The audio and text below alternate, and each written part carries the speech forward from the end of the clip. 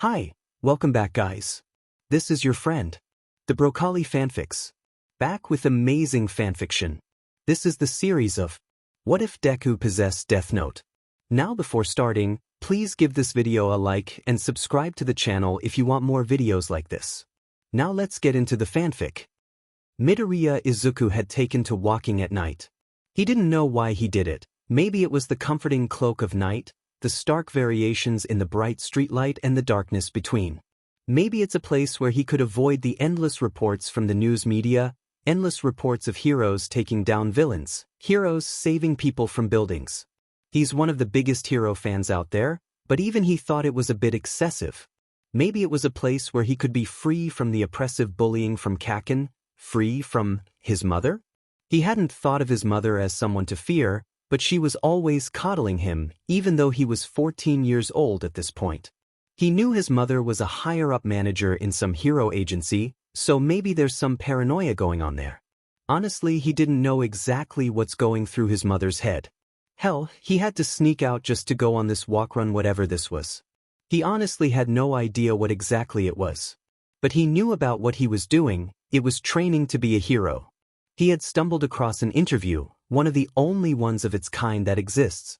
There was an interview with Present Mike on his radio show where he had an exclusive interview with Eraserhead. Sure, it was only aired once, at 1 a.m. on a Tuesday, and never aired again, but in the interview, Eraserhead said that to become a hero, people needed to put in actual work. And because of that, he decided to change. He started running, building up his endurance bit by bit. In retrospect, it seemed so obvious. He had wanted to be his hero all his life, but he hadn't really done any work towards his goal besides his hero analysis notebooks, which were useful, sure, but it was just the first step. He felt stupid in retrospect for not thinking about this sooner. Pursuing his dreams to be a hero beyond the state of dreams. That had also extended to his middle school.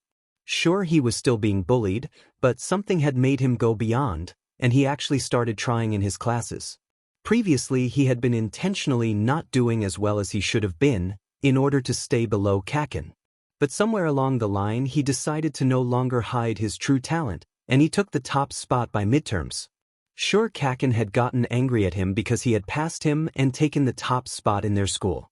Sure, it was difficult. Kaken wasn't an idiot by any means. There was a reason he was top grades in the class for a reason, after all. Emphasis on was. His last parent-teacher conference was apparently about his current homeroom teacher Akugura-sensei complaining to his mother about all this talent being wasted on a quirkless kid. He hated always being called the quirkless kid. It was like everything else he was didn't matter. Sure, he was top of his class in every subject. Well, nearly every subject. Kaken still was better than him at PE, which is to be expected. But all that people saw in him was his lack of a quirk. Well, he'll show them. He heard a shout coming from a nearby alleyway, knocking him out of his funk, followed by a scream and some guy beginning a rant. Not knowing what to do, he ran in the direction of the scream. What did he care that he could die? It's not like he lived a good life anyways. When he finally stumbled across the scene, he encountered a guy covered in scarves and knives, dressed in red and gray cloth with silver spikes and brown knife holders, standing over a hero. Izuku couldn't recognize the hero, but the skin-tight costume in white, black, purple, and pink in crazy patterns couldn't be anything but a hero's costume. Now, fake hero, your crimes have been realized. You say you're a hero, yet you steal from civilians and cover up for other heroes. I'm sorry, Xylian, but you must not be allowed to live. And with that, the mysterious villain stabbed down into the hero's, apparently named Xylian, neck, killing the hero and spraying blood everywhere. It should have shocked Izuku to the core. He should be running away screaming, yelling for the police or something. But instead of doing that, he just stood there, frozen, looking as the hero beneath him. Goodbye, fake. And that's when this villain looked up. Izuku jolted, but still remained in place. What did he have to say? You won't report this, will you? Did this Xylian A actually do what you said? He asked, trembling and shivering. He had tried presenting himself with more confidence, but all that fell away from the sheer presence that this mysterious villain with the knives. Izuku didn't know how to explain the aura that they emitted. Of course he did. Leader of his own little ring. I'm Stain, by the way. The now identified Stain said. What's your name, young one? I am Midoriya Izuku. And nice to meet you. The threatening aura this Stain was exuding had faded away to almost nothing, but Izuku was still scared. He was in an alleyway with a villain the heroes haven't caught yet. Well, Midoriya, I'll spare you for now. I don't want to kill you, I only want to kill the fake heroes, but don't make me have to kill you. And with that scary and terrifying thought, Stain ran off faster than Izuku thought humanly possible. He ran home as fast as he could. The first thing he did when he got home, aside from avoiding his mom when he snuck back in and dodged questions about why he was so sweaty. Sure, he disliked lying to his mom, but she would never allow him to start running not behind her back, or who he encountered on his run-walk thing. Was open his computer on his usual settings, a decent VPN and a different browser, and started looking up information on Stain. And boy, there was a lot, despite him being a pretty hidden villain.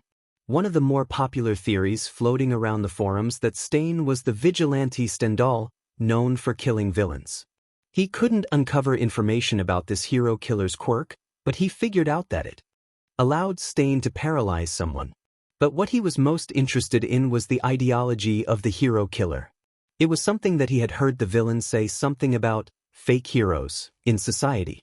He saw all sorts of essays written by Stain and other Stain fanatics about the meaning of what being a hero even means. Sure, they were all written anonymously, but he read through quite a few of them. This was apparently something that people had put a lot of thought into. He had wanted to reject this because he liked all the heroes. But the essays all explained how the hero system was broken. And all of them made sense, but Stain and his fanatics weren't looking far enough.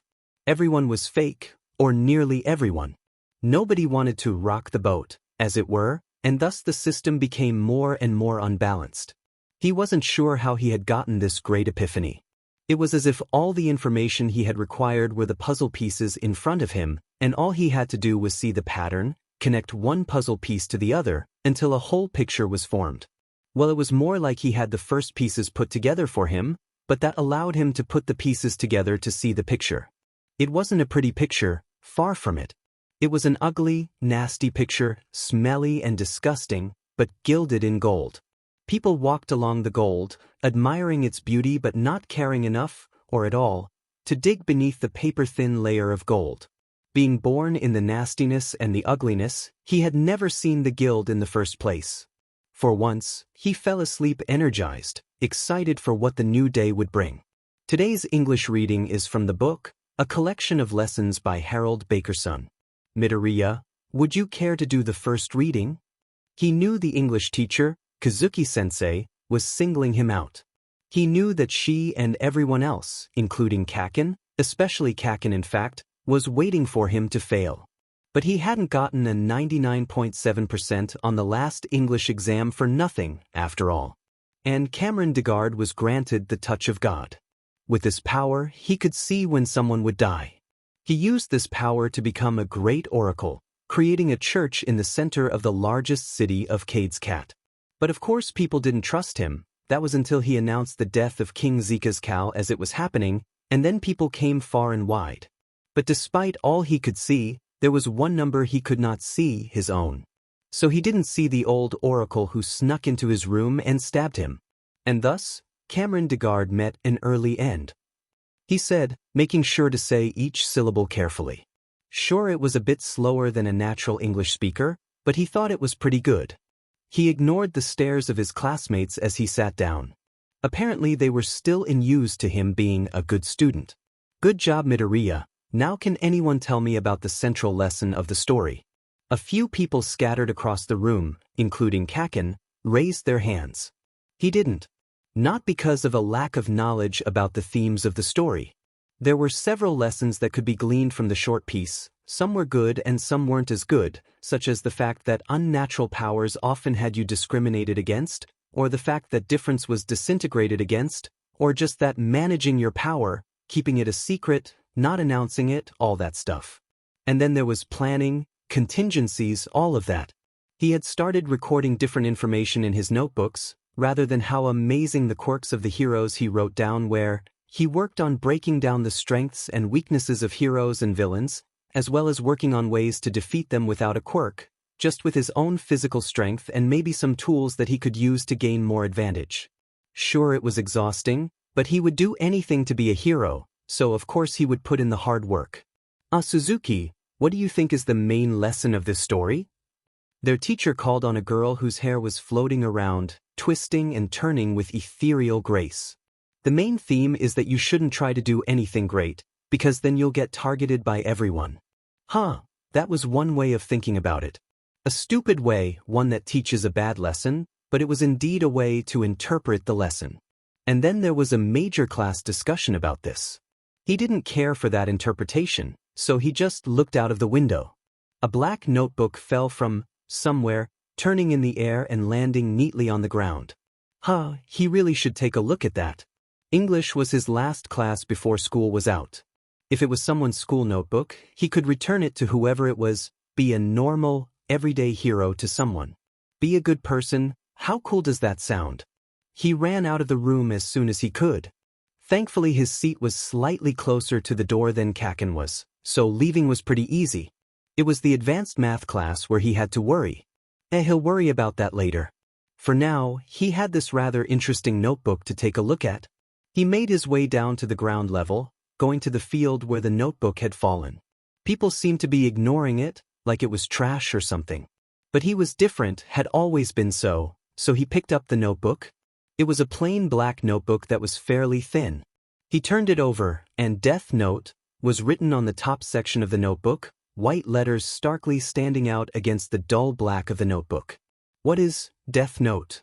Is this some sort of edgy notebook you'd buy at Hot Topic or something like that? He opened it up to reveal that there was no name within it, and instead on the other side of the cover page there were rules? What the hell is this? He read the words to himself, sneaking off to a secluded corner of the park he was in, taking a look at the rules. They were written in English, which was interesting as this was Japan. But this could be a notebook from an American tourist. The Americans acted edgy, or at least they seemed to act like they were. The human whose name is written in this note shall die. Well then that's different. This is a different type of edgy. This note will not take effect unless the writer has the person's face in their mind when writing his/her name. Therefore, people sharing the same name will not be affected. This seems too specific for something that's a joke. Unless it's a really edgy joke. Or just like a prank. Yeah, it's probably a prank. Well, let's read on. If the cause of death is written within the next 40 seconds of writing the person's name, it will happen. If the cause of death is not specified, the person will simply die of a heart attack. Heart attack? That's a very specific way to die. The combination of the words written in a strange font, the strange way these words are written, and a strange and spooky aura coming from the book makes this much more than just an emo notebook. After writing the cause of death, details of the death should be written in the next 6 minutes and 40 seconds. Again with the specific times, and what exactly does details of the death mean? What is this? What the F dash? In a world with quirks, such a book was possible, certainly, but there was no way such a book existed. It's powerful, and nearly everyone he knew would take advantage of the power, use it to rank up higher in the social ladder, scrabbling for a bit of purchase. But of course this book could be a fake. He would need to test it out on someone he wouldn't mind seeing dead, like a despicable villain. He found what he was looking for an hour later, sitting with his mother watching television. It was the small amount of family time they could enjoy before she needed to make dinner and he needed to study. UA was an elite school, after all, and he would need top marks to even have a chance at attending, to make up for his probably lacking scores in whatever the practical exam was. Because it's a hero school, so of course his lack of a quirk would make it much more difficult. Breaking news, thanks to the hero All Might, a child SXL assaulter named Nitairo Kageyami was captured yesterday. The news announcer, a smartly dressed woman with shiny metallic silver hair and gleaming gold eyes and coppery skin, said. A picture of the guy appeared on the screen. A face and their real name, that's what this book says I need, right? He surreptitiously pulled out the notebook, hidden inside Hero Analysis for the future number 11, and wrote down the guy's name while picturing the wretched guy's face he saw on the screen. This was a live story, so he could get an update in real time. 40 seconds? That's what the notebook said, right?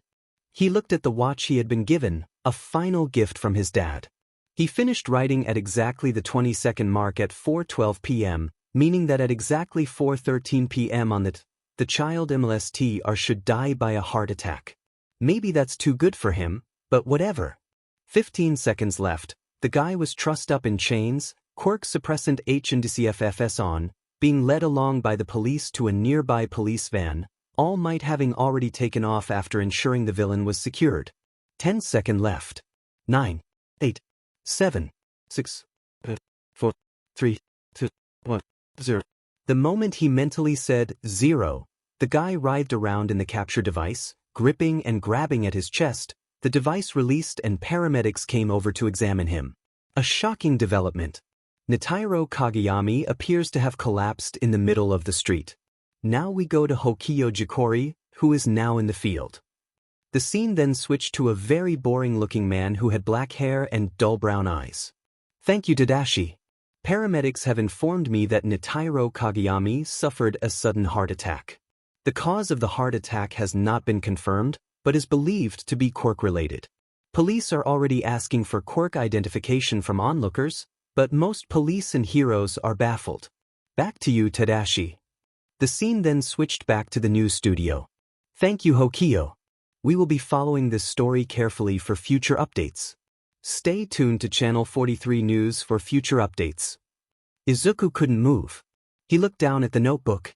It was completely blank, save for the name Nitaro Kageyami written neatly in both English letters and kanji. The instructions inside and the title were both written in English, but he wrote in both just to be sure. But this could be coincidence, right? It just so happened that this guy had a heart attack when he wrote down this name.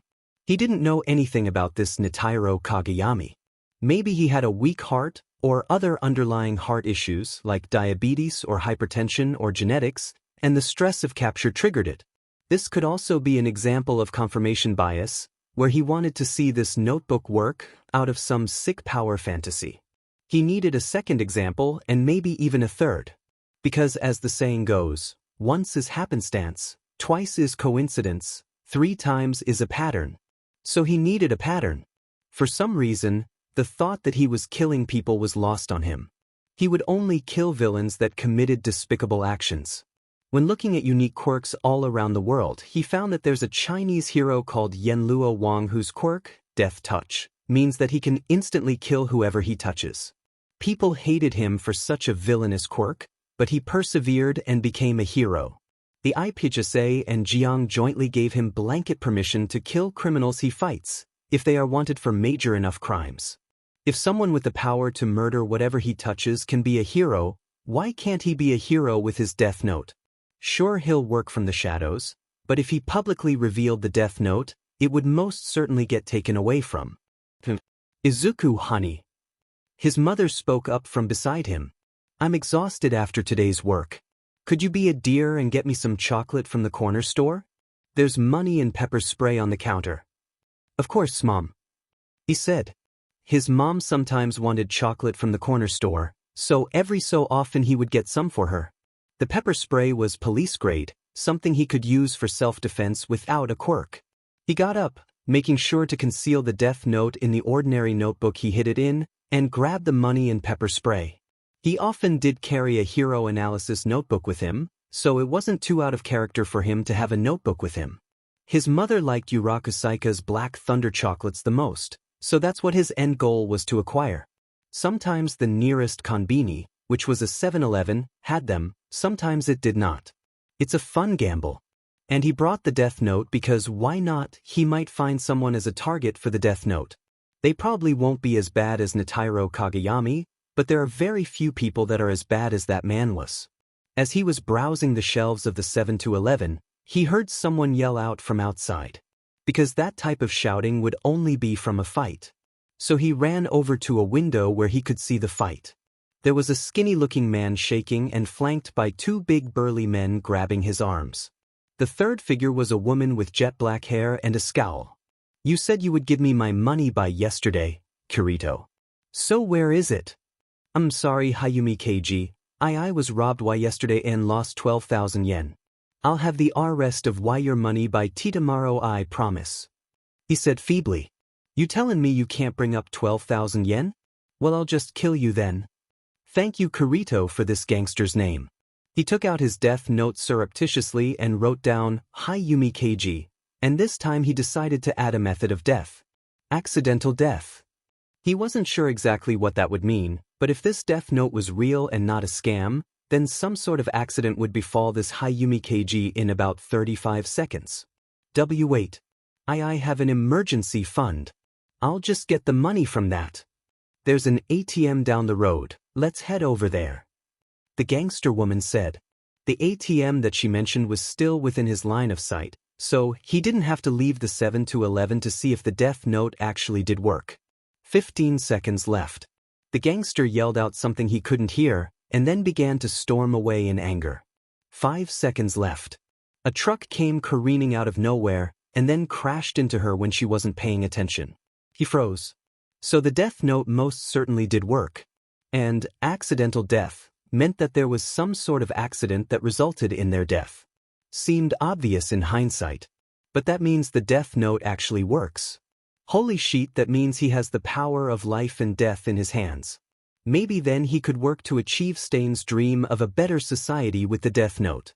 But he has to plan this out with expert precision, as well as explore what exactly he can do with the death note. There's already suspicion over his first kill. He bought 2 Black Thunder chocolate bars and went home. There wasn't anything here he really wanted, so he didn't get anything for himself. Thank you, Izuku, for the chocolate. Make sure to keep up your studies so you can be a hero. His mother said as he handed her the 2 chocolate bars and the change. Don't worry, Mom, I'm still the top rank in my class. I found a UA-funded cram school that might be useful. You can check it out when you pass the UA exams. Of course, if he passes the UA entrance exams, he'll still need to stay at the top of his class, even though it's a top-ranked hero school. So when? Mom, you said when I passed the entrance exams? He asked hesitantly. Of course I said when, Izuku. I definitely think you'll be able to pass the entrance exam. She said. And in the rare opportunity you don't pass, we'll look into top-ranked civilian high schools, okay? Yeah, that sounds good. He replied. That had been something he was looking into, after all. He had also signed up to take the General Studies and Management exam, as well as the detective course at Shinkitsu. Putting all his eggs in one basket is idiotic. He went up to his bedroom and put the death note on his desk, right beside some of his other notebooks. Perhaps he could do one final test, this time with another villain that was in the process of being arrested. He turned on the TV in his room and flicked it to the international channel. It was a channel that was live reports of major villains being arrested all around the world. Of course, it was a 24-hour news station, so the definition of major was pretty relative. Sometimes it had big villains, such as Toxic Chainsaw, or Tadashi Toru, his real name. Real names are something he should be paying attention to a lot more often. This particular piece was in Spanish, and it involved some drag lord named Edgar Perez, who had been trading Trigger around the world. He wrote down the name Edgar Perez in the notebook and waited 40 seconds. 40 seconds later, Edgar Perez clutched his chest and died. He didn't understand Spanish, but he saw enough to know that the death note worked. Well, enough of that supernatural nonsense, he has a quiz to study for. He turned around in his office chair, and sitting on his bed, eating an apple, was something. Larger than he was, it had a pale face, glowing red eyes, dressed in all black. There were spikes covered along his body as well as a book on a chain hanging from his hip. Okay, Izuku, calm down and don't yell out. His mother is close by, after all. Hello, I am Ryuk, a Shinigami. The mysterious being, now identified as Ryuk, said. Shinigami? How do I know you're not some creep with a mutation quirk wearing edgy clothing? He asked. Because hell, he would believe there's a Shinigami in his room when it's more likely that it's some guy with a quirk. Quirks, those of us in the Shinigami realm thought these quirks would be more exciting, but it's pretty much the same thing, just everyone has weapons now. Anyway, I've come here to explain a few things about the Death Note. Ryuk? Was that his name? Said as he pointed to the Death Note.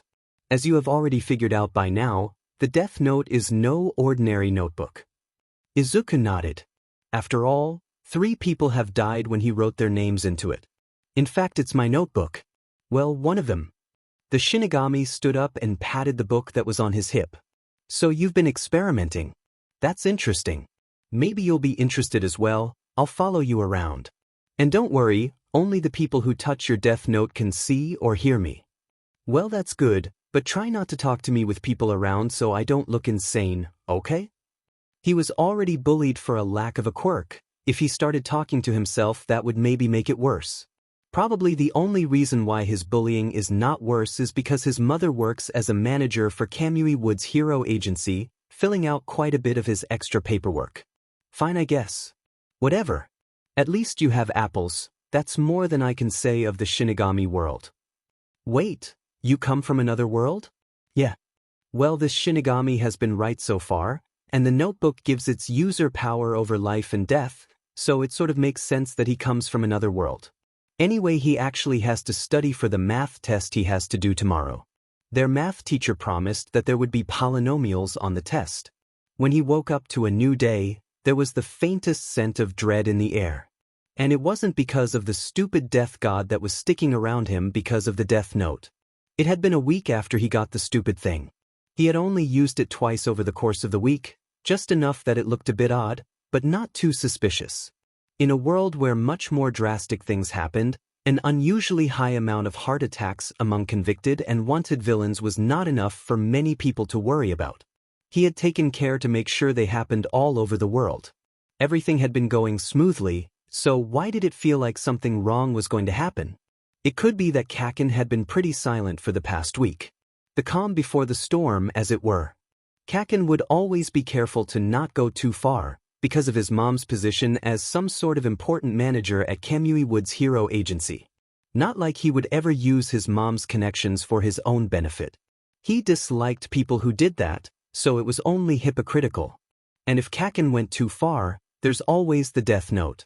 He just needs to write down the name Bakugo Katsuki in the Death Note and boom, he's dead. Now Kaken is not going to die by a simple heart attack. He already had the death and details he wants to write. Now there's several things he learned about the Death Note, but he'll save that stuff for later. Like if he gets through today at school without feeling exhausted or wanting to write a name in the Death Note. He never brought the Death Note to school. He was DMN sure that at least Kaken and at least one other person rifled through his things and stole things like papers and pencils and knickknacks. Nothing that he could prove, but it was enough that he carried around important assignments and essays with him in a special binder. He even brought this binder with him to the bathroom. So like hell he would bring the Death Note to school. You seem pretty smart, Izuku. I think this will be quite interesting indeed. Ryuk said from where he was sitting down on the office chair as Izuku was changing into his middle school uniform. This gave Izuku a chance to think about things. Hey Ryuk, he asked, finishing changing and popping his latest hero analysis notebook into his backpack. Why do you talk about things being interesting, and why did you drop the notebook in the first place? That had been something he had been wondering about ever since he first got the Death Note. The answer to both of those questions is the same. I did it because I was bored. Izuku couldn't believe it. Bored? You did all of this out of boredom? I don't believe it. There's no way that you'd give away such a powerful object out of boredom. Ryuk simply laughed. It was a hollow, empty sound, devoid of humanity. Which sort of makes sense because Ryuk is not human. The Shinigami world is a boring place, Izuku. There's not much going on here. I just want to see what goes on here. But as a reminder, I'm not your ally or your enemy. So I should take anything you say with a grain of salt? He had been doing it anyway, but it was good to know anyways. Except where the Death Note is concerned. Anything about the specific rules of the Death Note I won't lie about. That makes sense. Anyway, it's time for me to head off to school. You can come along if you like. It's not like I have a choice. Okay, cool. He said as he left and closed and shut the door. His mom had gone to work early today, so he got himself to school. A crashing noise along the way to school was the sign that there was a villain attack. He had seen a few of them over the years. They were a depressingly common occurrence at this point, but the heroes were all in the wrong places. In some areas where there are a lot of cameras, coincidentally, Heroes were racing to stop villains. In other areas, most villains remained uncaught. And heroes rarely worked at night, meaning that some types of criminals almost rarely got caught. When he wiggled his way through the crowd, he saw exactly what was going on. Kamui Woods, a hero he knew quite personally, was fighting a large villain with dreadlocks and a sharp head. The villain knocked down an iron pillar that came down and was about to crash into some of the crowd in an area he wasn't, but the hero Death Arms caught the pillar and safely lowered it to the ground. Backtrack came in at that point, using his water manipulation quirk to create barriers, slowly pushing people back. He got out his hero analysis notebook, making notes on what the heroes were doing, as well as potential weakness. Kamui Wood's weakness was fire, obviously. Death Arms wasn't that strong, so he could be outmaneuvered. Backdraft can only control a relatively small amount of water compared to his output. But Kamui Woods alone should be enough to take out this giant villain. Illegal use of abilities during rush hour as well as robbery and assault? You are the definition of evil. Kamui Woods yelled out. At that point Izuku realized that he didn't know his real name. He should ask, make it sound polite. This is Small Potatoes, Kamui Woods. As dramatic as the hero his mother worked with was, he was quite skilled. He was ranked number 14 on the JP Hero Billboard chart, and is expected to rise even further in the rankings. And there goes Kamui Woods' preemptive binding. It's a powerful finishing move that incapacitates almost everyone successfully. Cannon. A loud woman's voice came from out of nowhere, and then a woman that must be almost 20 meters in size, dressed in a skin-tight purple and white costume, crashing into the villain, and beyond it into a building. Seriously? A hero was literally seconds from taking him out, and you have to barge in and steal the kill, as it were? And then you destroy a building via collateral damage? Can you get any worse? Hello everyone, I'm Empty Lady. I'm pleased to make your butt-quaintance, she exclaimed, while pushing out her butt. And there she goes. She's also marketing her body. He hurried off to school, ignoring the guys with cameras trying to get a picture, which this empty lady wasn't trying to hide in the slightest. Still, he couldn't help but wonder about her quirk. Could she control her size further, or was it just a toggle switch, where she could be one size or the other? His suspicion was on the latter. Even if that was the case, she could still fight smarter. But she would have difficulties in small spaces. Maybe that's why he felt like it was a bad day. He found an empty hero. Never mind, that's why he felt like today was a bad day. It was career evaluation day. And he knew that everyone here wanted to become heroes, even though they didn't put in a fifth of the work that he did, and their quirks don't really make up for it. Like extending eyes or fingers or having rock hair. He had started basic fighting courses at the Kamui Woods agency over the weekend. Despite what his teachers wanted to do, he insisted they use their quirks. Sure, it's a steep learning curve, but villains aren't going to give him an easy time. He was still sore from all of the sparring. I could read out all of these papers, their teacher said, grabbing them dramatically. But I know you all want to be heroes. And he threw those papers up dramatically. Over the show of everyone expressing their quirks, Ryuk decided to comment. This teacher is inspiring false hope. I don't think that's what he's supposed to do. Instead of responding verbally, Izuku surreptitiously wrote down a note beside his open notebook. It was in English and in his own messy handwriting, so almost nobody in this classroom would be able to read it, the teacher included as this was the history teacher. That's one of the problems I'm going to solve. Japan is hero-obsessed. Even the United States isn't as hero-crazy. Most of the rest of the world like China, Indonesia, and you treat heroes like police. Ryuk gave a chuckle at the note. Well then Izuku, let's hope you can do what you want. While the teacher was trying to calm the class down, Izuku quickly wrote an addendum. I'm waiting for Stain to become public knowledge, that way I'll have a motive. Excellent play Izuku, although that might take a while. Izuku was about to write a third note, but at that point Kakin yelled out.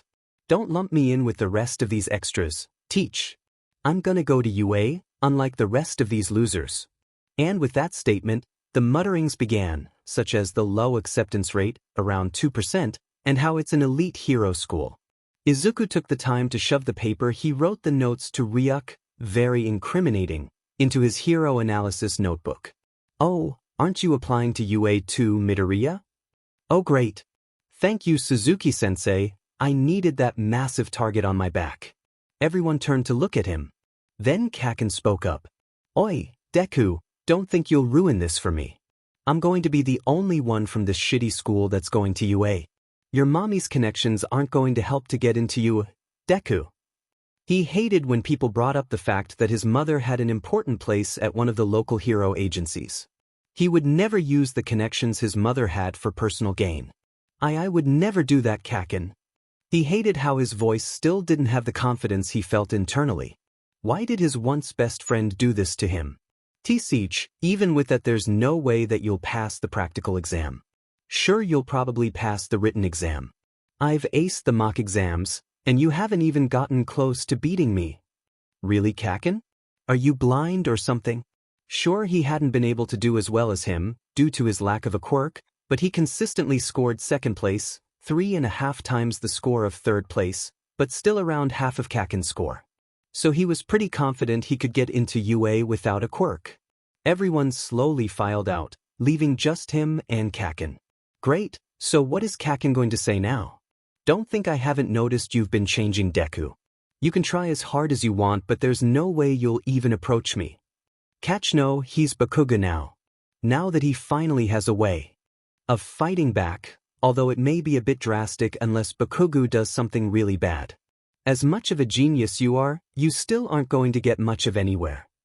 And with that, Bakugo stormed off. Well, he wanted to have a clever send-off remark, but this is better. If he'd have said much of anything, it would probably have made things worse. Saying nothing is better.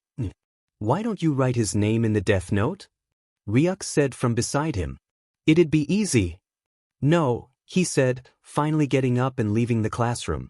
"That would make me a villain, Ryuk. Aren't you already a villain? You killed 3 people with the Deathnote already." The Shinigami said from beside him. "I don't think so, Ryuk. I learned quite a bit from looking at the essays and work Stain and other people made, as well as my own experiences. This society is broken, and I have the tools to fix it." "Whatever you say, Izuku. And what is that supposed to mean?" Well, Ryuk did say that he wasn't an ally of his, so of course that gives him blanket permission to F with his head. He just has to not let Ryuk get to his head. Today he has to take a new route home because of the villain fight that happened as he was going to class in the morning. The building that MT Lady destroyed, as well as the overpass that the villain with a size growth quirk destroyed, were being repaired, so it would be longer if he went that way. This route meant that he had to cut through an alleyway to get to the road on the other side, but there weren't any major buildings that opened onto the alley, so it was relatively safe. It was when he saw it the last time, about a year ago. Of course there weren't any new doors, because adding a door to a building is pretty complicated. But the original cleanliness that it had a year ago was gone. There was an accumulation of all sorts of trash, fast food bags and containers, soda drink cups, candy wrappers, and all sorts of dirt, grime and stagnant water. Trash bags were piled up along the edges, and some of them were torn open. "Look at this, Ryuk. This alleyway used to be way cleaner than this, now it's just fallen to the wayside. People just don't care about the mundane things of the world anymore. And that's all because criminals can get away with their crimes some of the time. So I'll work on fulfilling Stain's will of a new society," he said as he walked down the alleyway. "An interesting point, Izuku. Your observations about humans seem to be quite interesting. People often ignore the smaller things of the world and are drawn to the big and flashy things, which includes heroes."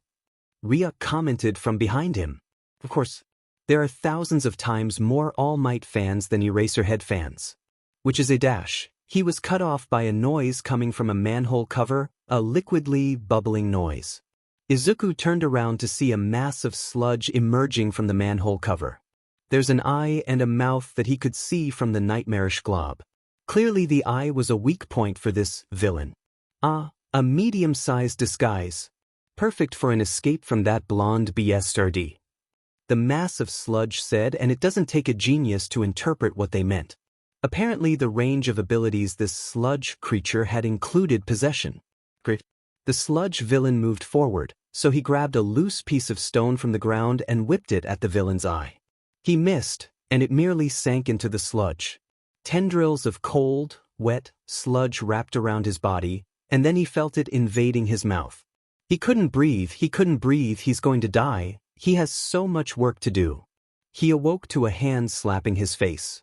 Not too gently, but it wasn't as harsh as he was expecting from the size of the hand. He opened his eyes to see All Might standing over him. "You there? I'm afraid I almost lost you. I'm glad that you are awake," All Might said, his voice loud and heroic, even though he wasn't even his hero costume. But All Might? Even after everything he's experienced in the past week or so, All Might was just as important in his life. He had no less merchandise. Hell, Stain had even extolled the virtues of the #1 hero. "All Might. Yes, it is me, All Might." The hero then struck a fancy pose. "And don't worry, young man, you were only out for around 15 seconds. And don't worry." At that point, All Might pulled out two 2-liter soda bottles, which had the villain somehow contained within it. "I contained the villain in that time." Izuku couldn't speak. In the span of 15 seconds, All Might had defeated and captured the villain. And there wasn't even a camera in this alleyway. Stain was right when he said that All Might was a true hero. "See, can you sign my notebook?" he asked, barely able to keep the stammering out of his voice. How could he? It's freaking All Might. All Might then showed him his hero analysis notebook, in which the words All Might were scrawled across 2 pages. Normally he'd be angry, but this is a genuine All Might signature. He grabbed the notebook and shoved it into his backpack. "This will be a family heirloom." "Thank you. Oh, I never got your name, young man." "What is your name?" He ignored Ryuk laughing from beside him. All right, with the new information he knew about the Deathnote, his name would be dangerous. But he could never lie to All Might. He wouldn't even dream of it. Plus, All Might is the type of person to never use the Deathnote, even as a test. "And my name is Midoriya Izuku," he finally said. "Well then, young Midoriya, I'd best be off by now." And with that, All Might prepared to jump. Midoriya didn't know what possessed him to do this, but he latched onto All Might's leg the second he jumped up into the air, meaning he was now very high up in the air. It took him a few seconds to figure out what he had done, and a few seconds later, All Might appeared to figure it out. "Hey," he said, and began pushing on Izuku. He grabbed on harder. "I'm all for fan service, but this is a bit too far." Izuku agreed. This was more than a bit too far, but he only had one thing on his mind. "If I let go now, I'm going to fall," he yelled out somehow. That made All Might pause. "Oh." And with that, All Might landed on the roof of some tall building. "Well, that sure was an interesting day for you, but I have to be going now," All Might said, preparing to take off.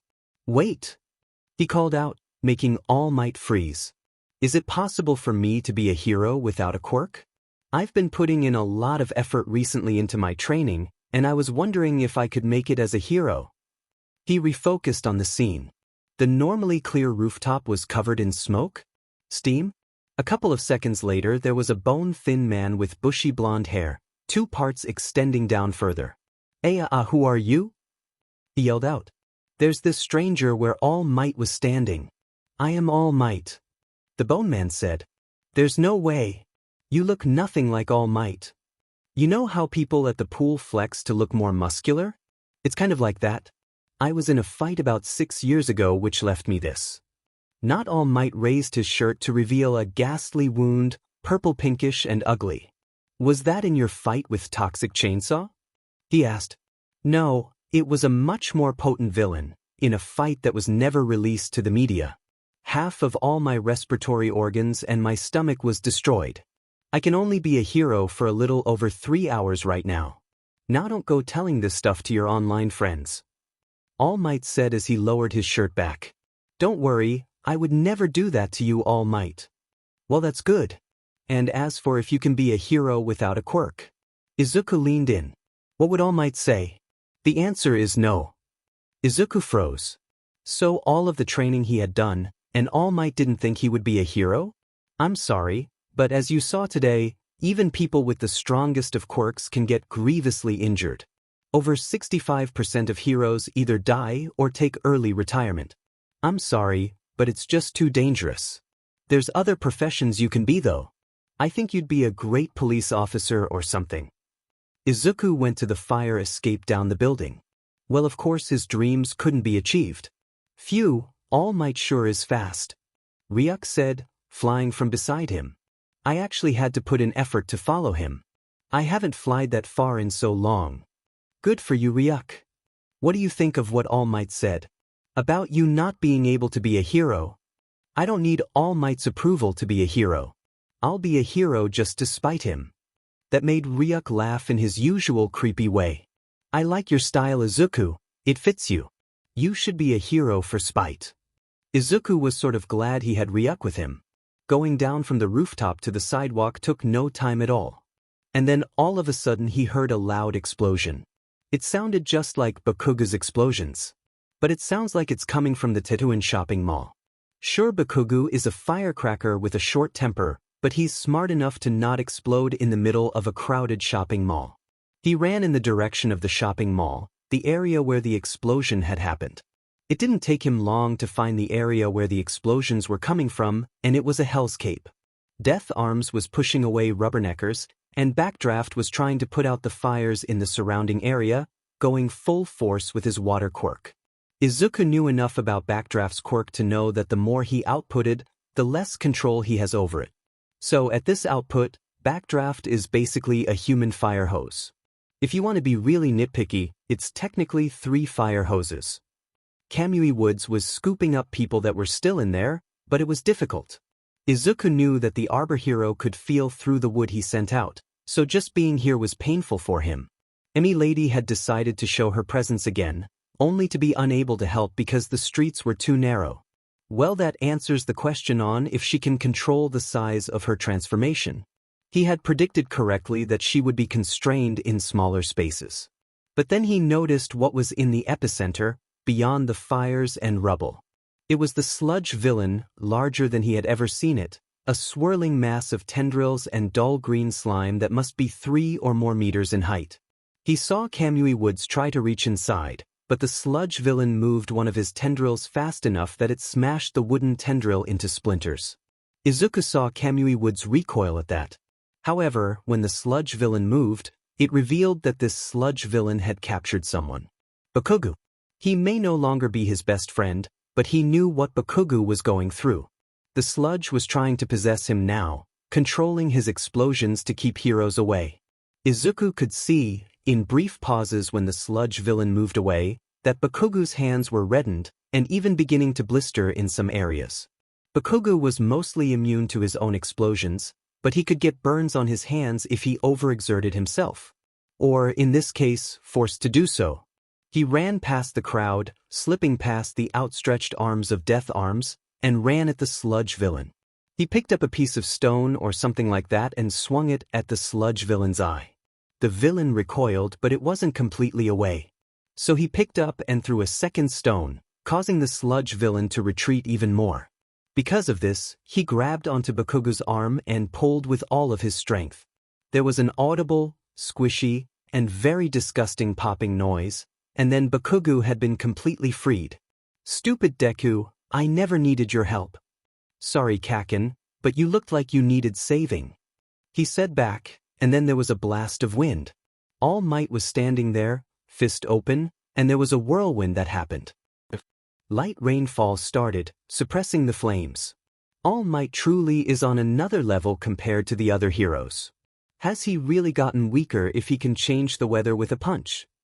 He watched as Bakugu was praised for how dedicated and steadfast he was doing the incident, while the same heroes told him how foolish he was for running in. He retrieved his backpack and left for home. On an empty street, Bakugu ran into him again. Don't think you're such hot sheet for rescuing me, Deku. I'll still be the best hero. He yelled as he left. Well, what was he expecting? Of course Bakugu wouldn't change because of this. Hey Ryuk, I think I have another name for my Death Note. I'm going to find out the real name of the sludge villain. Well, you'll hear no complaints from me about that, Izuku. Ryuk said back. All Might suddenly came out of nowhere.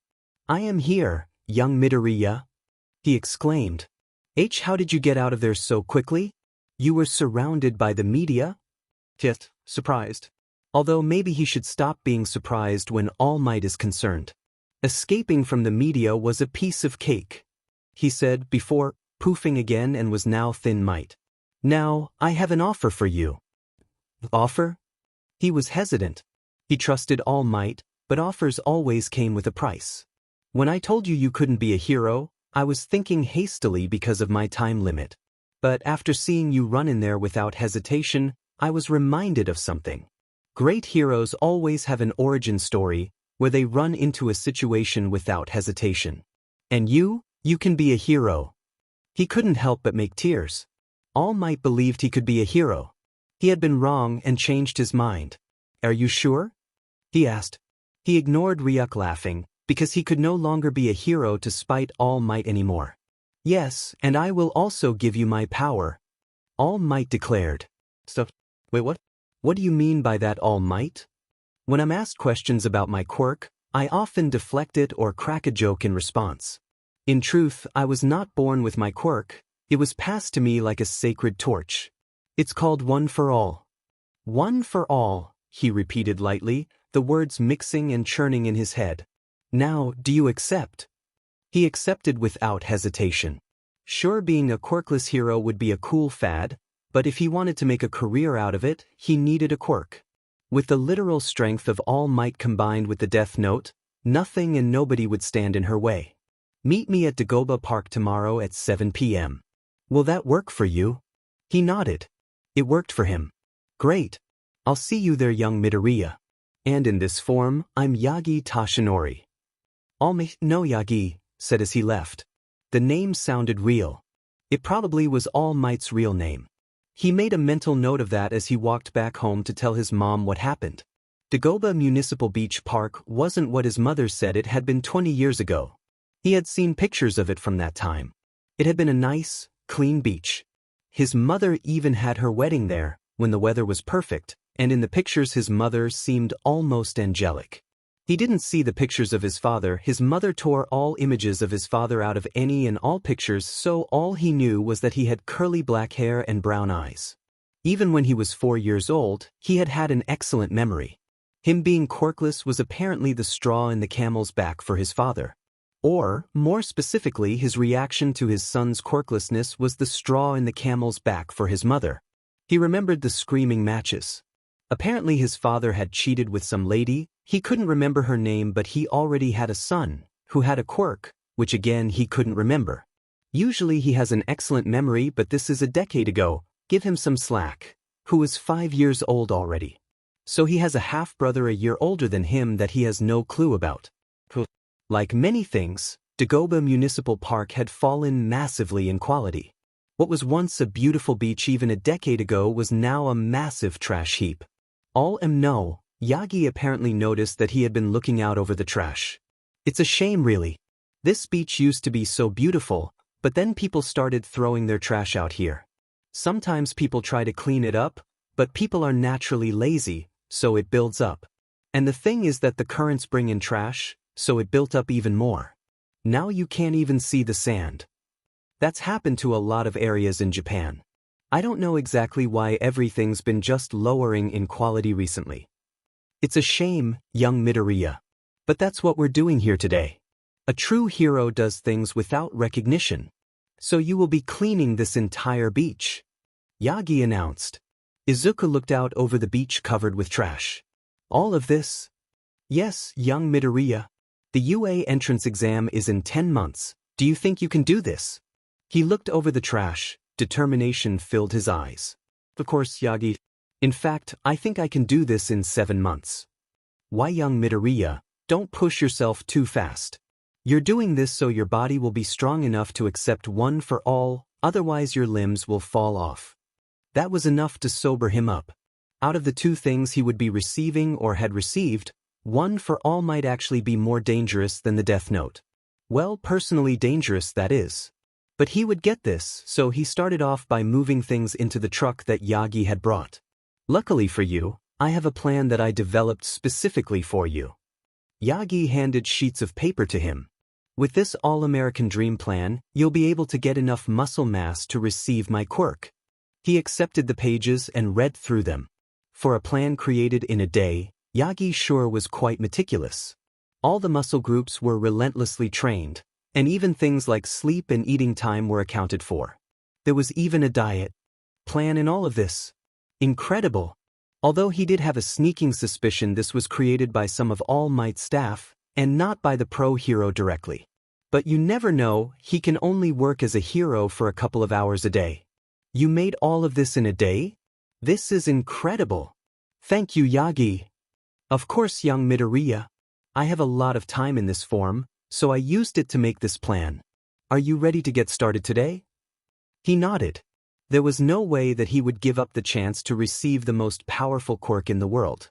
In the span of about 2 weeks, he had gone from having nothing to having not only a way of killing people anytime, anywhere with just a face and his real name, to having a chance to receive a powerful quirk for situations where he couldn't use the Deathnote.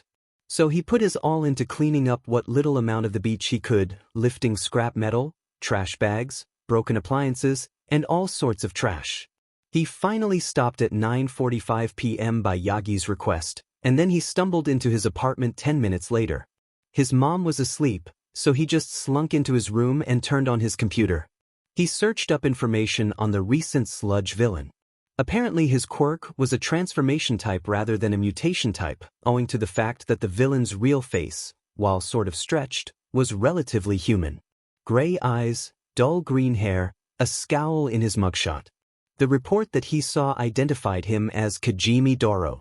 He took out the Deathnote from the hiding place he had made, a hidden compartment he dug into the wall behind one of his All Might posters. It was still fairly empty, only 3 names written down within it. He took out the specific pen he had just for writing in the Deathnote, and was just about to write down the name Midoriya before he realized something. He had a personal connection to this villain, and if he was ever recognized, he would become a suspect, which is not something he wanted to do. So he just put the notebook away. Why didn't you write down the name of the villain? Ryuk asked from beside him. Because when I start for real, there's going to be an investigation for sure. And there's a chance they'll look at previous deaths. This one will get noticed for sure. And then from there, I'm a prime suspect because I was involved in an incident twice with Kajimi. So if I can keep myself out of suspicion, I'd do it. He explained. Ah, very clever, Izuku. Well, let's hope you get your motive soon, I'm bored. Ryuk said. Hey, that apple over there. He watched as Ryuk was looking at the apple. Can I have it? Sure, Ryuk. I don't care that much about apples anyways. Izuku watched as Ryuk ate the apple, and then grabbed a second one. Why do you like apples so much, Ryuk? It's like alcohol or cigarettes to you humans. I even have withdrawal symptoms. Well, then I'll just get an apple for lunch every day and just secretly pass it to you. Does that sound good, Ryuk? Yeah, that should be good. So every day for 7 months, he did cleaning on the beach, sparring and training at the Kamui Woods Hero Agency over the weekends, and spending the spare time he had studying for the UA entrance exam. And any spare seconds he had were dedicated to writing down the names of certain criminals. Not in the Deathnote, but in lists tucked within his hero analysis notebook, and he made sure not to push himself too far. He felt sore pretty much every day, but he felt energy thrum through his veins, and he felt transformed. He could tell that Bakugo noticed he had changed his training regimen or something like that. He had explained it away that he was just ramping up his training as it was closer to applications to UA. Bakugo only gave a dismissive and walked away. It was difficult as all hell. His mother had told him if he kept at this pace he would collapse.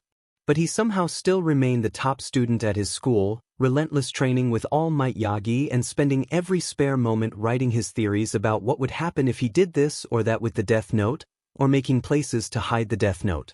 Because he was so busy, the 7 months of his training flew by like it was no time at all. Midoriya Izuku looked over the pristine beach. 1 month before he finished, there was an organization created that did daily beach cleanings, which they helped a bit, but there were only a few people. Well done, young Midoriya, you proved me wrong. With the final word, he transformed back into All Might. Now, it's time for you to accept one for all. All Might plucked a hair from his head. Eat this. He held the hair in Izuku's direction. As like many things that happened when he was with All Might, his brain froze. You want me to eat some of your hair? Well, I can only transfer the quirk through my DNA. This is the best way I can think of. Izuku had to agree. With the DNA transfer rule, there are many ways to transfer the quirk. Most of them would get All Might arrested. Ryuk, of course, found this immensely funny. He had to hold himself in to not yell at the Shinigami for being annoying. He grabbed the hair from All Might's hand. This'll be disgusting, but screw it. And with that statement, he dropped the hair into his mouth. And almost immediately he choked on it. After several seconds of coughing and pounding his chest, he managed to swallow the hair. And promptly felt nothing. So I ate the hair. What do I do now? I don't feel anything? Well, it'll take some time for you to digest. And, before you test it, maybe we should go to UA. I have some of my associates that know about one for all that should help you with it. I took naturally to it, but there's no telling what your experience with the quirk will be. The way All Might said that short speech, it sounded differently than everything he had said before. It sounded rehearsed. So who's the one that made you rehearse that? He asked, giving All Might a knowing. He would be a liar if he didn't enjoy making All Might freeze. Given all the times that he was flustered around All Might, it was only fair that he returned the favor. What makes you say that, young Midoriya? What you said sounded out of character based on what I've seen and heard. Am I wrong? Well, no. So how about traveling to UA? How does that sound? Going to UA, his dream school? Even just getting a glimpse? He'd be a fool to give that up. Of course. Getting through UA was easy. Yagi had given him a guest pass. They navigated their way to a gym where there were 3 other people. The youthful heroine, recovery girl, some short hero in a white and yellow costume he didn't recognize, and something that looked like some generic animal thing. It was the animal that first spoke up. Hello, Midoriya Izuku. I am the UA principal, Nizu. It was my idea to bring you in for training.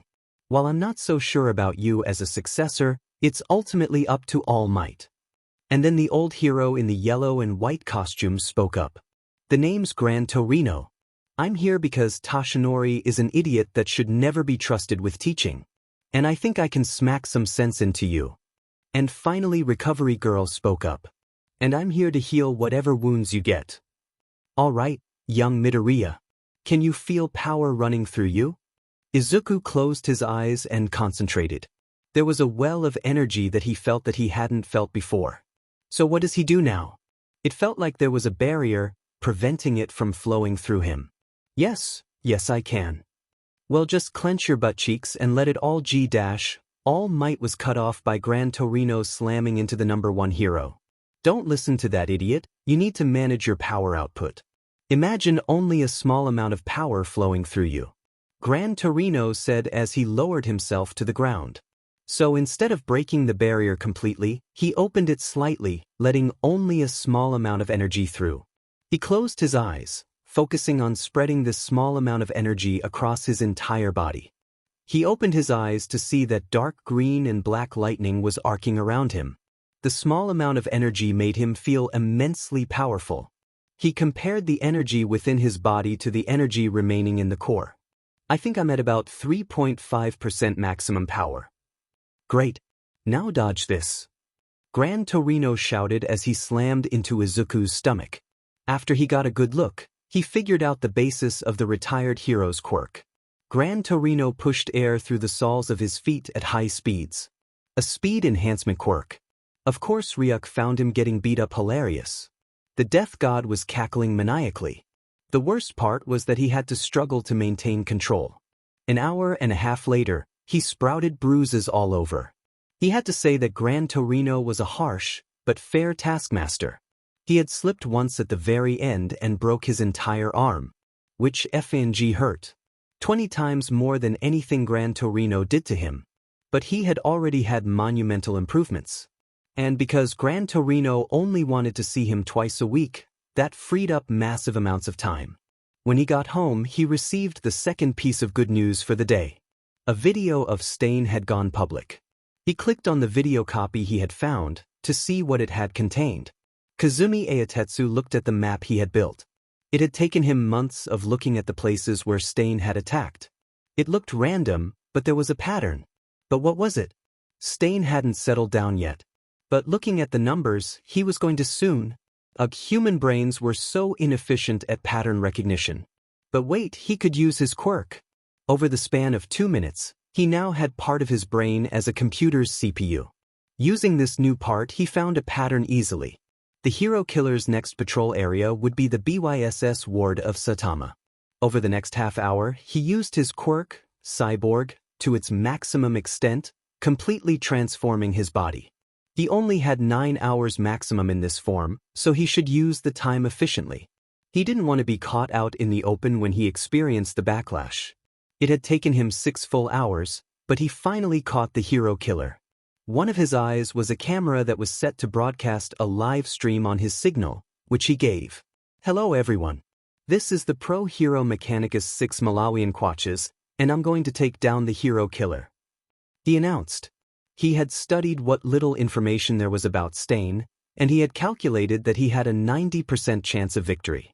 Another fake hero. I wanted to go after someone else, but you will have to do, Mechanicus.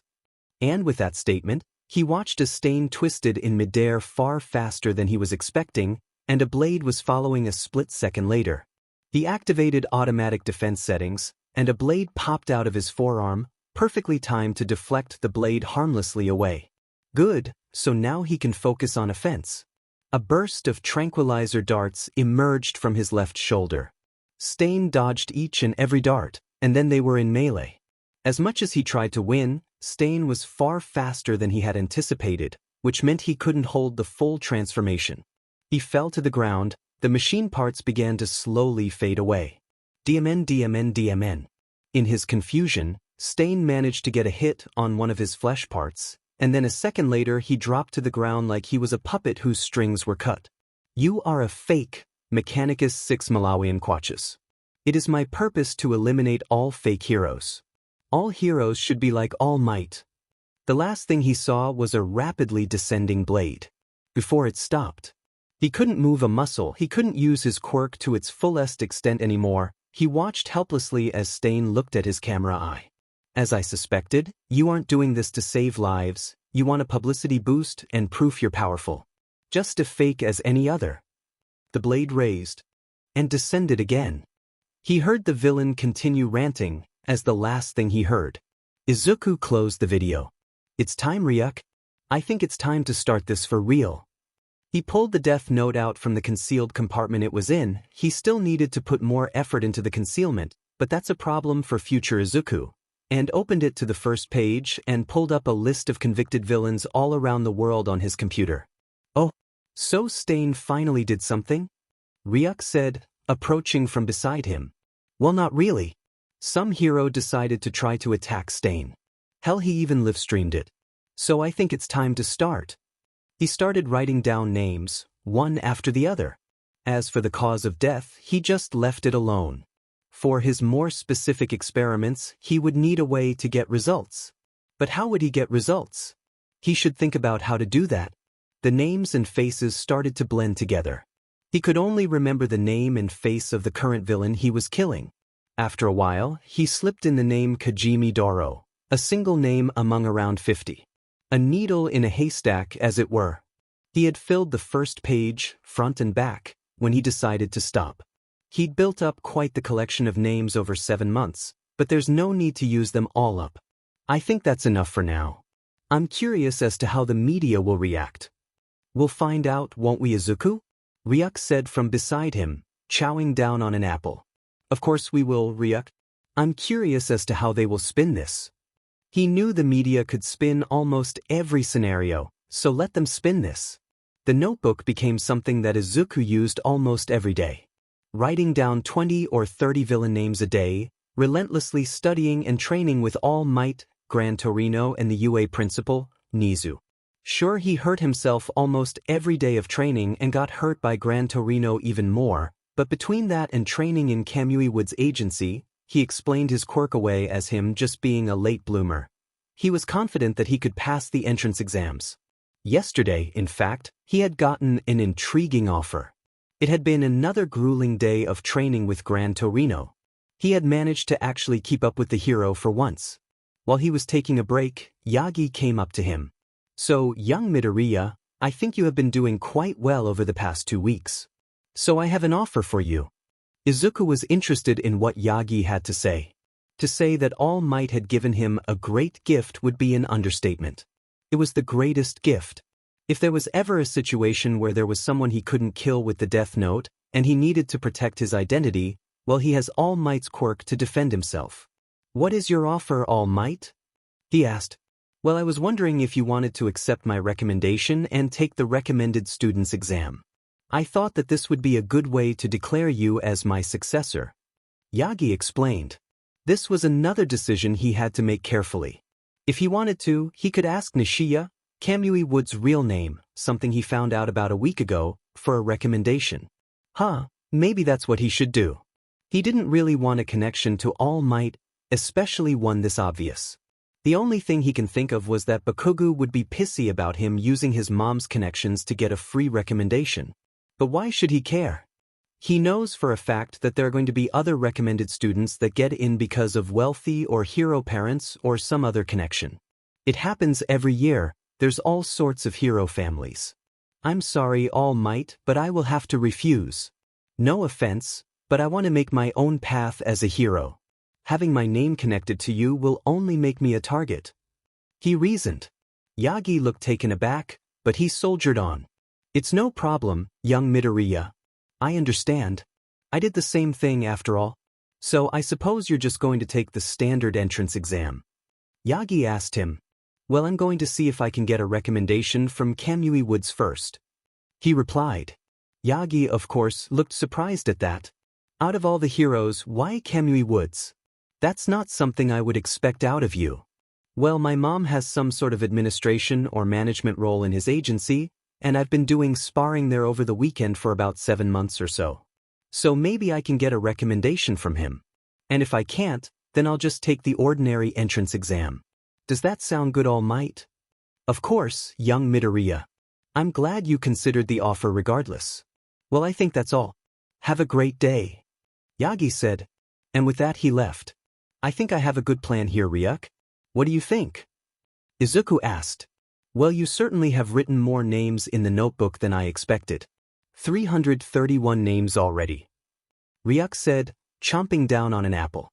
Oh, this is just the beginning, Ryuk. I want to show you something. He turned his computer to reveal a website. It was a simple design, something obviously created hastily. I apparently am even more popular than Stain right now. The website was a forum site, where people had anonymous discussions about what was going on, the massive glut of heart attacks among convicted criminals, potential future targets, as well as praising him. He had been given many names from all sorts of users on the forum about a week ago, but over the week, one name had become universally applied to him. Well, I'm glad that the internet gave me a name, because I can't figure out names to save my life. He said. Your life might actually depend on it, so you might want to get better at it fast. An excellent point, Ryuk. I'll look into that. Emergency Council of the International Professional Hero Safety Administration, IPHSA, Meeting Hall 7, UN Tower, New York, United States. A low muttering was heard around the room as the representatives from every country with a national hero agency, which is every nation out there. Order! Order! The chairman of the IPHSA, also the representative from Australia, Stephen Sanderson, announced from the podium. The UN Security Council has unanimously declared that the IPHSA has an emergency meeting due to the recent work of a large villain organization that internet users have named Kira. The purpose of this meeting is to figure out the steps we should take to figure out how this organization works. There was a small buzzing noise. The chair recognizes Joseph Mizurski, representative from Poland. The representative in question stood up. The organization that is known as Kira has worldwide operation and has caused heart attacks in more than 300 convicted villains all around the world. I don't like the idea, but such a wide-scale attack means that Kira is most likely sponsored by a government. That caused indignant shouting from the assembled leaders. Order! Order! Stephen yelled out, silencing the crowd. We will have order. We will not throw barbs at each other, Mr. Mizurski. Admonished, the representative from Poland sat down. A few people pressed buttons on their desks. The chairman looked down and then looked back up. The chair recognizes Yaoyorozu Seimi, representative from Japan. Thank you, Chairman Sanderson. Now what I think we need to do is calm down and have an orderly discussion of what to do about this terrorist organization. It is my belief they want us to argue about this. And how do we know that it isn't your government, Mrs. Yaoyorozu? The representative from Zapadoslavia, Alois Makshin, yelled out. It could be anyone's government. Mrs. Yaoyorozu is correct. Mr. Makshin, please sit down. The chairman said loudly, and the representative from Zapadoslavia sat down. We do need a discussion about what to do. However, the UN Security Council has already approved someone to investigate. Please come in. After finishing his statement, a figure dressed in all black, with a black trench coat. There were whispers about who this is. This figure was carrying a briefcase, and when he walked up to the podium, the director stepped aside, giving this figure access to the podium. The figure opened out the briefcase, revealing a laptop. They plugged in a cable that led somewhere, and then opened the laptop. The screen turned on, revealing that it was plugged into a projector that projected across the entire wall. The projection was merely a plain white background, in which there was a single letter in fancy font. How did they get T on this case? That means that figure is Watari, the only person who has contact with T. T is a legendary detective that's solved every case he's been on. So if anyone can deal with Kira, it's him. Ladies and gentlemen. An auto-tuned voice came from the laptop. It was clearly distorted. I'm glad to have been invited to do this case, as it's quite intriguing. I have a theory, however, that Kira is not an organization, but it is a single person. That started a low murmur of conversation. Based on that theory, I am going to find who Kira is and have them executed. The screen then changed. So you want a recommendation to UA? Nishia asked, looking at his desk, and the paper he was holding in his hand. It was an official recommendation paper. Yes, Nishia-san. As you know, I discovered my quirk through my training, and I think I have the capability of taking the recommendation exam. Nishia took the paper and signed it with both his civilian name and his hero name. To be honest, I was considering doing it myself, but you took charge and did it yourself. He extended his hand, and Izuku shook it. I wish you the best of luck in the recommendation exam. I have sent links to some study guides that you may like. Thank you, Nishia-san. I'll be sure not to disappoint you. Don't worry, I know you won't, Midoriya. You have had massive improvements. I'd have even considered recommending you without you having triggered a quirk. Izuku looked at the Arbor hero with disbelief. Really? Of course. You are a genius and are very skilled in fighting. I think you would have succeeded. I will send this out. Now go and study. So there's opinion questions on this entrance exam? Yuig. He groaned as he looked at the practice exam. Who designed this thing? Well, it is the recommendation exam, Izuku, so of course it would be difficult. After all, these people are supposed to be the cream of the crop. Speaking of crops, you got any more apples? Ryuk asked from beside him. Izuku pointed to a bowl full of apples. I fill that every day. Enjoy, but don't eat too many. Of course, don't worry about that, Izuku. Go back to studying that difficult test. Oh yeah, don't remind him. An alert sounded on his phone, something important. He turned on his computer, which was set to a live stream. It was some tired figure with the title card Lind T. Taylor. In front of him. Izuku flicked on the volume on the computer. Hello everyone. I am Lind T. Taylor, also known as T. The tired figure announced. Izuku knew who T was. A legendary detective who solved every case he was on with an almost scary level of genius involved. So maybe he was retiring or something. I would like to announce to the world that I am going to find out who the man behind the mask is. I'm talking about Kira. At that, Izuku froze. T was going to try to find him? There's no way that he'll be able to stay out of Tartarus if T is on his case. Remember, Izuku, you have his name and face. Ryuk said from beside him. Oh yeah. T, or rather Lin T. Taylor, made a worldwide public announcement because this was a bigger case. But that would be the thing that would end him before T even started. He grabbed the death note from its hiding spot and was about to write down this man's name before he paused. Was he really about to kill an innocent man? Just to save himself? Looked at the options he had. On one hand, T was responsible for bringing down several criminal empires and had quite a few high-ranking criminals behind bars. But the thing is, isn't he doing it better? Sure, he doesn't have the resources yet that T does, but he has the Death Note, which he can use to kill wanted villains as long as he has their name and face, something that was usually included in those wanted posters you see online. But the thing is, he's anonymous. He doesn't even have to leave the privacy of his bedroom to kill criminals, and the Death Note leaves no evidence. So T, or rather Lynn T. Taylor, is starting with absolutely nothing. I am going to find who Kira is and have them executed. And I already have a big lead as to the identity of Kira. He has a lead already? He knew T was good, but he already had a lead? T probably had an intelligence-boosting quirk, or some other quirk that allowed him to get patterns together easier than normal. This was not a position he wanted to be in. So does he kill an innocent man to save his own skin?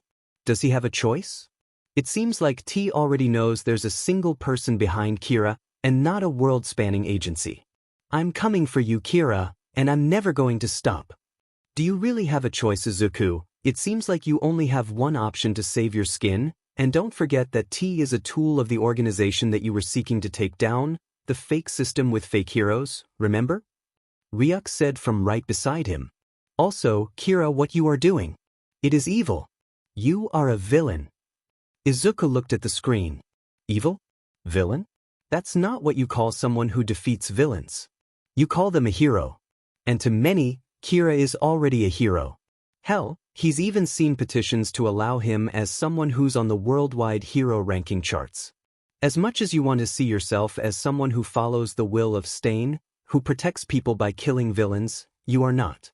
Leave that to the heroes, villain. What right did T have to call him a villain? That's not what he is, he's a hero. There's only one thing he can do.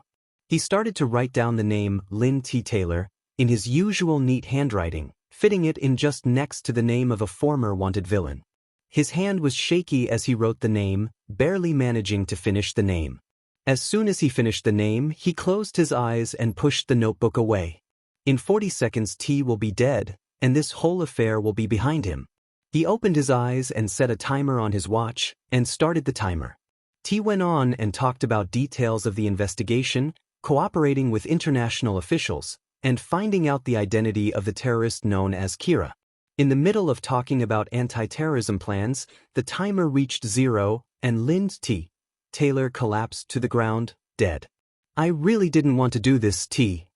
He said, closing the death note with an air of finality. But I really didn't have a choice.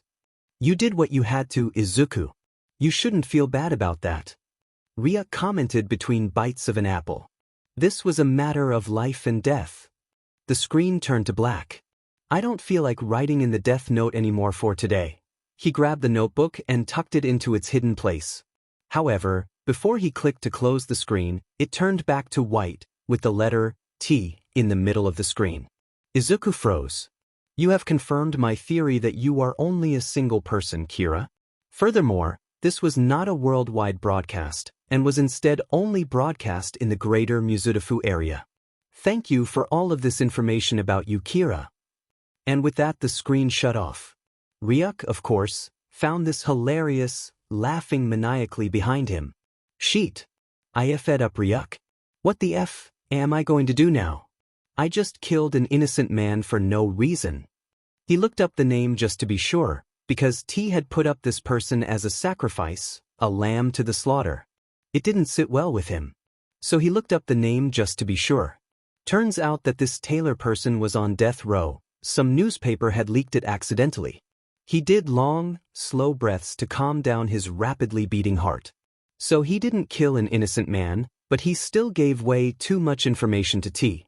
He refreshed the page to find that it had been deleted. So he had been lucky. He can still save this, maybe. He just needs an insight into the investigation that's going to inevitably happen. Sure, T has eliminated 99.8% of the population as suspects, but there's still 13.5 million people to sift through. But from now on he needs to stop relying on luck and start thinking about this more analytically. But he was still taking heavy breaths, and his arms and legs felt heavy. But he persevered through it. His mother would be worried after all. "What are you going to do now, Izuku? Looks like tea has got you good," Ryuk commented when he stopped laughing. Izuku was still frozen in his chair from the pronouncement from tea. He had made a major mistake. It had been a risk to take out tea, but he did fail. Well, at least this tailor guy wasn't an innocent man. But now I'll have to be careful about what I do from here on out. I might be targeted otherwise. He said back. He didn't see Ryuk from behind him, but he knew that the Shinigami was grinning madly. "Oh, how interesting. I knew you would be a very interesting person to have the Death Note. Well, now that there's an official investigation, I can get some results from my experiments, test out the limitations of the Death Note, what I can and can't do. It sounds cruel, but they're criminals anyways." He turned to a blank page of the Death Note and pulled up a list of convicted criminals.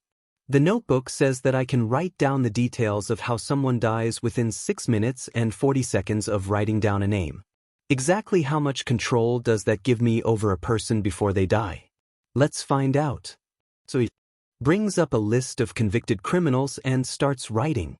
After finally finishing everything that he wanted to write down, he switched tabs over to the document tab he had open. There was an opinion essay that he had to finish for the second practice test for the UA recommendation exam. He had gotten 1833-1907 on the first practice exam. From what he could find out, this was already a really high score. But that wouldn't be enough. "Izuku honey, dinner's ready?" his mom said, knocking on the door. He shut off the computer. "Coming, Mom." His mom really was legendary. He had even started to learn to cook just so he could take some of the weight off of her, now that he was old enough. He washed his hands quickly and sat down at the dinner table. "So I got some news, Izuku. I know I'm not supposed to tell you this." Izuku leaned forward. "But I was in charge of the Forest's agency taking over a new investigation." He had a very good idea of who exactly she was going to investigate. And that person was himself. But he should ask anyways. "Well, who is it, Mom?" "I'm going to find the secret identity of the person behind Kira. And when they get caught, they're probably either going to Tartarus or getting executed. T already said they were in the area." "Yeah, I saw that on my computer. T certainly is an amazing investigator." "Well, enough about such depressing topics, let's talk about your recommendation," she said. Izuku could tell that she was nervous. Well, it was understandable. They still didn't know how Kira caused all those heart attacks among the convicted and wanted criminals. So they felt at risk. Why was his mom working on this case? Sure, that meant that he had an in, but, well, he can talk about the recommendation exam. Since the full exam is in over a month, I've been studying a lot as well as getting in some practice using my quirk better. I think I have a good shot at this," he said. "Well, what about the interview? I heard that was always a difficult process," she replied. He had heard of the interview, and from what he had heard, it wasn't something that he had to be worried about. From what he could tell, the interview was fairly basic about why you wanted to be a hero, questions about your quirk, and other stuff like that. "I'm not worried about the interview, it shouldn't be too difficult," he reasoned. "Oh, Izuku, where did you get all this confidence from?" she asked. "I mean, it's good for you and all, but it's surprising." He had been focused on a lot of things recently. "Well, it's just that I've been training to be a hero for almost a year now. I probably just picked it up along the way." "Oh, okay then." The rest of the meal, he asked seemingly innocent questions about the case, gleaning what he could. Apparently she was working with T, indirectly, through a computer screen. And there was also Watari, who was also concealing his face. Izuku was DMN sure that was not his real name. "Don't worry, I'll clean up," he said after the dinner was done. He had noticed how tired his mother had been acting recently, and he wanted to help her out. This was a dangerous game he was playing, with deadly consequences. Shigaraki Tamura turned off the TV in the bar. "What do you think about this Kira person, Shigaraki?" Kurojairi asked from beside him. "He has his work cut out for him." At that point, the computer screen that was on a table tucked into the corner of the bar turned on. "Indeed. Now that T confirmed that this is the work of a single person, I think that we should try to reach out to them. A quirk that allows its user to kill anyone in the world. I would give up every other quirk I have to get that single quirk. Tamura was stunned at his sensei's announcement. His sensei loved his stored quirks about as much as he hated All Might, which was to say quite a bit. But of course, this quirk is amazing. And now that T confirmed they're in the area, we should try to contact this Kira person. He added, "Indeed, I will work on attempting to recruit Kira. T and that blonde BSTRD have been systematically destroying all of my organizations and contacts, but I still have some contacts left. You should see if our little mole is still on target. If not, I assume you can convince them." "Of course, Sensei." And with that, the screen turned off. Sensei was one of the smartest people on Earth, but he was no match for the raw intelligence of T. But the thing was that even he was sure that Kira was operating alone, based on T's challenge to Kira. If Sensei could get to Kira before T would, Kira would not be executed, he would be. Well, Sensei would take his quirk and then kill him, but Sensei was smart enough to not make this obvious when he talked to Kira. Or maybe Kira would be recruited into the league. He could never tell with Sensei. Anyway, he had an assignment to take care of, checking out if their planned traitor was still loyal. But there was one other thing that he wanted to take care of before doing that. The league needed new recruits. Sensei had already said that his time was limited. As much as he didn't want that to happen, Sensei had been explaining how much of a toll things like quirk exhaustion and his extensive injuries. It's not painting a good picture for the future of Sensei. This reminded him of a conversation he had 4 years ago. "I don't have much longer in this world, Tamura. The good doctor's been helping me stay alive, but I think I have only 10 years maximum left." His sensei said from the life support systems he had strapped to him. There was more internal damage than the good doctor was expecting. "I want you to prepare for the league to exist past my death." "No, Sensei. How can you die? Isn't there anything you can do?" "I'm doing my best, but there's only so much that can be done. You need to recruit people to the League of Villains yourself, Tamura." It had been an eye-opening conversation, but he was thankful for what his sensei had said to him. He knew what he needed to do. "Kurojairi, can you make contact with the hero Killer Stain? I'll see if I can reach him," Kurojairi said, and he surrounded himself in his black smoke. "Thank you, Kurojairi," he said as Kurojairi disappeared. Well, now that that's happening, he should reach out to the mole that's going to be going to UA soon. He went up to his room and plugged his phone into his personal computer. It was a program that he had developed that would hide his voice under his secret identity as Seraph. It took 3 dial tones before the mole picked up the phone. They had taken similar precautions, and only Sensei knew their identity. He only knew them as Crafter. "Hello, Crafter, how is your preparation to take the UA entrance exam going? It's still in 2 months, but I want to make sure that you're studying. Apparently this exam is supposed to be real tough. As much as I don't like studying, I'll do it for your sensei. Remember who exactly I work for here." The automated voice of Crafter came through the phone. "Although Sensei told me I'd have to work with you more. So I'll be sure to update you on what happens." This Crafter person was a brat. But hey, at least they were going to answer to him more. He could deal with brattiness if he got results. "Very well. If there's any study resources that you need, make sure to ask. I know that your parents aren't that good, so you can ask us for stuff," he said, making sure to make it sound as casual as possible and not like he had read a report from Sensei about this kid's parents.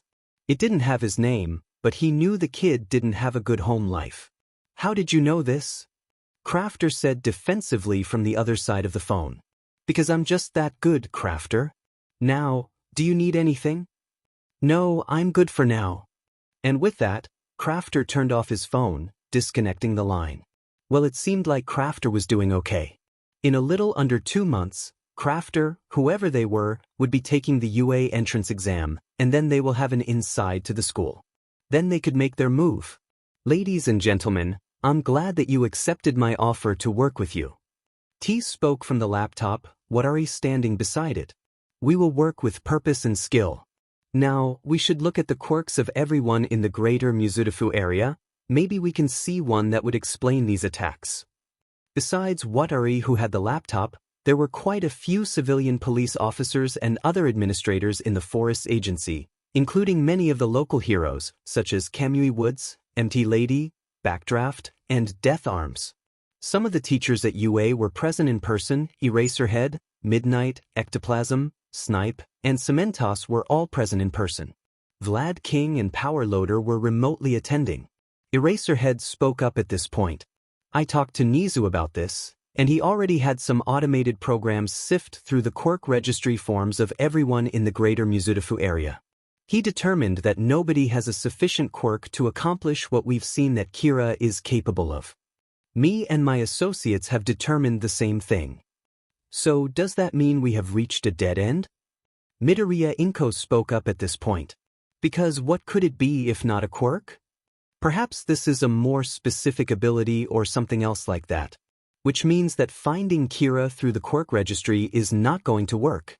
From what we saw on TV, Kira's quirk allows them to kill remotely, making them extremely dangerous. What we need to do is find a pattern on how these criminals are dying. So wait, you just use some random civilian to provoke Kira? Death Arms spoke up. I should have informed you this earlier, but Mr. Taylor was on death row. He was a convicted criminal. We should look for a pattern in these killings. Yes, we will contact you if we find such a pattern. As what? The only thing that I can tell for right now is that Kira kills with a heart attack. Besides that, they're all either convicted or wanted criminals. Would anyone else like to ask some questions? Kamui Woods asked. I have one of my own, but I will wait until there's nothing left to say. One Kamui Woods intern stood up nervously. She was a second-year UA student, with straight black hair, red eyes, and was covered in patches of scales, as well as having a whip-like tail with a barbed point. I think we should set up a website where people can provide information about Kira, and we can also look into social media, see if Kira has like a Twitter or something. If it's not too forward of me. There was a brief moment of silence, then T spoke.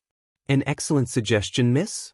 My heroine name is Otodoragon, T. A great suggestion, Miss Otodoragon. I suggest to Kamui Woods that he does pursue this line of investigation. Because of how much more anonymous the internet is, it could be that Kira has a presence there, and we can maybe sift through the garbage we're likely to get and acquire some useful information. The laptop screen shut off, and they all dispersed. It had been a week since he had written a name in the Deathnote. He was still shaken up by the whole switcheroo that T had pulled on him. The news media had been scared and theorizing about why Kira hadn't killed anyone in a week, saying that Kira had been scared off by T's challenge. Why did this mess him up so much? He needed to push through this. Not for his sake, but for everyone out there who's quirkless, or has a so-called villain's quirk, or the countless others who were ruined, harmed, and abused by this quirk-based society that exists around the world. So be strong, Izuku. He pulled the Deathnote out from the place he had hid it, behind one of his various All Might posters, and it was wrapped in a fake, limited edition, design All Might comic that he had made the design of. Wow, you put a lot of work into this disguise, Izuku. Of course I did, Ryuk. I should probably have more. Though, he looked at the Deathnote and then tore out a page. Let's see if it works with a page torn out of it. He wrote down the names of 3 wanted criminals, and then put the notebook away. He will see the reports on everything tomorrow, the 3 he killed with the torn-out page and the 7 that he gave more detailed commands to. That's all he feels like doing for now.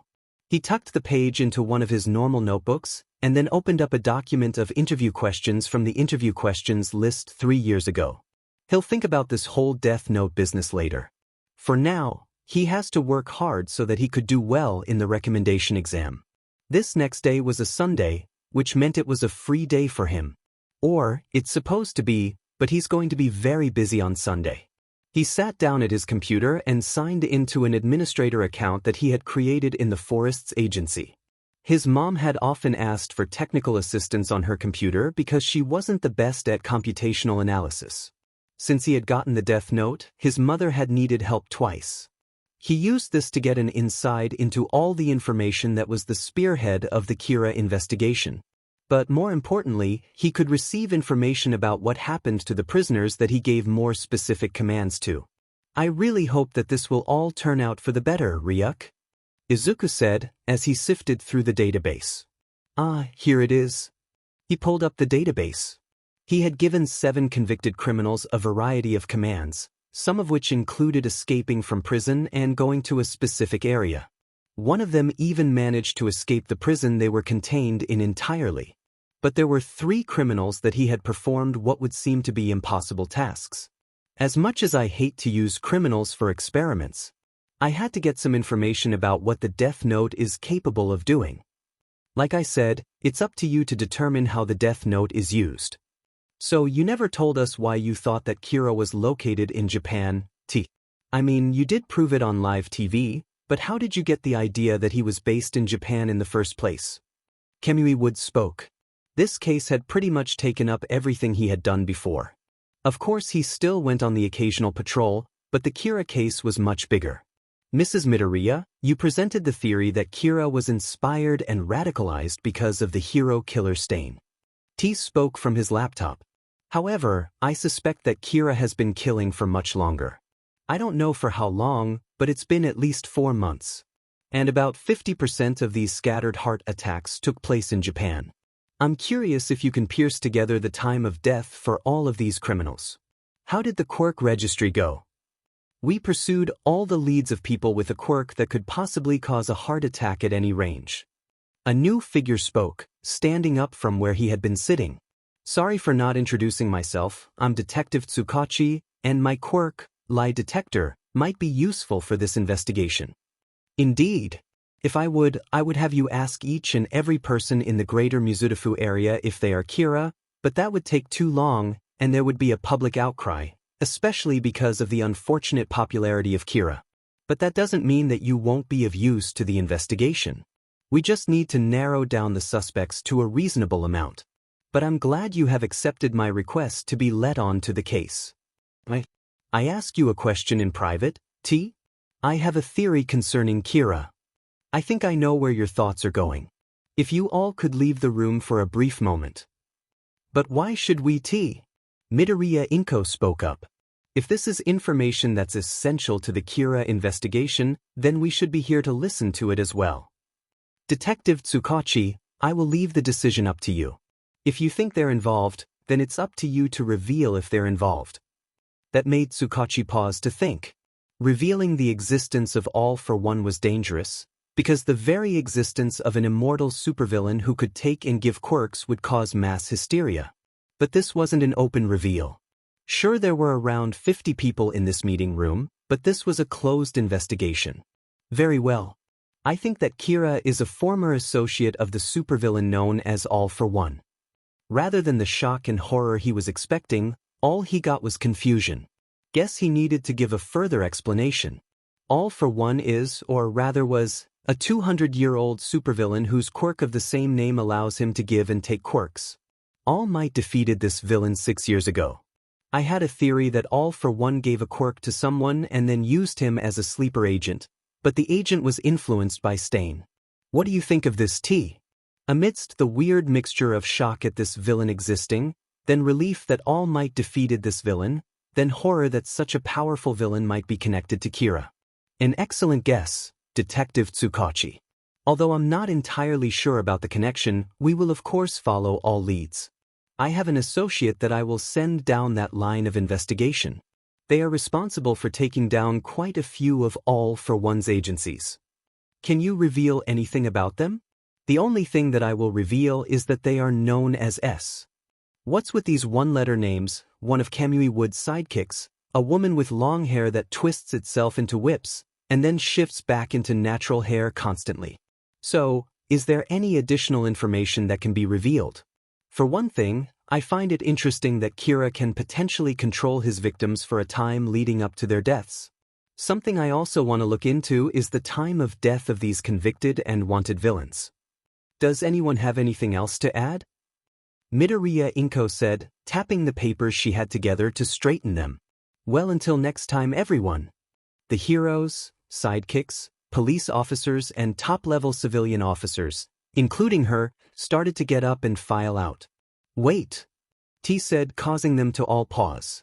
Have we figured out the reason why there was a week span where there was no deaths, and then there was only a few, and those are some of the worst remaining? We thought that it was because he had been spooked by your announcement and how much you narrowed him down. Krymzynn said. Is that not it? I'm not sure. Although what I can tell is that Kira's motivations are a little more complicated than we think. That is all I have to add. Okay, anyone else? Midoriya said as she looked around the silent group around her. Well, now we can go for real. With that, everyone filed out of the room. Detective Tsukachi, please stay here. T announced from the other side of the computer as he was about to leave. I would like to have a conversation with you. You said you had a motive, Shigaraki. Kaizomi said as he looked at the bar. In the months since his live-streamed fight with Mechanicus 6 Malawian Quachas, he had accumulated quite a fanbase, including the mysterious Kira. He wanted to reach out to who the media called a villain. But in his mind, Kira was merely misguided. Yes, I did. I looked into your ideology of fake heroes, and I was intrigued. But there's more to the world than your narrow view, Stain. There's been an update, and I'm intending to take down this whole hero-obsessed society. Shigaraki announced, spreading his hands in a grandiose gesture. This Shigaraki did have a point. Perhaps he had been seeing things too narrowly. Yeah, I could get behind destroying society, Scarface. Dabi said from beside him. But what's your plan, We start by killing All Might. At that pronouncement, Kaizomi drew 2 knives and charged Shigaraki. How dare he criticize All Might? He saw Dabi out of the corner of his eye, also similarly charging forward, hands alight with blue fire. Shigaraki jumped forward, hands outstretched in a similar way. A thick black smoke surrounded his arms, cold and slick, but it quickly faded away into the surprisingly warm air of what seemed to be a drafty bar in early February. He stopped because of how strange it felt. He looked around, and his hands were sticking out of a portal on the other side of the bar. He moved his hand experimentally. Please listen to our reasonings for doing what we do before reacting harshly. A figure spoke. They were dressed as a fancy bartender, save for black smoke for hands and a head. Yellow eyes pierced through the smoke, and he wore a layered metal collar. If you would. This figure asked to nobody in particular, it seemed, before a computer screen turned on. Kurogiri, I would like to talk to Stain in person. Please open a warp gate to my location. Kaizomi watched as this Kurogiri person opened a larger portal. So he has a teleportation quirk, Well, he seems to be a major asset. Sure, he may think of All Might as the one true hero, but that doesn't mean that he's not open to criticism. If I don't come back in 4 minutes, assume I am dead, Dabi. You know what to do. He said as he entered the portal. The last thing that he saw was Dabi nodding. He had figured out what Dabi's big secret was relatively easily, but he didn't treat him any differently for being the son of Endeavor. He would wait and see if Dabi was ready to open up to him. When he walked through the portal, it was a mix of textures that he had the distinct feeling that he would never get used to. He was in an underground facility somewhere. He didn't know exactly where it was, but it was huge. Sitting in front of him, hooked up to a ton of life support machines, a face that only had a mouth, all the rest covered in scar tissue. Who are you? He asked. He had seen some messed up things. He had spent half his life in the undercity of the world, and he had never seen someone with injuries like this and still be alive. I am known as All for One. Who gave you these injuries? He couldn't help but ask. All Might gave me these injuries in a fight 6 years ago. We fought for a selfish reason, Stain. He wanted revenge. He hit to kill, not even taking into account the bystanders around the area where we fought. At this All for One short speech had concluded, he couldn't do anything but stand there. All Might, stooping so low as to enact a revenge plot? Hitting to kill? So you want my help taking down society? Tearing it down and rebuilding it so there's only true heroes left. That might be Tamura's goal. My only purpose is to act as a mentor. Shaping him, guiding him. That's also why I want to find Kira. They would be a major help to Tamura's plan. Fine. I'll assist you. But if I find out that you're lying, I will not hesitate to kill you. All for One seemed to laugh at what he had said. Of course. But you shouldn't need to. A portal opened again, and he walked back through. Even though it hadn't been 4 minutes, Dabi was staring down Tamura. But when he saw that he had emerged back from the portal, he relaxed slightly. So, how'd the conversation with that guy go? I don't trust them, he said. But this is our best chance to spread our message. He then turned to Shigaraki. We accept your invitation into the League of Villains. Good. Dabi, you can get yourself settled in, I'm going out hunting for fakes. He announced as he left, leaping and bounding across rooftops and between buildings. He had a specific target in mind. There was a hero, Zankage, who had used his position as an advisor at the Hero Commission to embezzle money. The total amount was around 193 million yen. As he was going in the direction where he had scouted out was the best chance of him running into Zankage, he thought about this whole Kira affair. One of the reasons he had been operating for years is that it took him several weeks to research a potential target, find out patrol routes, when and where they patrol, finding a place in their city where they are alone in a remote place, scouting out areas beforehand. Thanks to T's broadcast, Kaizome agreed with T's suspicions that Kira can kill from anywhere in the world. What would he do if he had the powers of Kira? It would eliminate much of the risk of getting caught, and he could do it from anywhere in the world. In fact, he would never get caught because he stays in one place. But what if Kira was an ordinary person? He thinks, looking at the small groups of people walking in the night between the streetlights, heading to important destinations, such as those 2 guys in suits, carrying briefcases, one of which has a phone to their ear, obviously calling someone. These people aren't wanted criminals, they don't move like he does from city to city, they don't fight heroes, fake heroes, in alleyways, they just go along with their life, living like they don't have the power of life and death in their hands. What sort of person would be able to wield such tremendous power? He thinks as he darts into the ambush spot and sits down to lie in wait. How would an ordinary person react to the realization they could suddenly, anonymously, end a person's life?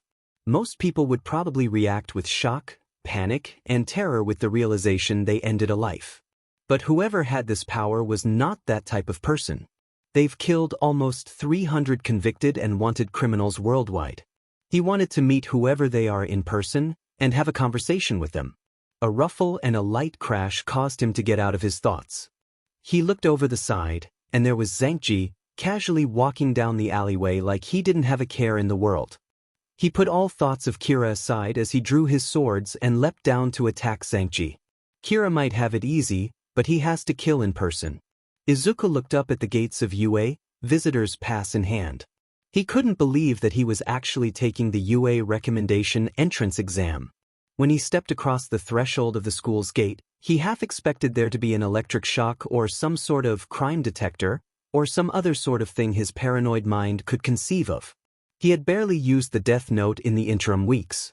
Ryuk had complained about being bored, but Izuku ignored him. He did give him apples, which seemed to sate him for now. It felt like a dreamland, like it wasn't real, like he was walking on air. But it was. UA was almost empty at this point. He had arrived an hour early. So you arrived here early as well? A girl's voice said from behind him. Yeah. He said, turning around to see who was speaking to him, and he was faced with what he could only describe as a stunningly attractive girl. Tall, with straight black hair tied up in this bushy ponytail, and she had a long coat with a hood, obviously for the February wind. Oh wait, he hadn't even introduced himself. I'm Midoriya Izuku, what's your name? My name is Yaoyorozu Momo, it's a pleasure to meet you. She replied. She was formal too. He turned around to hide his face heating up. Contain yourself, Izuku. Think about something else. Like how her name sounds familiar. So, you're here for the recommendation exam too? He asked, to take his mind off of how she looked, because he has work to do, damn it, and he couldn't get distracted. I mean, it's always been my dream to be a hero. My parents own a support company that gives people prosthetics for injuries they get in villain attacks. She explained. And that got his mind thinking. That's why the name Yaoyorozu sounded familiar. Yaoyorozu Industries. So my thought was that I could become a hero to stop these people from getting hurt in the first place. She seems to be most of the way to being a true hero, She wants to prevent people from getting injured. And what about you, Midoriya? Why do you want to be a hero? She asked. And that made him think. Why did he want to be a hero? The truth was that being a hero was only part of his grand plan. He wanted to change society. But he couldn't just up and say that out loud. Well, I know it sounds sort of stupid, he said, rubbing the back of his neck. But I wanted to be a hero just like All Might. Saving everyone with a smile on my face, reassuring everyone. I think that's what a true hero is. He may have slipped up when he said, true hero, but that's whatever. He wants to plant the seeds of Stain's ideology in every heroic candidate. It may be subtle, but in any of the hero classes at UA, the recommended students were supposed to be the best of the best, the cream of the crop. People would look up to him. He can use this position of respect to convince people of Stain's ideology. It would be a slow, gradual process. No, that's not stupid, she said. It makes sense that All Might inspires a lot of people. She walked into UA, he followed suit, engaging in casual conversation. One by one, people filtered into the room until there was around 50 people in the presentation room. Present Mike was there, dressed in his usual costume and hair sticking up like a banana or something. Welcome, recommendation students. You'll be taking the written exam shortly. I'm just here to make sure that everyone who received a recommendation is currently present. Akikuro Sashi, recommendation from Edge Shot. Here. A girl with black hair so dark that he couldn't see the individual hairs on her head. It just looked like she had some void on her head, replied. Eikarishi Itona, recommendation from the Atrisha group? Here. A boy with spiky blue hair and ice blue eyes replied. One by one, Present Mike ensured that everyone was there. When he announced, Todoroki Shoto, recommendation from Endeavor, everyone looked in the direction of a teen with spit red and white hair, as well as heterochromatic eyes. Responded with, here. Izuku couldn't help but overhear people whispering around him. The Todoroki Shoto? It makes sense, his father is the number 2 hero after all. How powerful do you think he is? At this point he was glad he hadn't accepted All Might's recommendation, because the recommendations were announced out loud. Present Mike finished the list off with Yorashi Inasa, recommendation from Swiftlands. A large teen with almost shaved brown hair yelled out, here, with enthusiasm. He should maybe ask this Yorashi person why they wanted to be a hero. They seem to have a lot of energy. Great. Now that we confirmed that everybody is here, you can now head off to the exam hall and take the written exam. Izuku headed off with the other examinees to the exam hall. He sat down about 3 meters from anyone else in the exam hall and looked down at the packet he had been given, and he started answering the questions. There wasn't really any sort of order to this exam. Hero history, math, all sorts of science, reading comprehension, quirk analysis, and opinion-based questions were all jumbled in together. There wasn't even an order to the multiple choice, short answer, and essay questions. But he went through the test, carefully answering the questions, making sure that he answered everything fully. A couple of people had finished the test before him, but he paid them no mind. He had to make sure that everything was the best he could do. Even though he had double-checked his questions and rewrote parts of 2 essays, he was still the 6th person to complete his assignment. He headed off in the direction of the waiting room. He was about to take out his phone and a page of the Deathnote before he glanced up and saw there was a security camera looking out over the room. Nope, he didn't want to be on camera. He got up and went over to Snipe, who was standing guard over the waiting room. Excuse me, I would like to go to the bathroom. Okay, sure Sonny, just don't take too long. Bathroom is over there. Snipe said, pointing in the direction of where Izuku knew the bathrooms already were. He looked at a basic floor plan of the school beforehand. Once he was in the bathroom, he pulled out his phone as well as his hero analysis notebook, which had a page of the Deathnote stowed inside of it. Ah, so you're finally going to use the Deathnote? Why'd you wait so long? Izuku had expected the Shinigami to say something during the day. He had been unusually quiet. Well, I've been looking for people that are so despicable they deserve to die. I took a step back and realized I had lost my focus. I think I finally found someone, he said, pulling up an article on his phone. It was a wanted poster for one Nerekanovisk Machiavelski. This man apparently is a major informant for all sorts of villain groups and even heroes who needed some connections to darker places. He looked at the name and the face that was on the poster, and wrote it down in the sheet of the death note he had with him. There, that should be good. He closed the notebook. As he got up to wash his hands, Ryuk decided to speak up. Why did you pretend to go to the bathroom and not just write it down where you were? There was a security camera in that room. Of course, there could be more, knowing what I do about the UA principal, Nizu. I'm pretty sure that Nizu knows about the Kira case, and would be happy to show security footage to help the investigation. He replied. Being overly cautious, how interesting. Well, being overly cautious is how I'll stay out of trouble until Stainsville is realized. He said as he left the bathroom, making his way back to the waiting room. After about another hour and a half, all 49 other recommended students had finished the written exam. An official came by and gave them each a number to wear, sort of like a runner, which they needed to place on their chest. Izuku's number was it felt more than a random number, like it was destiny or something. It's random selection, they probably just tumbled all the numbers together or something like that. Ryuk had stayed quiet this entire time, just observing. Apparently the Shinigami hadn't visited or even seen the human world in over 300 years, so he was probably just looking at the variety of humanity around him. Present Mike then came in and told them that it was time for them to take the practical exam. They were escorted to a massive area which looked outrageous, part roller coaster, part racetrack, fake peaks, a fake forest, rivers, ice bridges, all sorts of crazy stuff.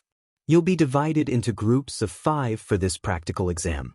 It's a 3-kilometer race, but that's not all. You can use your quirks to complete this crazy course as much as you please. It's an insane race to the finish line. Because of how good he had gotten with names and faces thanks to using the death note, he recognized the other 4 people he was competing against. Number 14, Kotetsu Mirage, a girl who had slightly darker skin, pure white hair and gray eyes. Number 16, Hananuki Juzo, a guy with light brown hair and no lips, meaning you could see his teeth. It's sort of creepy, but it's not his purpose to judge. Number 41, Yurashi Inasa. And then number 23, Todoroki Shoto. As they approached the gate, about to begin the great race, he pierced the core of One for All, letting the energy within it flow through him. Right now, he could only use around 7% without hurting himself. Hopefully that should be enough for him to get him a good position, maybe even first place. The moment the race started, he jumped forward with 7% of One for All, green lighting dancing across his body, energy thrumming through his veins. It made his vision sharper, it made every experience feel more real. But he wasn't the only one that had taken off the moment they had started, Todoroki building up ice behind him to propel him, and Yurashi using what looked like wind and air to propel himself. He spared a glance back to see that Ryuk was having trouble keeping up with his flying. But his overly large mouth was in a massive grin, so he obviously was enjoying himself. He shook his head. No, he shouldn't be thinking about Ryuk right now. He pushes all thoughts of Ryuk and the death note, him trying to figure out how to get in close with T, and all of that. He had a single purpose for today, to pass no, excel at the exam, and become a hero. He was neck and neck with the other 2 people, moving around, jumping forward, and racing forward. He pushed himself when he saw All Might's thin form sitting in the stands, pushing up to 8%, even though he almost immediately felt sore, his muscles were straining, but he pushed past this, going forward. It was the UA ideal after all, to go beyond. Plus ultra. He ended up finishing 3rd, a split second behind Todoroki and Yurashi, which meant that he was close enough to hear them talk. Not like closeness would really matter when it came to how loud Yurashi was in conversation. Hell yeah. I won. He yelled out, pumping his arms in excitement. But who knows what would happen if we raced again, you're awesome. Aren't you also Endeavor's son? So cool. Stop talking. Izuku heard Todoroki say. It was quieter than he was expecting, and as cold as the ice he used to secure 2nd place. This is just a race, after all. Passing is all that matters. Now excuse me. With that he rushed off somewhere. He barely had an opportunity to think about what Todoroki had just said before Urashi approached him as well. So cool, dude. I can't believe you've got such hot-blooded passion about being a hero. Yeah, he said. I mean, I wanted to be a hero just like All Might, so I should do my best. Why do you want to be a hero, Urashi? Becoming a hero looked like something that was important to him, so he stood up straight. Well, I've always been fearless, enjoying the coolest things out there. I quickly found out about heroes. Such passion, the energy they have. The heroic look in their eyes. Their red-hot energy that gave them the force to fight against villains, to dive headfirst into action. How could I not like heroes? Well, except Endeavor. That made him even more. He had always thought that while Endeavor was certainly a very competent hero, he was the number 2 hero after all, but something felt off about him. He had this look in his eyes, like he was angry about something far away. I don't know what it was. But that's why I want to be a hero, because they dive into fighting headfirst. What about you, Midoriya? You said you wanted to be a hero just like All Might, but I see that there's energy in your eyes like nothing I've seen before. So what is your passion, Midoriya? Ignoring Ryuk laughing beside him, that made him think. He should try to be more subtle about what he wants, if someone like Urashi could see past him. So what does he say? Definitely not the truth. I want to save people with a smile on my face, reassure everyone, make sure that people change. I want to be a symbol just like All Might. Well, I wish you luck, Midoriya. I hope you pass. With that, he waited for the interview process to begin. He didn't know what he was expecting when he walked into the interview. There were 2 men and 2 women dressed in perfectly tailored suits, each of them holding clipboards and holding a pen, a mug of coffee sitting in front of them. In between the 4 of them sat the UA principal, Principal Nizu. All he knew of the UA principal was that he was an animal with a quirk that basically made him a genius. Rather than coffee, the principal had a cup of tea in front of him, but he did have a clipboard in front of him. Welcome, Midoriya Izuku, to the interview section of the UA recommendation entrance exam. I am Principal Nizu, and I will be the chief interviewer. After a brief pause, he watched as the UA principal was lost in thought and his tail swished around for a bit. I think I will ask the first question. Midoriya, why did Kamui Woods recommend you? Well, my mom works at his agency, she's some sort of manager or administrator. I train there often, and I showed enough promise that he sent out a recommendation.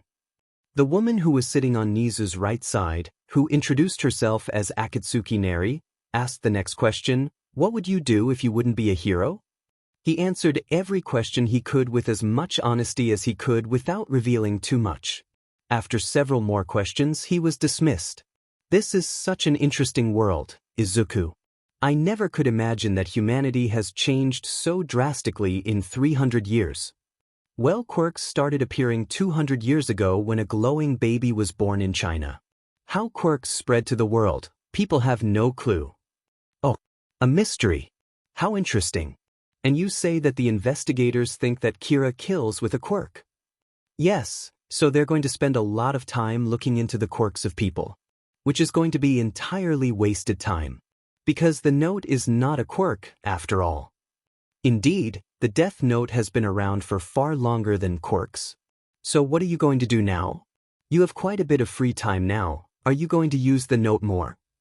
I need to do some more research into the worst of the worst when it comes to criminals. Not every criminal deserves to die for petty crimes. I think I need some time to set up standards about what types of criminals deserve to die. Fair enough. He had to be patient, go after the people that heroes can't reach, or won't reach. He has yet to find a fake hero, but he's confident he's got a lead on one of them. A relatively, probably purposefully, hero known as Avast, who had apparently used his influence as a hero to cover up some of the crimes of his buddies. Avast didn't go to UA, so he didn't have the sports festival to find his secret identity. Would need to dig further to find the truth. But he would find who Avast really was. Nobody would escape the will of Kira. Kaizome looked up at a screen that was broadcasting. The pro-hero Avast had been killed of a heart attack. Kira's doing. Avast had been a hero he had been looking into for quite some time, but he had not been able to find enough evidence to take him out. Looks like Kira found enough evidence first. What he needs is a line of communication with Kira, some way to reach out to this person without All for One knowing and finding out through him. But in order to do that, he would have to find a way to personally communicate with Kira. From what he can tell, from the fact the killings started a little over 2 months ago, only a few days after he was revealed to the wider world thanks to Mechanicus MK6's live stream. Which probably meant that this Kira had been inspired by him, sort of like how Dabi was. But of course Dabi wasn't nearly as powerful as this Kira person was. But why hadn't Kira reached out to him directly? It doesn't make sense for someone who had been inspired by him to not reach out to him. Or maybe he had been thinking too highly of himself. He should be more humble after all. He shouldn't get too wrapped up in his own self-image. He's not some divine arbiter of justice. He's a tool for a greater cause, just like this Kira person. To purge the world of fake heroes. Or maybe he could take a page out of Kira's notebook and start killing off criminals. His first priority should be the League of Villains, but he's done some research into All for One. He accessed proprietary information, forgotten servers, information partly corrupted. This All for One was over 200 years old, hailing from the beginning of the Age of Quirks, his own allowing him to give, take, and store quirks as he pleases. He had even seen a report that All Might and All for One had fought. From what he could tell from these ancient documents, he should trust what the supervillain has to say with a grain of salt. But what he should do now is tell All Might that his nemesis has survived their battle. He took out one of the burner phones that he had, and sent an email saying that All for One was still alive. He didn't have proof, but hopefully the rumor would be enough to cause an investigation. And that would help Kira as well. He mused, leaping around, making sure to stay hidden. He should think of Kira as a partner, working together for the same goal. He darted into an alleyway, one he knew well, and from there he entered an abandoned apartment block. This was where he and Dabi lived. All for One had assured them that they could stay in rooms at the bar, but he said that he would wait for it for now. He was well aware he was more useful to Shigaraki, and by extension All for One, as a martyr rather than a living figure, even with his association to the League. He had fallen into a trap, it seemed. But maybe there's a way out. He's in a whole new world, it seems. Any luck in finding Kira? He heard Dabi ask. Not for now. But I do need to find them before Shigaraki does.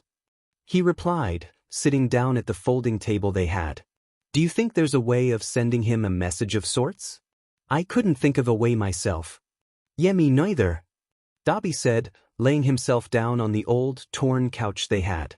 Anyways, enough about Kira. I think I found 2 people that have been moved by your ideology, enough to join up with us perhaps. Are you in communication with them? In response, Dabi grabbed his phone and showed it to him. The 3 of us created a group chat, so I know a little about each of them. What can you tell me? If this were true, it would mark the 3rd and 4th people directly inspired by his video, not to mention the fact that it had started internationally. There was already a copycat in America, a second in Australasia, and rumors of others scattered around the world. The first one's name is Toga. She's a bit crazy, but she's been trying her best to go along with your will. The second calls himself Spinner, real name's Iguchi Suichi. Hasn't done much of anything, but really does seem quite interested in what you're saying. Alright, when do you think that I can meet these individuals? Tomorrow night. Is there a specific location you'd like? His mind goes through the list of abandoned buildings and other out-of-the-way places they could potentially meet up. What about the abandoned train station in the edges of Kamino? That seems like a good place to meet up. Sure, I'll text them that. Anything else you need? Not for now. I don't understand this. Kira usually goes after criminals. First he stops for a while, then kills a wanted criminal, then a few days later a hero dies? What does Kira think he's doing? One of the interns identifying evidence for the Kira case exclaims. Why is he going after heroes all of a sudden? No, wait, said Kamui Woods. Avast left a note before he died of a heart attack. It's a pretty extensive one, describing all of the crimes he has committed, which are primarily hiding the crimes of other heroes, as well as taking bribes from villains and general embezzlement. So he wasn't a direct criminal, but taking him out means that Kira can go after the people he's protecting. So Kira is even more like Stain, not discriminating against heroes just because they're heroes. I have a theory that Kira has met Stain recently because the killings have shifted. Have you double-checked the quirk registry? T asked from behind the laptop screen. Yes, we have. Death Arms said from where he was sitting. And nothing matches up to what Kira is capable of. What if Kira is not using a quirk? That surprised everyone. What do you mean by that, T? Detective Tsukachi asked. I mean, how else could he be killing these people remotely? I don't know. Could be something else. I'm not exactly sure what else to do from here. Detective. Tsukachi's phone rang at that point. Excuse me, I have a phone call, he said, making his way out of the room. Once he was out of the room, he opened his phone to see that it was from Yagi. He had instructed that he not call him unless there's something important. So he did not hesitate in answering the phone. Hey Yagi, why are you calling? I got an anonymous email that if it's correct, we might need to take drastic action. Yagi said from the other side of the phone. And if that didn't terrify him, what could Yagi be worried about enough in order to take drastic action? Did Yagi find out about Kira, or was it some other new powerhouse? He didn't get paid enough for this. What was the content of the anonymous email? The sender of the anonymous email claimed that All for One survived the battle 6 years ago. That made him tense up. Even if it was a rumor, this was something that should be taken seriously. Was there any details that were added to the email? Because if it's just a name, then we should do some investigation ourselves. The email describes the aura All for One has around him, the scarring on his face, and him describing how the villain's quirk works. So it was more than just a rumor then. It's possible then, but we should look for evidence to confirm it. Have you tried to trace the email? Yes, but we didn't find much of anything. It's a throwaway email that is currently deactivated, so there's not much we can do at this point. I think you should tell him about this. He should know what to do. Are you sure? I haven't talked to him in years. Just do it, Yagi. That I'll see what I can do.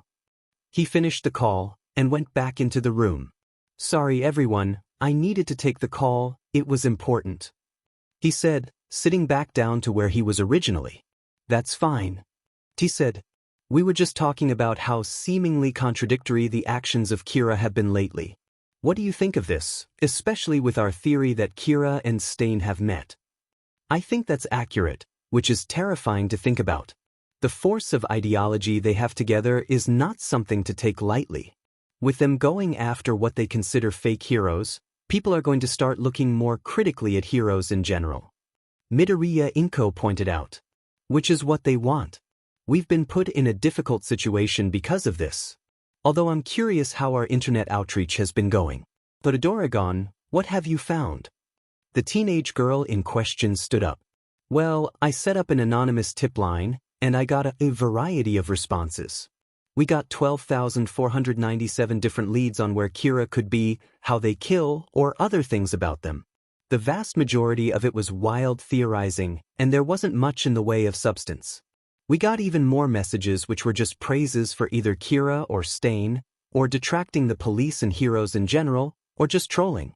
Furthermore, there were 334 people who claimed that they were Kira. Naturally, we followed up on these claims, but we didn't find Kira among those people who had false claims. She said, sitting down. Our internet outreach hasn't borne much fruit. I still think that we need to keep that tip line open. Even if we have to sift through tens of thousands of falsehoods to find a single kernel of truth, it would be worth it. Keep at it. He had managed to get to the train station rather easily. The hero presence in Kamino Ward wasn't as big as he thought it was, and there wasn't a single vigilante to boost the numbers of crime fighters. Maybe that's why All for One decided to base the league there. But that allowed him to get to the abandoned train station he had mentioned without delay.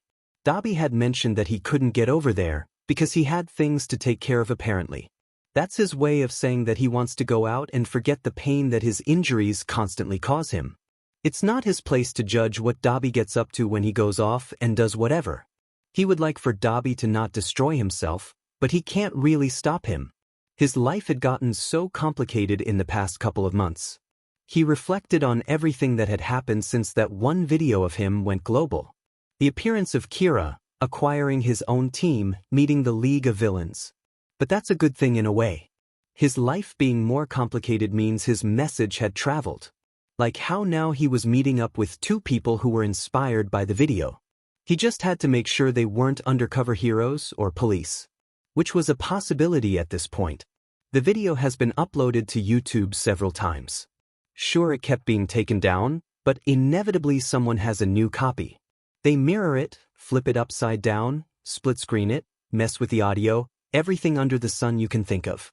That's proof enough that people think change needs to happen, that society is filled with false heroes.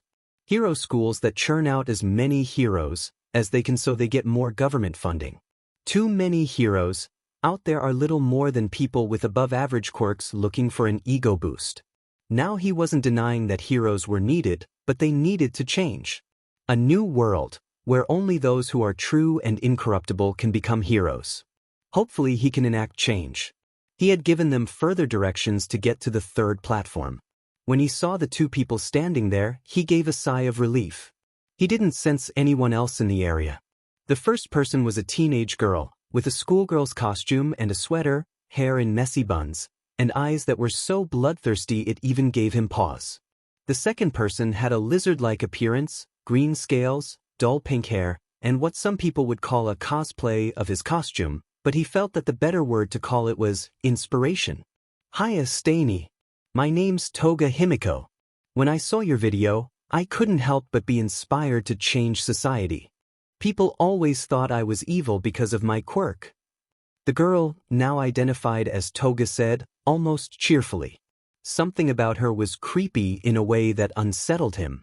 He wasn't unsettled that easy, so of course that was unusual. And what is your quirk, Toga? When I drink someone's blood, I can transform into that person. Well, I don't think that's a villainous quirk at all, Toga. And what about you? He turned and asked the lizard-looking guy. My name is Iguchi Suichi, but you can call me Spinner. And I don't want my quirk to define me. Anyway, I saw what your goal was. I haven't done much of anything with my life, but I have a purpose now. Well, these are the people that Dobby had found to help him. They seemed good enough, and while Dobby spent half of his time either drunk, high, or passed out in some rando's bed, the other half of the time he was effective at what he did. It was a weird dichotomy that he couldn't wrap his head around. The young man was as strange as they come. Unfortunately, Dobby can't be here right now, but I'll tell you about what's going on. We're currently working with an organization calling themselves the League of Villains.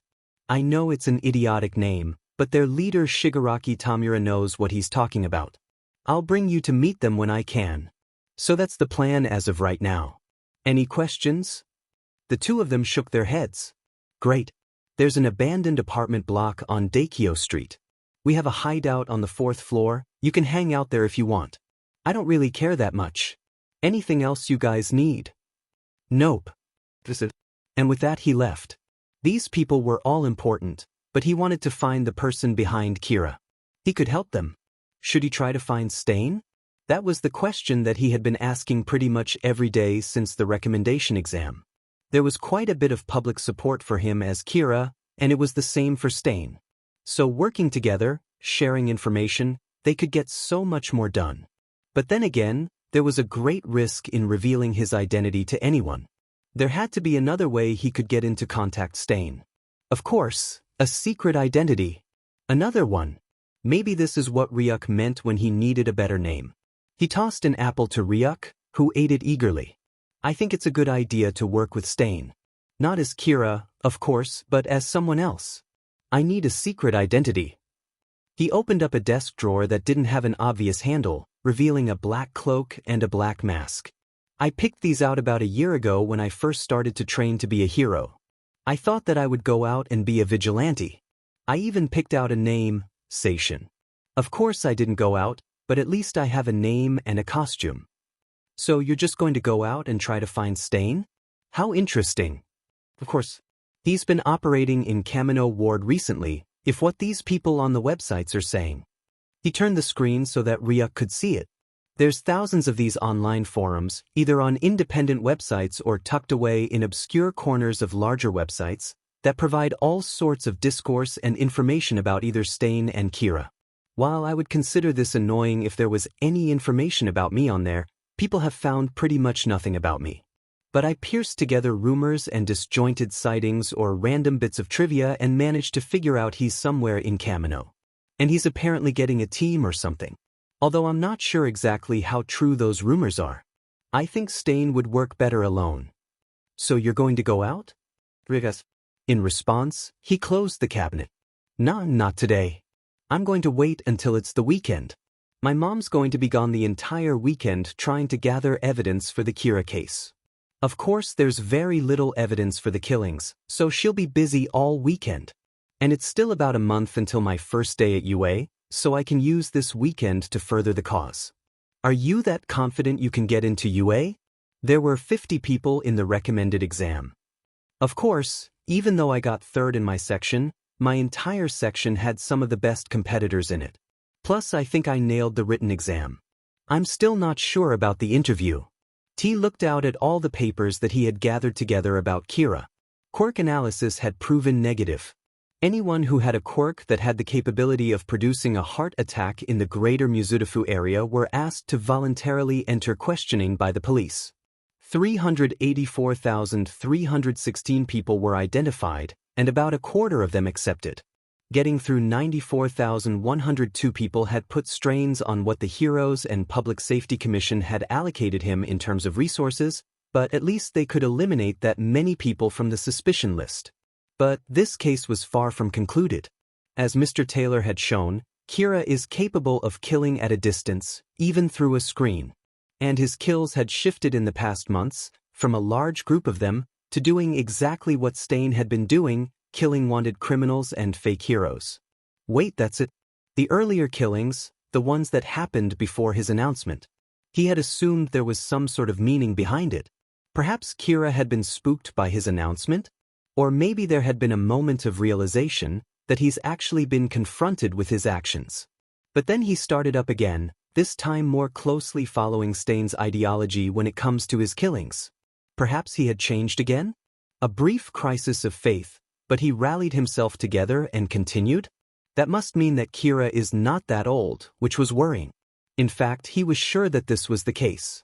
Anyway, it was time for him to talk to Kamui Wood's hero agency. Perfect time to reveal what he had discovered. He switched on his computer. So, Detective Tsukachi, you're saying that nobody you investigated is Kira? One of the interns said. Yes. Sorry for none of that working out, T. It's fine. I didn't expect Kira to willingly come into questioning. I think I have some information to reveal about Kira, more importantly his age. What do you mean by that, T? Did you discover some new piece of evidence? Death Arms asked. Well, it's not physical evidence but more of a deduction. In the beginning, before my announcement, Kira murdered 312 villains in 2 weeks. In the 2 months following my announcement, Kira has only killed 19 villains. After my announcement, Kira stopped for a week, but then he resumed by killing Nathaniel Berezekson, a wanted drag lord, the beginning of his Stain-like killings. I think that Kira is younger than we initially thought. There were a bunch of gasps and other sounds of surprise coming from the intern team. What do you mean by that, T? You think we're dealing with a teenager? Yes, I do. Compound that with the fact that Stain is most popular among teenagers, I think it's a great possibility that Kira is a teenager. So we should continue this investigation with this in mind. You said that Stain is popular among teenagers. Do you think there's a possibility that teenagers supporting Stain's ideology are going to apply to hero schools? Kamui Woods asked. It's something we need to look into, in my opinion. I already reached out to some hero schools. Shiketsu, Ketsubutsu, and Seijin have already agreed to tighten their restrictions. UA, Isamu, CI, and Giami still have yet to respond, although I'm sure they'll respond to me soon. Good. I'm glad that you already addressed that. It was something that I had to address, even though it was low on my priority list. I just need to have more evidence. Kira, what is going through your mind? There has to be a piece he's missing, some critical thing that would make this all make sense. He had already confirmed that Kira was in the area, and was a teenager, so it was most likely that he hadn't moved. What other things could he pierce together from the evidence? There had been some data about who supported Stain, so he brought the data that had been aggregated from all sorts of international organizations, everything from the Jiang to the FBI to the GZDL. They identified that supporters of Stain, particularly in Japan, were either teenagers or adults who were disillusioned with society. In essence, the same type of crowd that would become the earlier and most ardent followers of a fascistic regime. A part of him tells him he should look at the ideological threat Stain poses. While the hero killer himself has only been involved in around 40 incidents, 17 deaths and 23 heroes being permanently disabled, lone wolf killings from nameless villains, killings from Kira, and opportunistic prosecutors and lawyers have resulted in 94 heroes no longer in service, all within 2.5 months. The hero killer had shaken Japan to its core, and Kira is apparently hell-bent on ensuring that the shockwaves spread worldwide. But Kira, what do you gain from this? Why are you doing this? Seriously, Izuku, why exactly are you doing this? Ryuk asked him. Izuku was decked out in his vigilante costume complete with mask, trench coat, and the remainder of his disguise. He had taken a train to Kamino, and was currently on one of the rooftops, looking over the town. He used one for all at around 1%, the largest amount he could use without the green lightning effect surrounding him. He could pass it off as a minor strength enhancement quirk, which would also distance himself from Kira. I would imagine that Stain is a slippery eel. He's been active for years, after all. I'm just looking around for someone who might be useful. Out of the corner of his eye, he saw someone that looked like they were waiting for another person. He couldn't see much from his vantage point, but it looked like this guy had some pretty extensive scarring. Sure, he was cloaked in shadow, but something about this guy made him think that he was connected to Stain. He double-checked his pocket, making sure there was a piece of the Deathnote in there. It was there, half a sheet of paper neatly folded. He had taken to carrying a piece of the Deathnote wherever he went. He never used it, of course. He hadn't seen anyone that was worthy of him using the Deathnote. But it made him feel safe, that and a combination of one for all. With that in mind, he dropped down and walked in the direction of the guy. Unsurprisingly, he jerked up and looked in his direction. Who are you and what are you doing here? The guy asked, hackles obviously raised. I was just interested in finding Stain. I haven't done much yet. He lied. But I'm interested in showing everyone what a true hero can be. He watched this mysterious person slowly become less defensive. Leave me your number and I'll ask you some vetting questions. Name's Dabi, by the way. Izuku took out a piece of paper not from the Deathnote, scrawled the number from his burner phone, and handed it off to Dabi, an obviously fake name. What can I call you? For the contact, obviously. Seishin, he answered, leaping away. Well, what's the whole point of doing all of this? You didn't even reach Stain today. Ryuk said. It seems like a waste of time to me. Don't worry about that, Ryuk. I now know that Stain has a team. I've said this before, but information is key. He had gotten home at this point, browsing the forums looking for rumors. Has someone done something recently? A wanted criminal? A corrupt hero? One of those powers that deem themselves unstoppable institutions of might? Well, he can bring them down from the comfort of his own home. Tamura looked at the amount of people that he had gathered. Nobodies. Trash, the scum of this earth. But apparently Sensei had a plan, and it involved him meeting their little mole in person.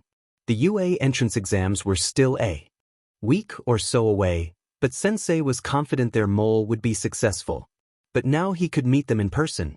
Apparently Sensei had given them a quirk, one of his more volatile, dangerous quirks, at age 3. Their quirk triggered normally at age 4, and they lived a relatively normal life. Except they had been trained, the quirk expanded, made more powerful combat skill, education, and most importantly, acting. The door to the bar burst open, and they strode in. The perfect balance of confident and casual.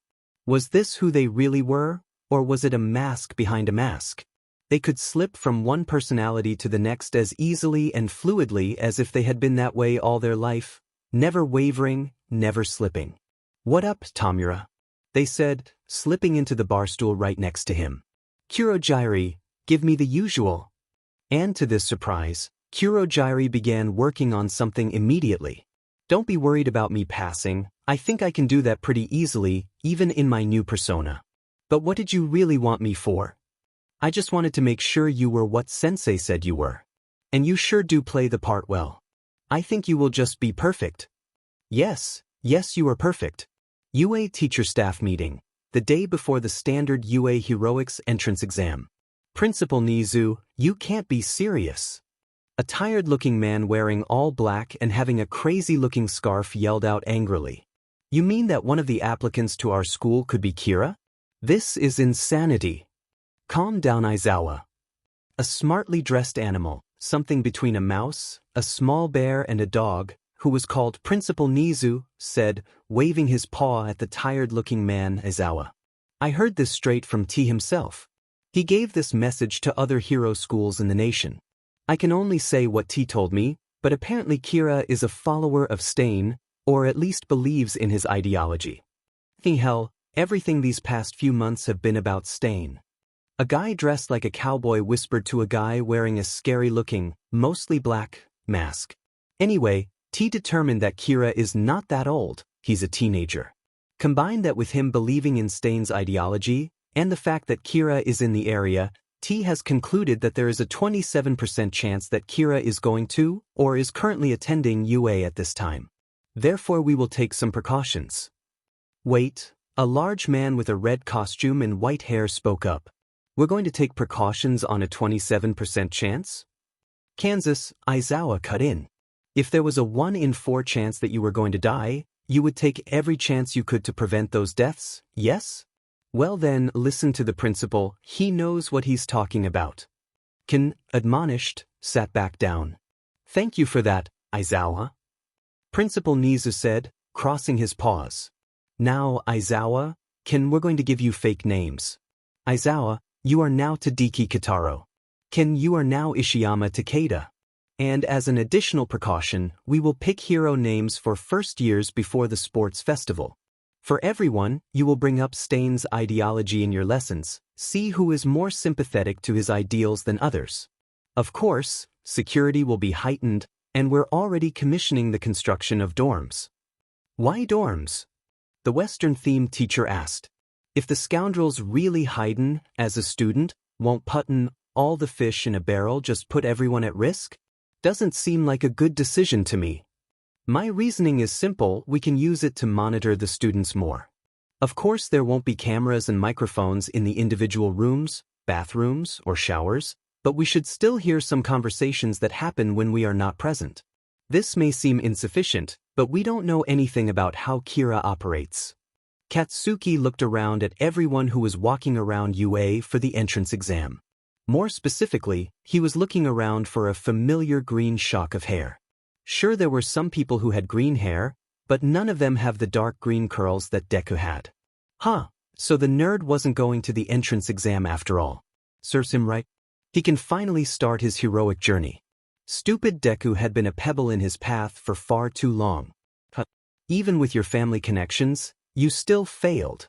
That just goes to show what a stupid quirkless Deku you are. He looked around at everyone else around him. Nobody that looked intimidating at all. He slipped into the written exam hall, and then went to the seat he had been assigned. When he was allowed to start the exam, he opened it up. This was fucking easy. Who made this exam? It was so easy he had to resist the urge to double-check his work. Of course he was right the first time. Why would he need to double-check his answers? He went into the room where apparently they were going to get some information about the practical exam. Everyone taking the entrance exam was there. He looked around one final time. Maybe he had missed Deku or something like that. But no, there was no angrily familiar bushy green hair anywhere in the hall. Some extra with crazy styled hair, present Mike? Was that his name? Deku would know, was explaining what was going on. All that he got is that he had to beat up a ton of robots. So yeah, that's pretty much all he has to do. He was about to get up and leave for the area he had been given, but some guy stood up and started yelling about pamphlets and a different type of robot and how this was a misprint. What the hell, Examinee 7111, or whatever your DMN name is, he was getting to that. Couldn't you tell? Just shut up, sit down, and let present Mike or whoever it was explain what is going on. FING hell. However, The presenter guy continued on uninterrupted, explaining that the fourth robot was just like an obstacle in video games. Just ignore it. It's big, bulky, and worth 0 points, so there's no need to fight it. He had the vague sense there was something more to this 0-pointer, but they would never lie to them about it. So it was still worth 0 points. He should just ignore it and fight more 1, 2, and 3-pointers. Sounds like a plan to him. Bakugo Katsuki was loving this. He could forget everything related to Diamond Deku and all the bullshit around that nonsense when he's destroying bots. They're made of cheap, flimsy metal. Well, they had to be. Even UA's budget isn't infinite. 1-pointers, 2-pointers, 3-pointers, they all fall apart beneath his explosions. How could he not enjoy having all this power at his fingertips? He blasted off, using his explosions to propel himself. He saw a cluster of 3-pointers just roaming around. From what he knew of the 3-pointers, they had weak points on the spine and joints. He should attack the spine, as that's the point where the metal plates collect together. Blast there, and there. Reach inside. Explosion on the inside near a key wire complex. The 3-pointer collapsed. Deku would be useless with all of these robots running around. They'd crush him like a bug. Wait, what the hell are you doing, Katsuki? Stop worrying about stupid Deku, he's long gone. As much as he hated to acknowledge it, Deku's smart. After all, he did still have the highest grades in their middle school, despite how much he fucking tried to surpass the nerd. He even started to fucking study again. Forget Deku, Katsuki. You're here at UA and he's not.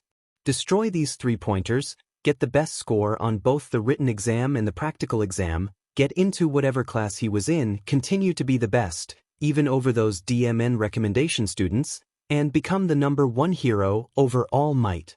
A thought crept into his mind as he blew up a second 3-pointer, which brought his total to 56. Auntie worked at Kamui Wood's agency. She was like a manager or administrator at his agency. Stupid Deku probably took the recommendation exam. That's why he's not here. He took the DMN recommendation exam. He destroyed a 3rd robot. Of course he would ask his mom for a recommendation from Kamui Woods. Even though the Arbor hero has better things to do. Like defeating Kira. Of course he hated Kira. He was a cowardly villain that killed people at a distance. Although maybe he could catch Kira. Kira was the greatest villain of this time. Even T was hunting him down. He had watched the report which showed exactly how much of a genius this T character was. He showed that Kira was in the area, which means it was even easier to hunt down Kira. If Kamui Woods ever offered him an internship, he would accept it without hesitation. Of course he would hunt down Kira, and he can use this to his advantage. All of the robots in this area were destroyed. He alit his hands again and blasted off to another location. Shigaraki's plan was stupid. They had to admit that Shigaraki was smart about some things. He was good at video games, a genius at most video games actually. Actually, Shigaraki was pretty much a genius, but this one plan was stupid. Or maybe it was Sensei's idea. Whatever. But they had been told to do their very best during the entrance exam, both on the written exam and the practical. But what Shigaraki forgot was that they were going in disguise. If they used their quirk to its fullest potential, it would be far too suspicious. They knew what they were doing. And they were loyal to Sensei, after all, not to Shigaraki. And Sensei had told them to use their judgment. So that's what they are going to do. While Shigaraki was a genius, All for One was as smart if not smarter, and he also had dozens of years of experience to go along with it, after all. They looked around at the crowd, eyeing up their opponents. A girl with flaming, literally, red hair, a guy with 6-foot tentacles instead of arms, all sorts of people with extra limbs, crazy colored hair, and all sorts of things like that. Compared to the extent that some people's mutations go to, they look pretty normal. They went into the place where the written exam was, and sat down, making sure to not be too late, but not early either. The exam was easy, of course, but they made sure to make reasonable mistakes. There were 2 types of questions on this exam. The right-wrong questions were easy, just make sure to have a mix of correct answers, the mostly right incorrect answers, and the wrong incorrect answers. The longer form questions were more difficult to get wrong in the right way, but then they remembered one of Sensei's lessons. Solving difficult questions like this was just connecting disparate pieces of information together until you get what you want. So the way to not have as many points is to connect these pieces wrong. Which was something they could do.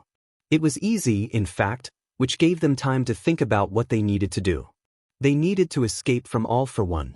Ever since they had gotten their quirk, not only them but their entire family was under the thumb of that villain.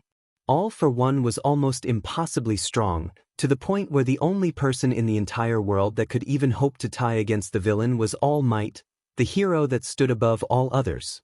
That was primarily because All for One couldn't take All Might's quirk for some reason. They had asked several times, but All for One refused to answer. But there was an opening for them to maybe have an escape. Stain had shown up, and in the span of a couple days his team numbered 4, with a rumored 5th on the way. But the thing about Stain was that Stain's team wasn't connected to the League, so they could maybe use that to escape. And then there's Kira. They were thankful to Kira, because one of the criminals that Kira killed early on was their own uncle. Because of that, they could eke out some freedom and have less training every day. They wanted to find Kira. That's why they're still loyal to the League, and not trying to run away the moment they had a chance. T was good. They'd give the detective that, but Kira left pretty much no evidence behind on his corpses. All for One was probably smarter than T was, and he had the additional benefit of being more ruthless. Their sensei would do anything to get his hands on the almighty power that Kira wielded. And hey, they could agree with that. To have the power to kill anyone in the world, and according to the information that Sensei had gathered from the Kira investigation somehow, could even control their actions somewhat before death. That was a terrifying thought to be sure.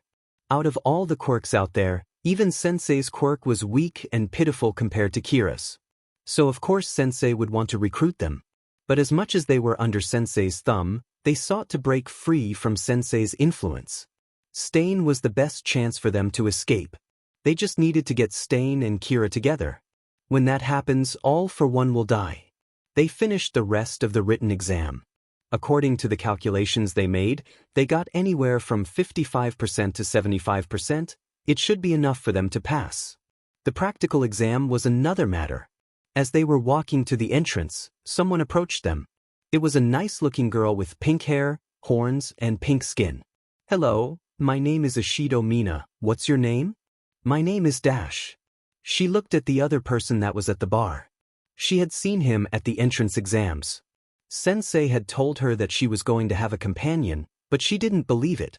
Her father had said that she was going to be the only person infiltrating UA. Well, guess he lied. They didn't look like they were a traitor, except for the smirk they had. Well, that was the point in a way. Maybe it was better than she was expecting. She should say something.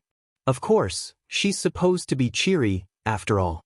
"How well did you do on the entrance exam?" "I definitely think I passed. But I nearly died during the entrance exam. It was crazy." "How did you do?" She said cheerfully. "I also probably passed. And you shouldn't worry about it too much. If you've had All for One's training, you most certainly passed. We should focus on finding information at UA. Because get this, All for One thinks that Kira is at UA." That made the gears in her head turn. She hadn't been in the area, but she had seen the video uploaded later on about the location of Kira. She had heard things about what T had been able to do, how they had apparently always solved every case they had been on. Of course, T almost immediately proved that Kira was living in a tiny section of Japan rather than the entire world. Wait, why does he think Kira is at UA? Apparently he had gotten his hands on some reports from T. He couldn't get any more.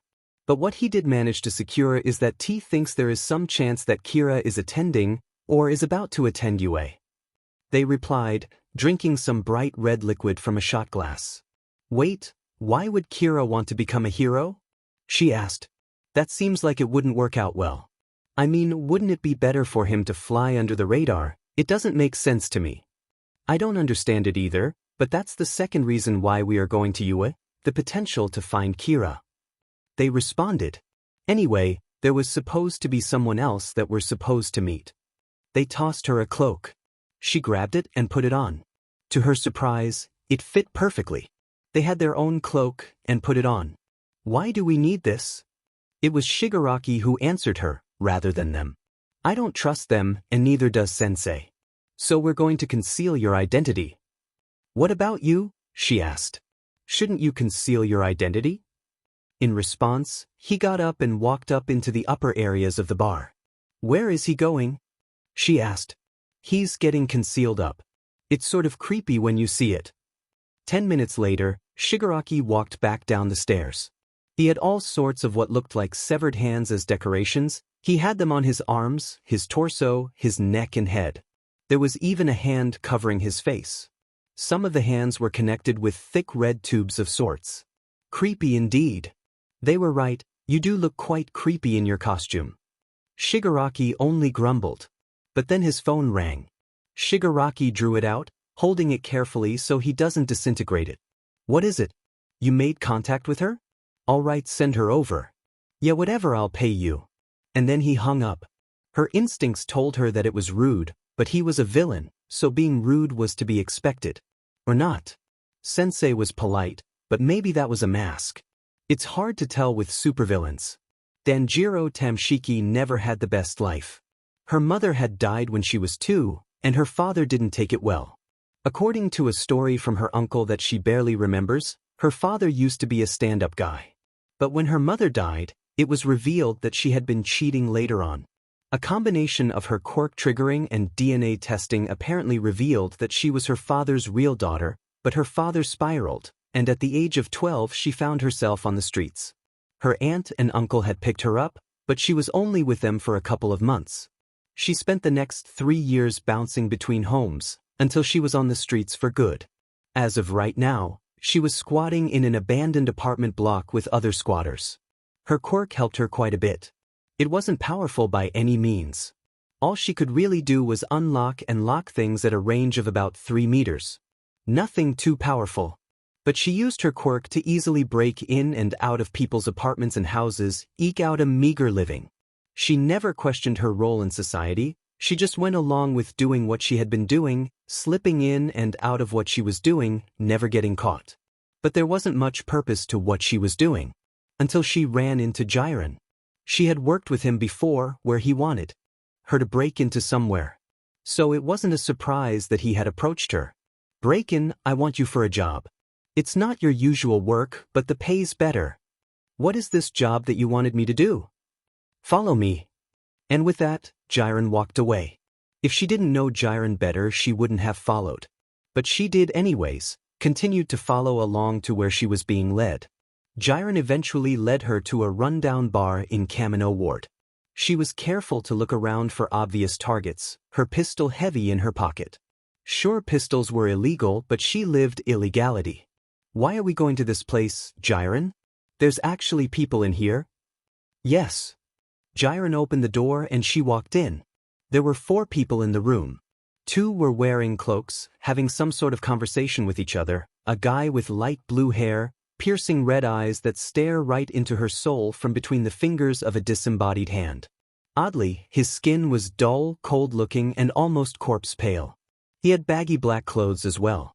There was one more guy, he was behind the bar. He was almost literally a shadow.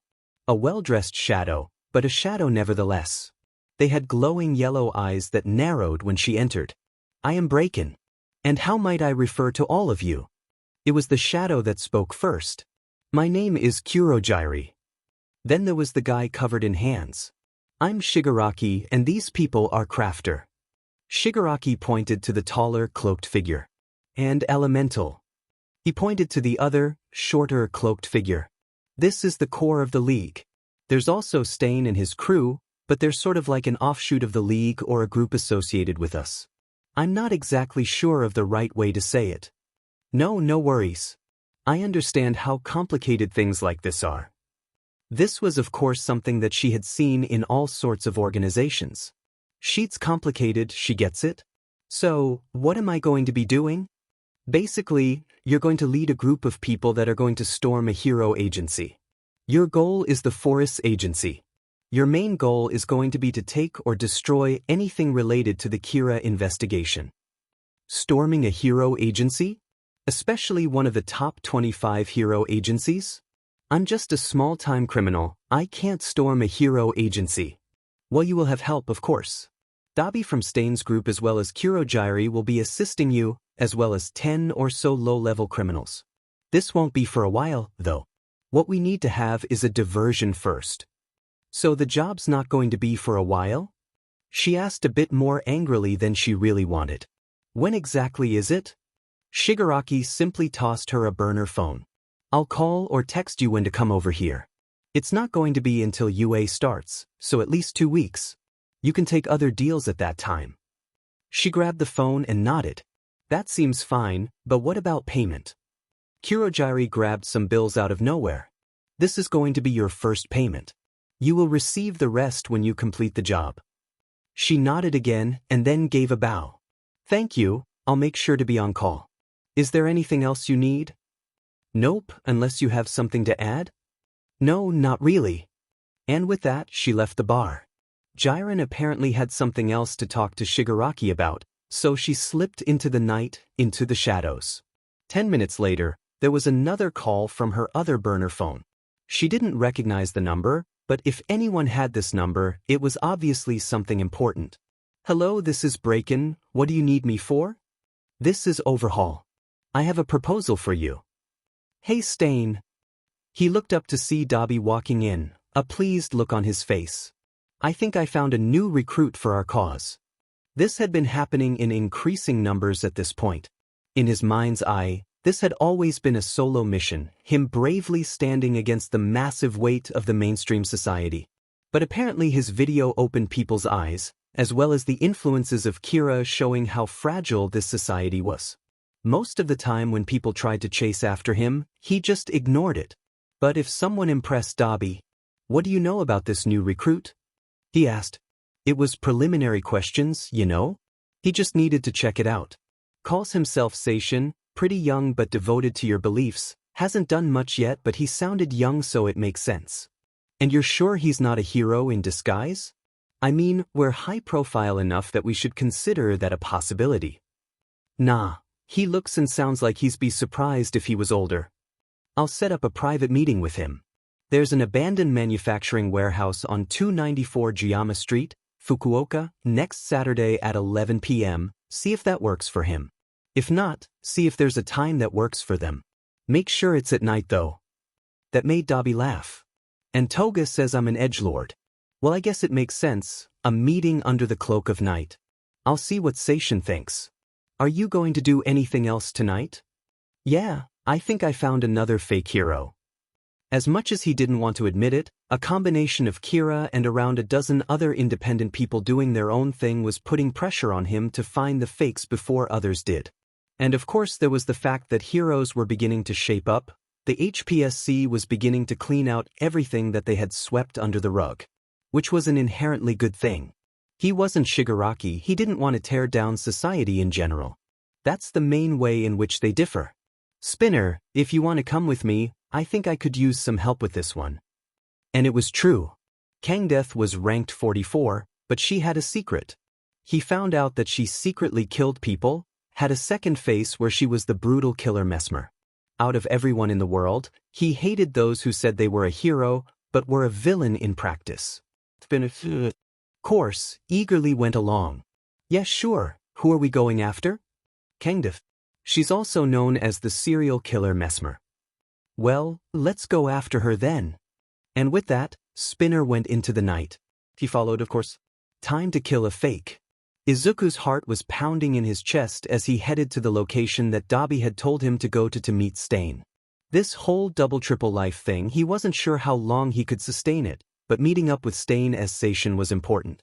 That way, he could work with Stain as Kira without Stain knowing that he was Kira. It was a dangerous prospect, but if he could make it work, he could get some advantage for killing some more fake heroes. So that's why he was hanging onto a train with one for all at 1%, which didn't cause the very visible green lightning that was so annoying when he was trying to be stealthy. It was enough of one for all to maintain his grip on the end of this train. Of course it's illegal, but he's going to meet up with someone the media calls a villain, so illegally hopping on a train was the least of his worries. Also, this way there won't be a ticket trail. It was about an hour to where he needed to go, and when he was where he needed to be, he just let go and relied on the enhanced durability from one for all to withstand the impact. although he really shouldn't rely on one for all that much. As Seishin, he might run the risk of running into Eraserhead, and that would mean he wouldn't be able to use his newly acquired quirk. But how powerful was Erasure exactly? He knew that it could erase quirks, but could he still use the Deathnote under the gaze of the hero? He was in the middle of nowhere, so it was safe to ask Ryuk. Hey Ryuk, could I use the Deathnote if I'm under the effect of Erasure? That seemed to make Ryuk think for a while. I don't know. What you humans call quirks are all new to me. I don't think that they can, but it's honestly up in the air. Wouldn't surprise me if it somehow did. Dimon, that might be a problem. He might have to plan around that. He went over to where Dabi had said to meet up, making sure to check and double-check the surrounding area to see that there were no heroes in the area. Well, at least Dabi knows his stuff, and he doesn't seem like the type to be a hero or work with the police anyways. He dropped down to the entrance of the building that Dabi had mentioned. It was a rundown building. What it was once before, he couldn't really tell. A generic factory building, but with some apartment blocks as well. So it's a factory where the workers also lived in the same building. He opened the rusted metal door that was lit from a streetlight close by, a difficult task even with his enhanced strength. The door made a grating noise when he opened the door, a scrape of metal against concrete. After opening the door about halfway, he looked inside. The light from the streetlight illuminated the interior of the building, partially revealing assembly line belts with holes in them, empty rusted metal bins with dull green paint half chipped off. There were large, boxy machines that had dials and wheels and all sorts of other attachments. The entire place had this sort of stale metallic smell. He was on his guard immediately, ears perked up to hear the slightest sound. All of a sudden, there was a whirring noise in the distance, what sounded like a generator, and then a faint popping noise, as a string of light bulbs laying on the floor turned on, illuminating a good portion of the factory in a muted yellowish glow, casting shadows over the large machines in the factory. He followed the line of light bulbs until he got to a second metal door, similarly rusted although open enough that he could pass through easily. When he got inside, he was in a cramped hallway with a low ceiling and doors that were pretty close to each other. So this was where the living quarters of the factory must be. The paint was peeling and there was dust in the corners. The grayish-blue carpet was threadbare and worn down. Maybe it was once a more vibrant blue. The line of light bulbs continued on up a rickety set of wooden stairs that creaked loudly with every step he took. But he continued on up, heart pounding in his chest. The second floor landing was just as worn down as the first floor, although there was a hole or two in the floor that he could see from the even more faded, worn, and threadbare carpet, which was now a red color, although it was closer to gray than red. There was a set of stairs that went to the third floor, wooden steps that had bits and pieces broken off ascending up into an inky black darkness. But the light bulbs didn't lead in that direction. Instead they stopped at the landing on the second floor, but there was a cord that led into a room. So he swallowed the spit that had gathered in his throat, took a few slow breaths that did nothing to calm down the manic beating of his heart. The floor announced his presence by creaking with every step he took. He grabbed the handle of the door with a gloved hand and turned it. The wooden door was unlocked, and despite how nervous he felt, he opened the door. The whirring of the generator was not coming from this room, it was actually quieter in here. Maybe it was the factory's generator? But there was a low light in this room, illuminating it. It was two rooms, a main room and what was probably a bathroom. The door was closed so he couldn't tell. There was a kitchen area, or what was once a kitchen, but the cabinets were open and the doors torn off of it, all the appliances obviously stolen, the tiled floor warped, stained and grimy, covered in something that didn't smell right. Beyond that was a carpeted floor, where there was a table and two chairs, both of which were foldable. Sitting there were two people who were playing some sort of card game. They were both dressed in a variety of scarves and other torn pieces of fabric in colors of red and white. One of them had green scales and grayish-pink hair. The second looked like they had no nose. They looked up and noticed him. "Ah, Seishin, I'm Stain." The guy with no nose, Stain, said. "So, what's your deal?" He swallowed something in his throat. This was the moment of truth, as it were. "I'm quirkless," he said, the now lie easily slipping from his lips, as it had been true for slightly over a decade of his life. That should be reason enough. I've experienced all sorts of bullying, injustice, and stuff like that.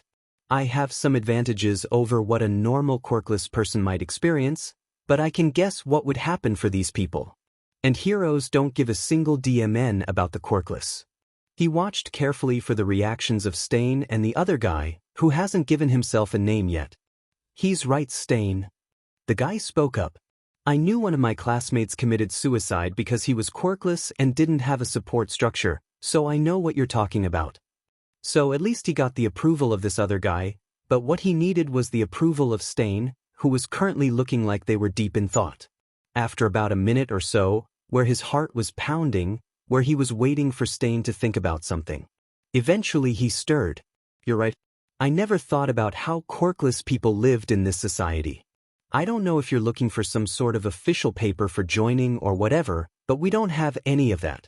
This place is our home base, so you can pop by whenever. I don't care much.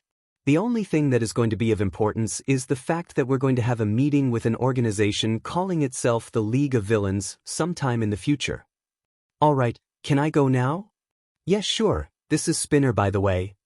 Stain said, pointing at the lizard guy. He left at that point, navigating a roundabout way back to the train station, waiting until there was a stopped train. He recognized this one, and it would indeed bring him to Mizudafu. So he grabbed onto the back and finished the train ride. While he was hanging onto the train, he thought about the organization Stain had mentioned. They called it the League of Villains. That didn't sound like the sort of organization that Stain would work with, but then again maybe it was that some people took over an organization and kept the name so they could keep the old organization's connections. It wasn't his place to judge, he had enough to worry about. When he got home, there was a letter from UA in the mail slot. His nervousness immediately spiked up. The letter was plain, although it was much thicker than he was expecting. It felt like there was something much heavier than paper in there. What could it be? He opened the letter, and it revealed a metal disc. He grabbed the gunmetal gray disc and looked around for a button. He eventually found it, a red plastic-looking button on the side. He pressed it, and it revealed a hologram. Why didn't UA just send a letter? Were they really that extravagant? All Might was there, dressed in a yellow striped suit that he could only describe as horrendous. Where did he go to get a suit that looked so ugly? Congratulations, young Midoriya. Your results on the recommendation exam were top-notch. A near-perfect score on the written exam, combined with third place in the practical exam, and an excellent performance on the interview, you passed the entrance exam. This is your hero academia. He couldn't help but tear up at the announcement. He couldn't help it. After everything that happened in his life, he still had the chance of becoming a hero. But of course this would make his schedule even more packed and complicated. Out of the now 3 things he was doing, he would have to cut back on being Seishin. He couldn't stop researching fake heroes and wanted criminals as Kira, because T would most certainly use this as evidence. And he wanted to give T as little evidence as possible. And he couldn't put less work into being a hero, as he was supposed to be the successor to All Might, and if suspicion was ever cast on him, he wanted to appear to be too busy with hero work to ever be Kira. Of course the main reason he met Stain was that he could hopefully work with Stain without revealing the fact that he is Kira. He wiped the tears from his eyes, and all of a sudden he felt a wave of tiredness. He looked at his alarm and it said it was 2:46 a.m. That was pretty late. So he clambered into bed and fell asleep. Kaizome looked at the message that he had received. Shigaraki had contacted him. Apparently he was supposed to go somewhere he could not be seen, and then Kurogiri would open a portal to lead him to a specific location. Why this couldn't be held somewhere that's not a place where it might take him months to get back to Japan, he's not sure. Maybe Shigaraki just wanted to feel safe. That's fine. He'll go along with what Shigaraki wants. If he's screwed over, maybe there's a chance that he'll run into someone that supports him. It was already almost 3 a.m. His meeting with Seishin had thankfully lasted shorter than he was expecting. It was almost concerning. Seishin seemed pretty young, and Dabi agreed with him. A teenager, like a young one. Quirkless. What was he supposed to say? He didn't want to refuse the teenager's request, because he didn't know what Seishin was going through. He pushed those thoughts out of his head. His message was spreading to everyone, including the young people. That was a good thing, objectively. He saw there was one of Kurogiri's warp gate in an alleyway, black against the darkened bricks of the wall, almost unnoticeable. The alleyway had a dumpster with trash bags piled up that overflowed, and there were other trash bags scattered around. Even with all the trash bags around the area, there was still scattered trash, dirt, and other stuff like that. Why were people like that? He went through the warp gate, which still had that cool, cold feeling to the portal. He emerged from the portal into what he could only describe as a ruined city. Tall buildings were all around him, broken and destroyed. Rubble was on the streets, and it was almost absolutely silent, save for the wind that caused whistling noises when it was rushing in between the buildings. It was cold. Not uncomfortably cold, but still cold regardless. After about a minute or so of walking, his boots sometimes chunching glass, other times maneuvering around large, twisted sections of concrete and steel, still other times they made a muted sound on concrete and asphalt, he heard a sound in the distance, the sound of rubble settling over the wind. He went closer and saw that Shigaraki was there, not wearing any of the hands he usually has, using his quirk on sections of rubble, decaying them into dust that was picked up and caught by the wind when the wind picked up. "Why did you want to meet here?" he asked. "This doesn't seem necessary." Shigaraki looked up. "What do you think of this place, Stain?" This was once Shenzhen, China, where 3 million people lived. That is, until apocalypse struck the city. He was familiar with the apocalypse incident. A man had a viral quirk that allowed him to spread a disease that did two things. It massively powered up people's quirks, but also removed their control, essentially a trigger disease. He never left China, but the apocalypse incident meant that well over 100 million people died, and several cities were cleared out. I just think that this is a good place to discuss the downfall of this hero-based society. Not a single soul other than the two of us and Kurogiri in a 20-mile radius. We're going to make a move soon. I hope you're ready to take on a fake hero that's high-ranked, because it's time for us to announce ourselves to the world. A portal opened nearby him, Kurogiri's work. "You can leave if you want, unless you have anything to add?" He shook his head. "A high-ranking hero, huh?" There were some rumors, papers that Kira revealed, and other things that he's gathered, leads he could pursue. "I'll look into a high-ranking hero that's a fake." He finished as he went back through the warp gate, into the alleyway he had left in the beginning. This was one of the largest meetings that they had ever hosted. Shigaraki had told them to gather lowlifes and petty criminals for something. What it was, they had no idea. But it was something they needed numbers for. But this meeting was for the so-called elites. Them, their companion, they checked, and she had indeed passed the entrance exam, so they were both really going to UA. Shigaraki, Kurogiri, Breakin, and Sensei attending remotely. There was also Stain's group, which was more numerous than it was from last time. There was himself, Dabi, Toga, Spinner, and Seishin, who apparently was quirkless. This meeting was called for a reason, all for one. Stain said, breaking the tense silence. "So what's this meeting for?" "Of course, Stain, you of all people would want to start without delay." All for one said from the screen. "Very well. There's a lot of instability in the world right now.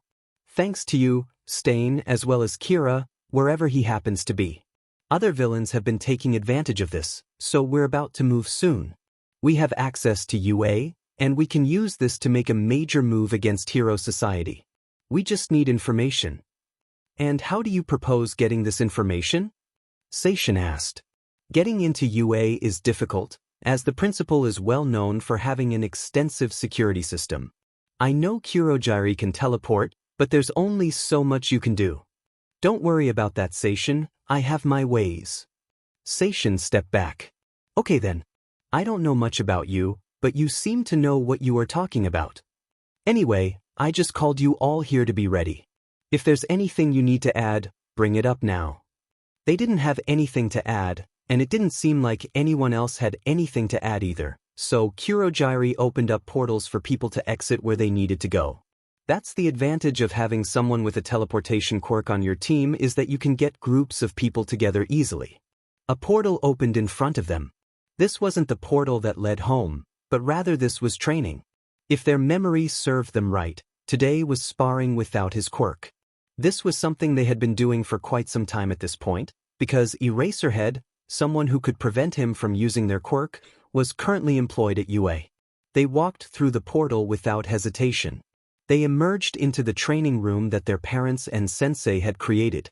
Standing there was the trainer that did their quirkless combat training. He was large, easily clearing 6 feet in height, and was quite broad. So yeah, they were clearly outmatched. And there was no way they could use their quirk, because he, Takari, had a quirk that nullified quirks in a 22.2-foot radius. Apparently Sensei had done extensive study and documentation on this guy's quirk, as well as all sorts of others. Welcome, Crafter. This is probably the last time I'm going to see you for quite some time. Yeah. It's going to be a shame having to hold back so much. Let's make this match a good one, shall we? They asked, projecting confidence despite the size difference between the two people in the room. Of course, Crafter. And with that, Takari lurched forward. For such a big guy, he was pretty fast. But they were faster, dodging the opening strike and responding with a quick strike of their own. They missed, the large man twisting out of the way. The two of them continued this dance of sorts, dodging, evading, twisting, and turning. Eventually Takari made a mistake, stepped too far forward. They immediately exploited this weakness, using it to knock the big guy over and pin him down. With all of their weight. They then made a slitting gesture over the big man's throat as he struggled to get up. If I had a knife, you'd be dead. You finally managed to win a fight. Good job. Takari replied. They then climbed off, letting Takari get up. They had to give it to Takari. They had spent 2 years under his tutelage. At first their training consisted of little more than Takari beating them up for about a half an hour, but in time, they learned how to evade, how to strike back. Another round? They asked. Of course, did you expect anything else, Crafter? T looked at his computer screen. It showed written confessions, as it were, of the crimes of 2 heroes, Tai Lung and Astravosk. Astravosk was moving money around, buying political influence and selling protection. Tai Lung apparently was receiving funds from Silk Road, one of the largest international villain organizations left. Maybe after he catches Kira, he should look into taking down Silk Road. The amount of contraband that they moved around the world could be measured in the kilotons. But there still was the fact that he needed something more about Kira. They had already established that Kira was young. In fact, he was certain of this. But what else could he glean? This type of research took time, digging into files that while they were public, sometimes it was a needle in a haystack. He took another sip from his cup of tea and looked through previous autopsy reports. A new one popped up on his screen. It was a report from Detective Ichiwara Negiyama, someone he had worked with before. His quirk sense, allowed him to figure out what sort of quirk was used on a person. For example, if someone was burned with a fire quirk, he could tell if the fire was generated directly, or if they ignited a highly flammable gas, or they manipulated existing flames, or if they heated it enough that it burst into flames. He had sent the detective to investigate Balance, a hero that was killed by Kira about 2 weeks ago. He navigated down to the section of the report that said what quirk was used. Quirk used? None. It was almost time for their meeting, and he would certainly share this information. He knew Detective Ichiwara. His quirk was 100% infallible, having tested it hundreds of times, and he was responsible for the arrest of dozens of criminals. But if this wasn't a quirk, what was it? This certainly was the work of a single person that could kill at significant range, as his broadcast had proven. He turned on his microphone, as the heroes took care of the minutiae of this newest meeting. As Kamui Woods, the main hero behind this investigation, asked for any news, that's when he spoke up. I have something I would like to share. Please read this autopsy report and tell me what you think of it. I can personally vouch for the detective that made the analysis, although for most of you that may not be necessary. He pressed the share button, which distributed the report to everyone. Please, read it in its entirety before commenting. He heard the occasional sound of surprise, especially when he estimated that most people in the room reached the section where it said that this latest murder was done without any sort of quirk. Are you sure this is possible? Could this be a 1 in a million chance that his quirk failed? That's a possibility I've already considered. I'm going to have him examine 5 more heroes and villains Kira has killed. The reports will come in within the week. But for now, what we need to consider is the possibility that this was done without a quirk. There were all sorts of shocked noises. What do you mean by that, T? How could someone do this without a quirk? From what we've seen of Kira's powers, it seems far too much to do without a quirk. A voice that he recognized as Midoriya Izuku asked. An astute observation, Mrs. Midoriya. And I don't exactly know how to respond. I'll have to think about this. If this is not a quirk, then we may have to grasp at some straws here. He had heard rumors about strange happenings, a group of people that had very similar, yet complex quirks that still worked even under quirk suppressant HNDCFFS about 100 years ago. They were taken out by All for One for trying to fight him. There were rumors, whispers, and other things that hinted to the existence of the supernatural. They had gotten bolder, of course, because they could be hidden by them just saying, "Oh, it's just my quirk, a part of my quirk." So was it a supernatural power? Some sort of ESP-like power? This would make it much harder to track down Kira. This may be the hardest case he has worked on, and that includes All for One's organization. He opened up the files again, looking through them. Maybe there was some new pattern he hasn't seen before. Midoriya Izuku looked up at the gates of UA. It was still hard to believe that he was here, the events of the past year or so running through his head. The Deathnote is one of the most powerful things in this world, more powerful than any quirk, even All Might's quirk, which he coincidentally also had. This was apparently an introduction day or something, and then they would move into the newly installed dorms that were supposedly built to protect students from increasingly powerful villains. But he had access to the databases of the Kira investigation, and he knew the truth. T suspected that Kira was going to attend or currently attending a hero school, so the dorms were constructed. Not just at UA, but pretty much every major hero school also built them, because maybe T thought that he had traveled, which was reasonable. On the subject of the Deathnote, he still had a piece of it with him, even here, walking into UA. It made him feel safer for some reason. Sure, he had to have something to write with, but he's attending a school, so why wouldn't he happen to have a pencil? Even though this was his second time entering the school, this time as a student, the school still had its allure. Of course, there were about 3 or 4 apples in his backpack for Ryuk. But he would only give them to the Shinigami if he could find gaps in the security cameras that weren't in the toilets. In the meantime, he had something else to do. His classes. How difficult would they be? He had no clue. But if he could keep the top spot in the class like he did before, then he had the perfect alibi. He had arrived half an hour early, just because that's when the train got here. The next train would mean that he would only have a few minutes. Navigating the hallways to the classroom he had been assigned, Class 1A, was pretty easy. Eventually he got to the door, which was much bigger than he was expecting. Well, this is obviously for people with a larger size than normal. Despite how big the door was, it was as easy to open as a normal door, if not easier. It glided open silently, revealing the classroom within. There were people there, which was surprising. He did not expect there to be anyone here yet. A boy with blonde hair was sleeping apparently, his head resting on his desk. Well, it is still about 25 minutes until class starts. Also Todoroki was there. He recognized him from the recommendation exam. Nobody else was there yet, which made sense. From what he experienced from the recommendation exam, Todoroki seemed cold. But hey, maybe it was how he handled stress, it wasn't his place to judge. "Hey Todoroki, what are you doing here so early?" Todoroki looked up in response, but did not say anything. But this gave Izuku a better chance to look at his appearance. Bicolored hair, split down the middle, heterochromia. And then he saw the scar. It was a large one, on the left side of his face, a red blotch that stretched from his eye up into his hairline. How did this happen? He was no stranger to scars, he had them all over his body, little pockmarks from when Bakugo was too physical, cuts from the trash at Dagoba Beach, and some scarring on his hands and arms from when he broke his bones using One for All. It didn't look like a birthmark, the skin was angry and stretched tight. So what happened to him to get this scar?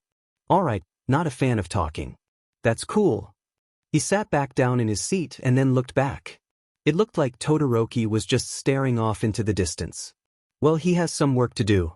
He pulled out one of his hero analysis notebooks and began to write down what he could tell from the debut video. He had earbuds in so he could listen to the audio without disturbing whoever was sleeping or Todoroki. People started to trickle in. He recognized Yaoyorozu from the recommendation exam, but aside from that he didn't recognize anyone else. But he made sure to try to introduce himself, making sure to be friendly. He kept track of the names in his head. Azui, who wanted everyone to call her Tsu, so that's what he would call her, was pretty blunt, but also kind. He really wanted to see how her frog mutation quirk worked. There wasn't much in the way of appearance changes that he could see, just a slightly altered face, and she makes a rib-bit noise sometimes. Kirishima, who had spiked up bright red hair, and when he opened his mouth, Izuku saw triangular teeth. And he was inspired to become a hero by Krymzynn Riot. One by one he introduced himself to everyone. When it was about 10 minutes to go he went over and woke up the sleeping person, so they had some time to wake up and be alert before class started. So he went up to them and gently shook their shoulder. He barely touched them before they jolted awake. He barely managed to jump away to avoid a flailing hand. Izuku got a better look at the boy now. His blonde hair had a black streak through it like a bolt of lightning. He was also breathing heavily. Almost everyone else was in conversation. "Are you okay? Class was about to start, so I thought you might want some time to wake up before class starts." "Thanks. I'm fine, just stayed up too late playing Mario Kart." "Thanks again. Anyway, I'm Midoriya Izuku and you are?" "Kaminari Denki."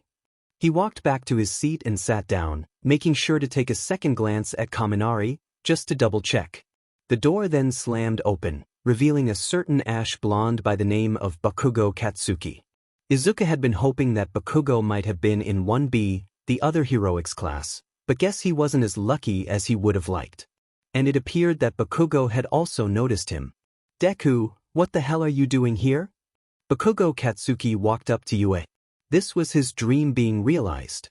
He had gotten the top ranking in the practical exam, and got second place in the written exam.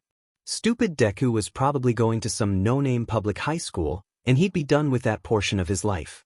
He hated having to restrain himself for years, all because his mom had connections. This was the start of his hero journey, where he would become the greatest hero, surpassing All Might. And he would take down all of the greatest villains, like Stain and Kira. Think Kira. Kira was a massive coward, killing from behind a screen. He had seen the worldwide report like almost everyone did. T proved that Kira was in the area, which meant he could hunt that coward down and bring them to justice. He slammed open the door. He still had about 5 or 10 minutes left to go until the first bell. He looked around at everyone in the room. Stupid extras with crazy hair colors. Red hair, red and white hair, pink hair, green hair, bird head. He looked again. There he was, sitting at his desk like he didn't have a care in the world. Deku was sitting there. He was sure that Deku wasn't there at the general entrance exam, so what the F dash? "Deku, what the hell are you doing here?" He hadn't seen the nerd in months. "What the F is happening? Why is Deku here?" "I passed the entrance exam, what else would I have done, Bakugo?" The edges of his eyes danced with red. The F, does Deku think he is? He thinks he's hot shit, huh? Winter break makes him think he can have a spine, huh? Well, that's not going to happen. His seat was just in front of the DMN nerds, so he strode up to Deku and raised his palms. The lack of explosions was surprising. The F's wrong with his quirk, and why is everyone so dim and silent? He turned around to see that there was someone who looked like they were homeless. They were dressed in baggy black clothes, with some weird crazy scarf. They had greasy-looking black hair that went down to their shoulders. "Using your quirk in the classroom is prohibited unless I approve it. Anyways, good on the rest of you for stopping your conversation. Time is precious, let's not waste it, shall we?" Midoriya Izuku looked at who had just walked in. That costume, combined with deactivating Bakugo's quirk, it was the pro-hero Eraserhead obviously. That made him a bit more nervous. Eraserhead was a very smart hero. He would have to avoid making himself look like he supported Kira in any way. He was just a fan of All Might, who wanted to be a hero like All Might, who happened to receive a recommendation from Kamui Woods, the current number 14 hero, but rapidly climbing in the ranks. A bright-eyed, young hero in training who wanted to do their best to be a hero. Eraserhead pulled out some gym clothes from somewhere. Alright, put on these gym clothes and head out to the training ground. Don't get lost. And with that, Eraserhead just slunked off, probably going to the training ground. He waited for a couple of seconds, just to avoid the crowds. So that's why they asked for his clothing size. He grabbed a set of gym clothes that were his size and made his way down to the locker room. For such a big school, it was easy to move around. He got to the locker room and started changing. He made sure to stay in one of the corners close to the door and change quickly, not wanting to engage much with anyone. In no time at all he was on the training field with the rest of his class. Bakugo, of course, was staring him down. But that's not his problem. He has to worry about getting through class, because from what he's seen, Eraserhead has a reputation for expelling students. You think that one of my students could be Kira? Aizawa Shota said in his mind as he looked out over his students. It's possible. T presented quite a bit of evidence to explain why Kira could be a student. It's the real reason why they built the dorms, after all, to observe the students to see if one of them could possibly be Kira. He observed how his students arrived at the training ground. Who they were with, how big was the group they arrived with, who they were talking to, everything. He had been added as an adjunct on the Kira investigation, and out of every case that he worked on, this was the hardest by far. The severe lack of evidence of the killings. Eventually everyone arrived. Alright, this is where he can make some observations about Kira. He was briefed on each of his students' quirks, and had seen how they worked, but this test should hopefully show how they use their quirks. Alright, we're going to have a quirk assessment test. And the moment he finished that, a bunch of people raised their hands. Oh boy, questions already. He pointed at Uraraka. He had memorized the names of every one of his students. Uraraka, you have a question? What about orientation or an icebreaker? She asked. Right, they were still attached to the idea of a normal high school. That was a dangerous idea to have. They needed to take this seriously. UA is known for allowing teachers greater control over their classrooms. That means that we don't have to do orientation or any of that. I already told you that time was precious. Becoming a hero is a dangerous and difficult task, and we can't waste time with orientation. Now, the quirk assessment test is a series of 8 tasks that will show off how skilled you are with your quirks. Wowie, we get to use our quirks as much as we want. This'll be so fun. He heard from somewhere behind him. Fun? What? Out of every word that could be applied to his class, he never wanted his class to be called fun. Alright, you want it to be fun? Fun. If you get last place in the test, you are going to be expelled. As expected, there was an outcry, capped by someone saying that this wasn't fair. That was expected, of course, he got it every year. But he hated the word fair. The world is a horrific, terrible place, and fair was reserved only for toddlers sharing goldfish at snack time. He had been told that activating his quirk made him look intimidating, so that's exactly what he did, silencing his hell class. Fair? You think life is fair? Villain attacks, natural disasters, and this entire Kira matter show how unfair this world really is. He had name-dropped Kira just to see how his class reacted to the name. As he expected, there were a variety of reactions, everything from anger to fear to something a bit more complicated. He couldn't fault people for liking the fact that Kira existed and was taking care of some wanted criminals. But Kira was going about this all the wrong way. But now it was time to start the assessment test. Bakugo, you got the highest amount of points in the entrance exam. How far could you throw a ball in middle school? 67 meters. Was the response from Bakugo, who said it pretty much immediately. Unusual, but whatever. He tossed a ball to Bakugo. It was DMN near indestructible and was connected to his smartphone. Throw this, but now use your quirk. Bakugo grabbed the ball and hurled it into the sky with an explosion, shouting, "Die!" as the ball soared into the air. He couldn't help but raise an eyebrow. That was unusual. About 20 seconds or so his phone beeped with the distance loaded on it. He looked at it. 704.5 meters. Perfect. He showed it. Off to the class.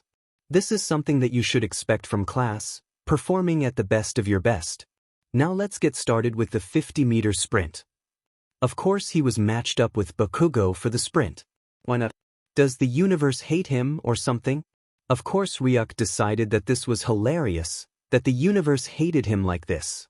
Ryuk apparently found a few blind spots, some of them which he could maybe take advantage of sometime in the future. Ever since Ryuk had arrived back, he had seen Tokoyami look around, as if something was disturbing him. That's strange. Ryuk had said that humans that hadn't touched the Deathnote couldn't see or hear him, but Ryuk's knowledge doesn't apply to the quirk-filled world of today. He would have to ask Tokoyami about that. But that's not what he has to worry about now. He has one thing to take care of. He has a thing to do. His heart was pounding in his throat as he walked up to the starting line and crouched down into a 4-point start. There was a bot that would start them, and then a bot that would record their time. Ready?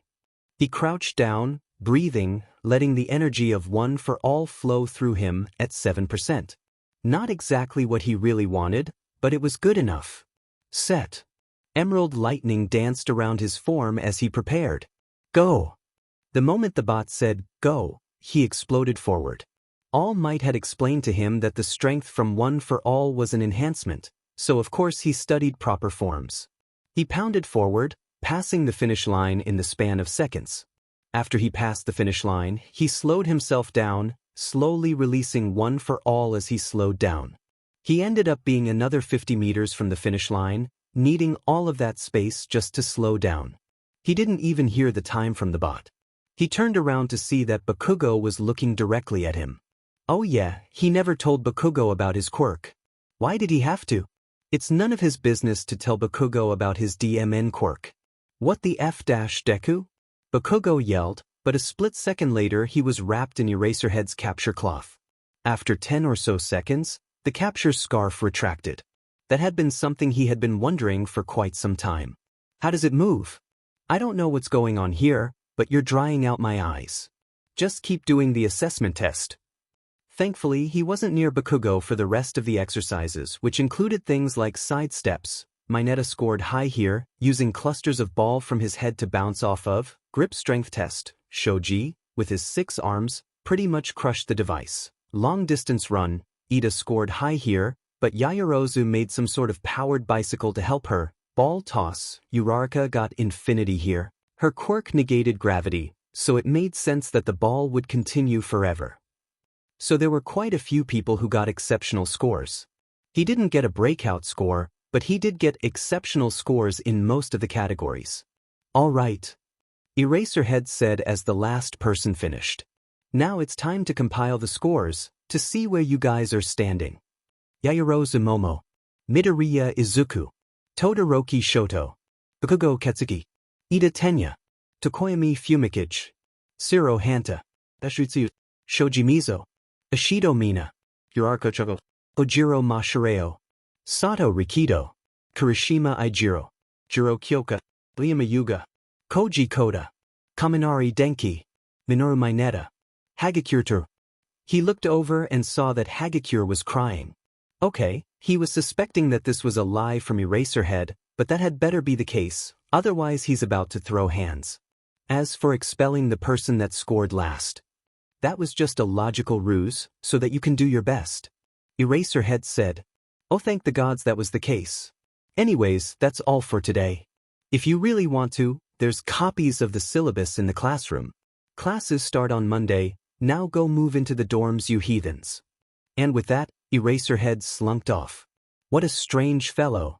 He had made sure to carefully observe his class as they went through the assessment exam. Apparently T wanted to meet him face-to-face later today, as he was going to apparently work closer with the investigation for some reason.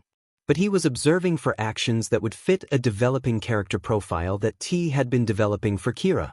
So far, none of his students fit the character profile. But that's because this is a public area, with a teacher present. There were cameras in the dorm's common room and hallways, as well as pretty much everywhere except the showers and the individual rooms. As he rounded a corner, he saw All Might. For some reason, All Might had been watching the training grounds for quite some time. He knew that All Might had been training his protege at UA, so maybe that was it? Watching your protege's progress, I assume, All Might? Watching All Might jump into the air was something he would never say that he was amused by, but it was amusing. How do you know about him, Aizawa? So this protege was male, huh? Interesting. Well, he did do pretty well in the assessment test, but you're a teacher as well. Just ask me for the recording and the results instead of creeping around. He was making a gamble here with that statement about this protege, but if they were under the tutelage of All Might for, at least, 3 months, then it was a very good guess that whoever he was, that he had done well. They did do well, and I'll ask you for that later. And then the number 1 hero just up and left hastily. That's amusing. A shame, he had been intending to find out the exact identity of All Might's mysterious protege in one conversation. Anyway, he had an appointment with T to meet. He knew why T established the dorms. It made sense after all. He saw that T suspected Kira of being a student at UA. There would most certainly be security cameras in the public spaces, so he would still have to police what he says. Going to UA has made things quite a bit more complicated. UA's internet would most likely be monitored, but that's why he had security in place. Sure, it would be far simpler for him to just go to a local high school, but why would he ever do that? He had wanted to be a hero all his life, and to give that up just for an easier time? That would never be something that he would even dream of doing. Deku! An angry yell came from behind him. Of course it was Bakugo. What do you want, Bakugo? He was tired of Bakugo's whole deal at this point. He has spent almost a year at this point barely interacting with him. Why he couldn't just give up and start over was behind him. He picked up his walking speed, forcing Bakugo to do the same. The F is going on with you, Deku? You've been hiding a quirk from me this whole time, huh? Well, of course. Damn it. He needed to make an excuse for one for all. There was no way in hell he was going to reveal the secret of All Might's quirk. When I first used it 3 months ago, I broke my arm because of how powerful my quirk is. The doctors had a theory that my quirk triggered so late as a protective mechanism to avoid what would most likely have been lethal injury if my quirk triggered when I was younger. The lie passed easily from his lips. It sounded believable, of course. He had crafted it that way. You seem more determined to be a hero lately. Did something change? I'm gonna find Kira and pummel their face into the ground. I'll be the hero that catches him. Bakugo wanted to catch Kira. Well, Bakugo, Kira is much closer than you think. And don't think you're going to catch me. We can make it a game, Bakugo. Let's see who will catch Kira first. Anyway, we need to get our stuff from home to move into the dorms. DMN right, Deku. With that, he stormed off. Well, Izuku, looks like T isn't the only one gunning after you. You're piling on the enemies here. Ria commented. If Bakugo thinks he can catch Kira, I'd have to give him good luck. I'm a difficult fish to catch, Ria. Bakugo is using a fishing rod, while T is using a net. But the lake is still pretty big, and I have a chance to continue slipping through the traps placed. Anyway, it's time to move into the dorms. This was going to be one of the most important parts when it comes to him being Kira.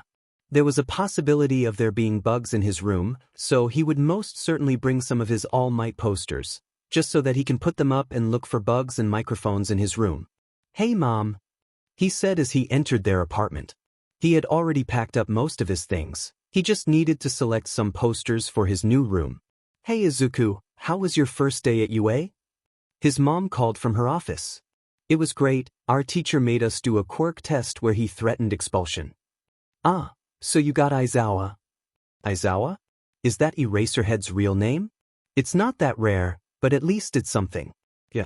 I placed second though, so there's still room for me to improve. Well, you only had your quirk for 3 months. Everyone else has been able to use it for 11 years. You can only improve from here on out. Thanks, Mom. He looked over his posters.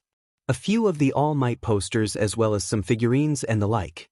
He had already packed up his computer, laptop, the Deathnote, his clothes, and other essentials in around 3 boxes.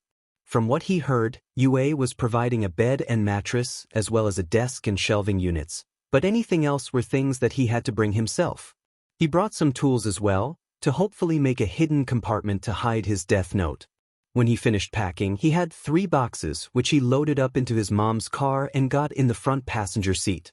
Hey Mom, he asked, why did UA build the dorms? They said it was a policy change, But there's a reason that the dorms were built, am I right?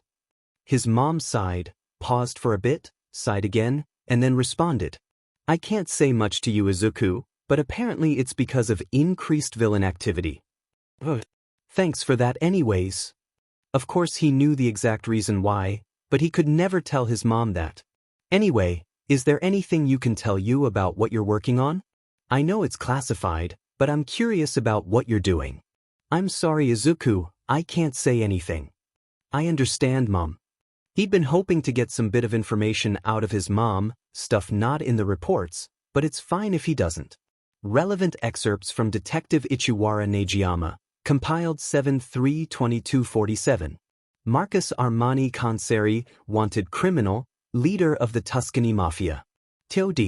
13/2/2247 228 17/2/2247 16:32 GMT+9. Tokyo time, JCT. Cause of death, heart attack. Quirk used, none. Mungsuri Ramazan, in jail for life, former third in command of Albayer Adzi. Todd, 15/2/2247 16:37 JCT. Cause of death, heart attack. Quirk used, none. Shi Meifeng, pro-hero Red Lotus, excess property damage and 73 counts of accidental death. Todd, 16/2/2247 11:29 JCT. Cause of death, heart attack. Quirk used, none. Azamar Sakin, wanted criminal, serial killer. Todd, 17/2/2247 23:43 JCT. Cause of death, heart attack. Quirk used, none. Kiami Dankuro, leader of the Eolian Avenger Gang. Todd, 16/2/2247 23:33 19/2/2247 1:29 JCT. Cause of death, heart attack. Quirk used, none. Kiami Katsumi, second in command of the Eolian Avenger Gang. Todd, 16/2/2247 23:37 19/2/2247 4:37 JCT. Cause of death, heart attack. Quirk used, none. Kiami Natsuki, third in command of the Eolian Avenger Gang. Todd, 18/2/2247 12:22 18/2/2247 23:10 JCT. Cause of death, heart attack. Quirk used, none. T looked at these results and more. Of course, it would make sense if one of these people died because of no quirk. It could have been a mistake on Detective Ichiwara's part, or he died of an actual heart attack, or there could be a problem with the corpse. But 56 examinations, and every single one of them showed that these people didn't die as a result of a quirk. This made things significantly more difficult. But that meant that they didn't have to use the quirk investigation side, and they could shift those resources to other matters. For now he needed to figure out how Kira killed these people. There weren't any shadowy leaders of a hidden cabal that were killed, at least to his knowledge. Could Kira only kill people who were publicly known? Your standard wanted poster had a mugshot or other picture that identified their face as well as a name. T, do you have anything to add? We saw the results of Detective Ichiwara's report. It doesn't make sense, but maybe something does to you. He heard Kemui Woods ask. He pressed the transmit button on his microphone. I have a question to ask. Are the names and faces of the people that Kira murdered available for the public? I don't know. We can check that if you want. Yes, please do. Anyways, I have someone to contact, so I'll be back soon. It was time for him to test the limits of Kira's power. So what can you do, Kira? What is the extent of your power? Can you really kill anyone in the world without a quirk with only a name and a face? How did you get these powers, Kira? And most importantly, who are you, Kira? Do you go to school with the weight of those you killed on your shoulders, attend classes haunted by demons, submit assignments while soaked in blood? Or are you more like Stain, where you revel in your murders, laughing atop a mountain made from the heaps of corpses that you slaughtered? Well, it's only a matter of time until I find you. I won't execute you straight away. I really want to know how you kill. But it's time to test the waters now. He was setting up the posters in his room while looking for bugs, small cameras and microphones. He didn't find any, which made sense. But he had taken out all of his stuff, and even hid his Deathnote in a hidden compartment he built in his desk. It was a rush job, sure, but it was worth it. He would be worried about the noise he was making, but there were much louder noises coming from Todoroki's room. What is he doing up there, tearing up his floor? He took a step back and looked at his room. Bookshelf filled with books, both normal and educational, a pretty decent computer on the desk, a few All Might figurines and posters tastefully placed around the room. It looked pretty standard, nothing exceptional. Of course he had his laptop as well as a couple of burner phones hidden in the room. Of course, it's not as well hidden as the Deathnote, but they aren't as important to keep hidden as the Deathnote. Marginally. As he was finishing up, his stomach gurgled. He checked the watch his mom had gotten him. It read that it was 15. He hadn't eaten lunch. The paper that he had gotten from UA said that the kitchen was stocked. Maybe there was a snack or something like that he could nab before he made himself something for dinner. His room could be locked, thankfully, so he made sure to lock it. Wouldn't help much if someone was determined to get into his room, but whatever. Nobody was in the kitchen, so he snuck in and grabbed some sort of rice cracker from the cabinet and walked into the central room, where there was a conversation going on about why they wanted to be a hero. Out of the corner of the eye, he saw a security camera at the edge. They were being monitored. "Hey Midoriya, why did you come to UA to be a hero?" Ashido asked from the couch she was resting on. He slipped down into another couch, where Ida, Ojiro, and Kaminari were already sitting. He also noticed that out of the corner of his eye that Tokoyami was looking at him weird again. What was that about? He would have to ask Tokoyami about why he was looking at him strangely in private sometime in the future. "Well, I want to be a hero just like All Might." Saving people with a smile on his face. There were various approving responses from nearly everyone, except from Bakugo, who gave an annoyed tsh. The conversation continued on, until Shiro dropped a pretty big question. "So, what do you guys think about Kira?" He managed to hide his reaction, but everyone else stared in shock. But Midoriya's mind was turning. This could be a test from T. He already suspected that Kira was attending UA, so it made sense that T would have asked students at UA, or paid them, most likely, to ask this question to test everyone's reaction. Sure, that would mean paying off 30-odd teens, but it would be worth it to T. Kira is a mass murder, Shiro. I mean, sure, he kills villains, but a killer who kills killers is a killer all the same. If I ever caught Kira, I would send him to Tartarus without hesitation. He responded, cutting through the tension in the air. Now time to see if T properly gave instructions to his plants. "Why did you bring it up, Shiro?" "Well, that's one of the reasons that I went to UA. I want to take down Kira." Shiro replied. So T did make sure that he educated the people he paid as a response. They said T was a genius, but planning to this extent is quite impressive on his part. T does have the force of an international organization behind him as well. Anyway, let's stop talking about a heavy subject. Ashido spoke up. "Let's see everyone's rooms." If his immediate reaction was to full cowl himself up to his room to double-check that he didn't have anything incriminating left in the open, nobody would ever know. Mostly because at least half the class was doing the same over Ashido's yell of, "Boys first." Midoriya Izuku gave an additional glance over his room, just to make sure that everything was well hidden.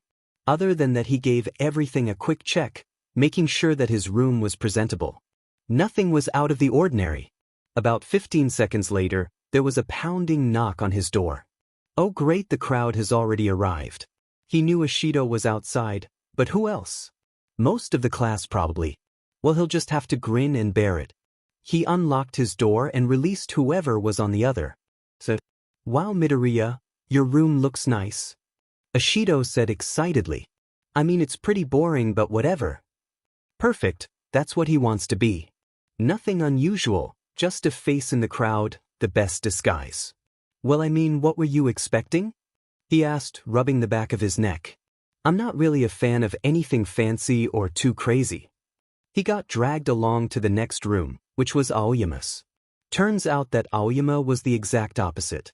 He had stared off into strange directions once or twice, but other than that, nothing unusual. His quirk, navel laser, allowed him to shoot a laser from his stomach for about a second. His room was something different altogether. A gilded mirror, a suit of armor, a disco ball, and all sorts of bright and sparkly things. A bedroom is supposed to be a place of relaxation. Nothing about this room says relaxation. But well, if Aoyama finds it relaxing, so be it. One by one they went through most everyone's rooms. He agreed with most of the girls when they all agreed not to go into Mineta's room. First day there, and they pretty much all got weird vibes from the strangely short teen with a row of purple ball for hair. He was more observative than most, and he noticed how during the quirk assessment test, Mineta would try to get a look. So they all agreed to stay away. Bakugo, of course, had his door locked, and Azui was apparently feeling under the weather. That's fine. If you don't want to, you don't have to share your room, you don't have to. Anyway, they were also doing a vote on who was the best room.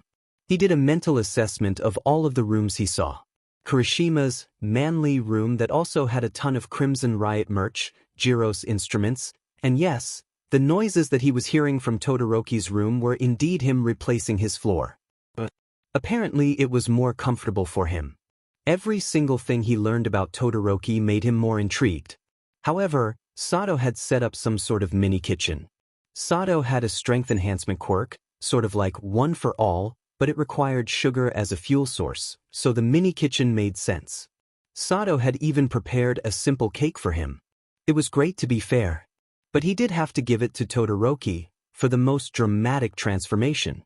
And while Todoroki got 4 votes, Sato ended up with 6. Apparently all of the girls agreed that because Sato made them food, then his room was the best. He knew he wasn't going to win, and honestly he didn't really care. Staying under the radar was the best chance for him to stay at UA and still be Kira at the same time. Alright, now that we got that sorted, I think we should go around and introduce ourselves, give our names, and something interesting about ourselves. Ashido called out. You know, just so that we can get to know each other. Well, this would be a good idea. So 19 people sat down in the common room. I feel like we're missing someone. Ashido said. Isn't there supposed to be 20 students in our class? Yeah, Bakugo isn't really the type of person to hang out with others, don't worry about it. He said in response. Okay, that makes sense. Anyway, my name is Ashido Mina, my favorite color is purple, because it just looks cool, and I just love meeting new people and all sorts of social activities. Alright, you can go next, she said, pointing at the person next to her, who was a girl with an invisibility quirk, who he already knew was Hagakure. Hey guys. My name's Hagakure Toru. My favorite color is pink, because it's so nice in appearance and looks very cute. Anyway, I like doing things like makeup and hair, even though I can't really see some of it, she said, sitting down, and then the next person got up. Izuku knew that he was Kirishima. The bright spiky red hair was unmistakable. Hey everyone, my name's Kirishima Ijiro. My favorite color is red, and the hero I admire the most is the chivalrous hero, Krymzynn Riot. So manly. As an avid researcher of heroes, he knew about Krymzynn Riot, an older hero who had retired about 3 decades ago after a pretty bad injury. He was 10 when he read the reports about Krymzynn Riot's injuries. He hadn't slept for a week when he had read that report. If he had to compare the injuries of Krymzynn Riot in his last battle to that of All Might's injuries, Krymzynn Riot had it worse. By far. The chivalrous hero was still alive, using the remainder of his fortune to donate to various charities, being a hero even now, when he couldn't do any actual work. So Krymzynn Riot was definitely a good choice for an inspiration, of course. One by one they each did an introduction. Midoriya made sure to listen intently, especially when it came to people's names. And when it came to Mineta, he couldn't help but get angry at Mineta saying he liked girls, in that creepy sort of way. Ugh, if anyone doesn't deserve to be a hero, it's Mineta. Creepy fucker. And now it's time for his introduction. Hello everyone, my name's Midoriya Izuku.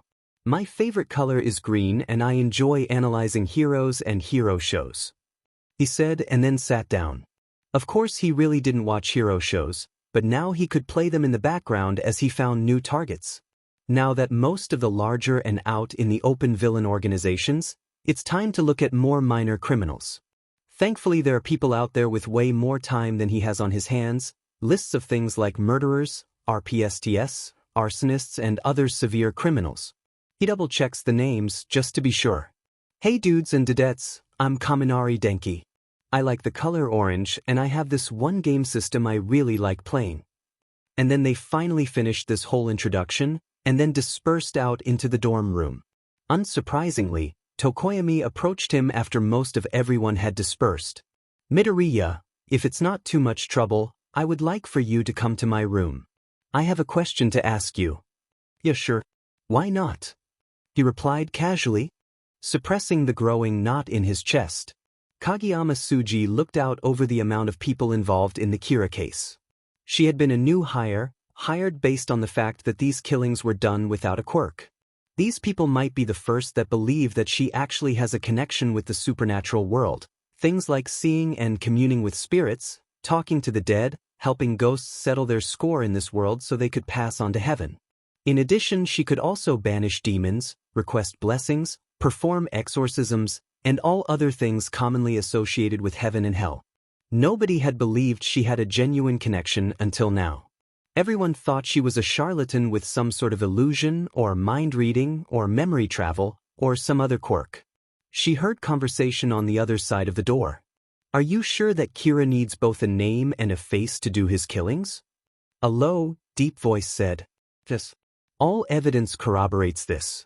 As leaders of criminal organizations for which we don't know their names haven't been murdered as of yet. That could be more evidence that this was a supernatural event. These types of things tend to have specific conditions. So she raised her hand and knocked on the door. As she was 82, a frail old woman, her knocks were barely audible. But the door was opened anyway, and in the room were more heroes and sidekicks than she had ever seen in her life. Welcome everyone. My name is Kageyama Tsuji, and my quirk is called Supernatural Connection. She gave a short, quick bow. I hope I can be of service to everyone here. Thank you, Mrs. Kageyama. A voice came from a laptop. The laptop had the letter T written in some form of fancy, Old English-style script. So this was the legendary T. I trust you have already been informed about enough of the case to make an educated decision about whether or not you suspect supernatural involvement? She nodded, but then she realized that T couldn't see her nodding. Her face heated up a bit, but she powered through that slight awkward moment. Yes, I think I can suspect that at the very least. I would need to touch one of the people who recently died, the more recent the better. She said, and everyone else looked at her surprised. This was her work, she was a medium as a day job, and she made sure to be confident and final when speaking about matters such as spirits and communicating with the dead. She called it her medium voice. Of course, the most recent death is the pro-hero Red Azure Dawn, who died about 12 hours ago. If you could, I would like you to visit the morgue as soon as you can. The pro-hero Death Arms can take you there within the hour. Is that okay, or do you need any additional time for anything? Thank you for asking, Mr. T. And that'll be just fine. I may be a little tired in the morning, but that's going to be worth it if I can help you with this case. A large, heavily muscled man that was currently in civilian clothes spoke up. Ma'am, if you would come follow me, I will drive you to the morgue. Thank you, Mr. Death Arms. You're a very sweet young man for doing this to me. It's no problem, ma'am. You're a part of this case after all. When she got into the car, she started thinking about this whole Kira nonsense. She knew there were quite a few young people that liked what the villain does. But what? They were just a villain and nothing more. Mr. Death Arms, have you ever talked to someone who supported Kira? There was this one young man that I talked to once about a month ago, when I was in my civilian form, who struck a conversation with me about Kira. I made sure to act neutral on the matter so I could get information. He explained how Kira was actually a hero. He drew comparisons between Kira and Yenluo Wang, a Chinese hero who has a death touch quirk. I mean, sure, Yenluo Wang has killed some of the most despicable criminals, but he's jointly registered with the IBGSA and the Jiang, and he's a specialty hero they have on call for specific situations. Kira, of course, is not registered with any sort of international or national organization. I explained this to the teen, but he said that someone like Kira was what the world needed to overthrow governments. Don't worry about Kira overthrowing the government, Mr. Death Arms. I think that as soon as Kira kills someone innocent, his public support is going to go down the toilet. Huh, I never thought about it that way. Here we are, Takeda family morgue. Death Arms announced as they drove into the parking spot. She could feel the death in the dark gray, square building. It was in between some sort of burger place and a trinket shop. The sign was pristine, everything about the building was well maintained. They walked up to the front door, which was locked. Death Arms rang the doorbell. A weary guy came out. She could tell from here that he had seen too many dead bodies to care about what had happened to any one of them. Death Arms flashed his hero license, so the two of them were let in the door. She felt like there was something wrong in the air. There was definitely an unnatural aura in this space. She followed it until she got to the place where the bodies were. Most of them were in the fridges, but there was one on the table, covered by a sheet. This is the one that was killed by Kira. Tell me when I can put him back. The guy said, walking back up the stairs. She reached out her hand and touched the corpse. A series of flashing images and sensations flushed through her brain. She knew he had been touched by a spirit of death. Mr. Death Arms, I think I can make a report to T. There is a spirit of death that someone is controlling to kill people. He had seen Tokoyami's room before, during the whole tour of the dorms type deal. It was all dark, but there were also unusual artifacts, which included a real sword. Now that he was sitting in Tokoyami's room, in one of the spare chairs. Midoriya. I'm going to be honest here. A part of my power is that I can sense the presence of spirits. I don't know why exactly I can sense this, but I think it had to maybe do with my connection to Dark Shadow. Dark Shadow, which was what Tokoyami named his quirk, emerged from his stomach and looked around the room like it was confused. What's going on with Dark Shadow? He asked. He had a very limited amount of experience with Tokoyami's quirk, only seeing it in use during the quirk assessment test.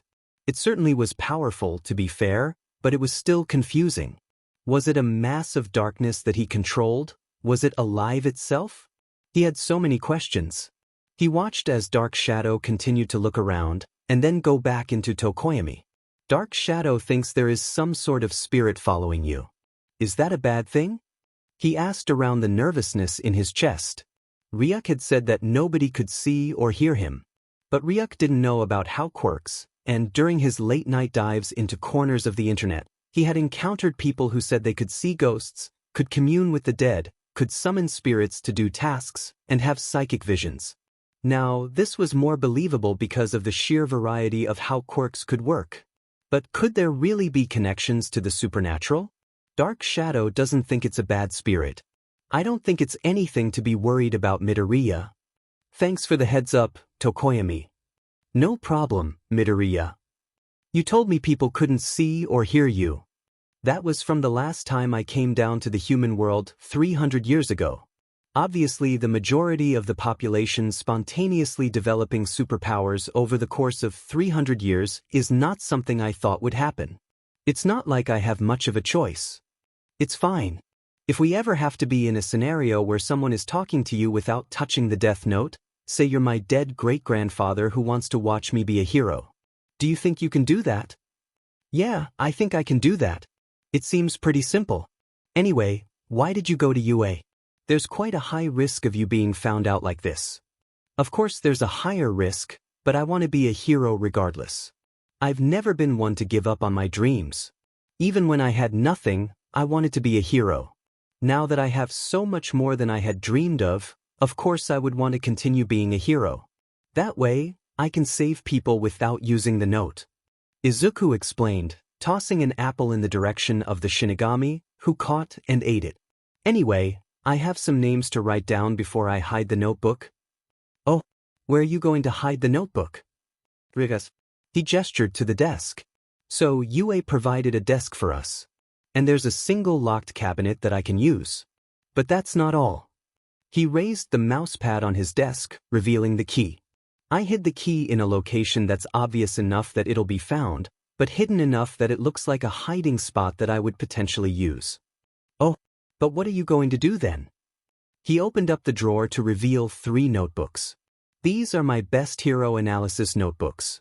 For most people that should be enough of a find for them to look further, but in case that's not enough, He took the 3 notebooks out of the drawer, and then grabbed onto a small nubs on the bottom of the drawer and raised it up. Oh, it's a false bottom. Well played, Izuku. Underneath the false bottom was a small notebook, but it wasn't the Deathnote. So where is the Deathnote really? He simply grabbed the false bottom and turned it so it was facing straight up and down.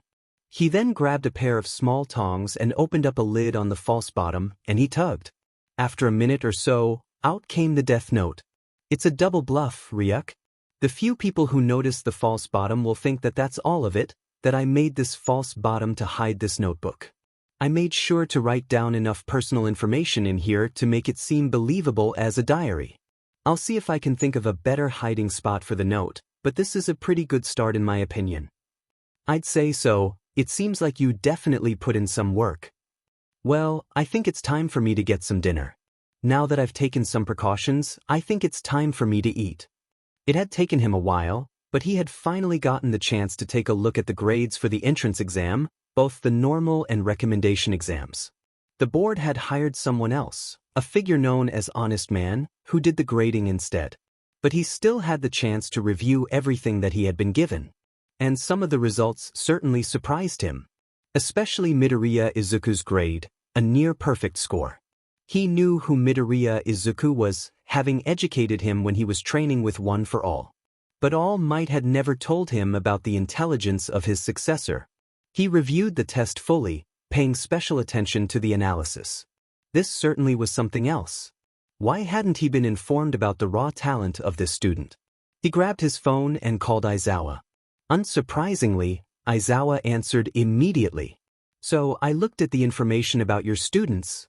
What did you find, Nizu? Well, I think I have someone that I want to have as a personal student of mine. He could hear the sigh from Aizawa. Who is it, Nizu?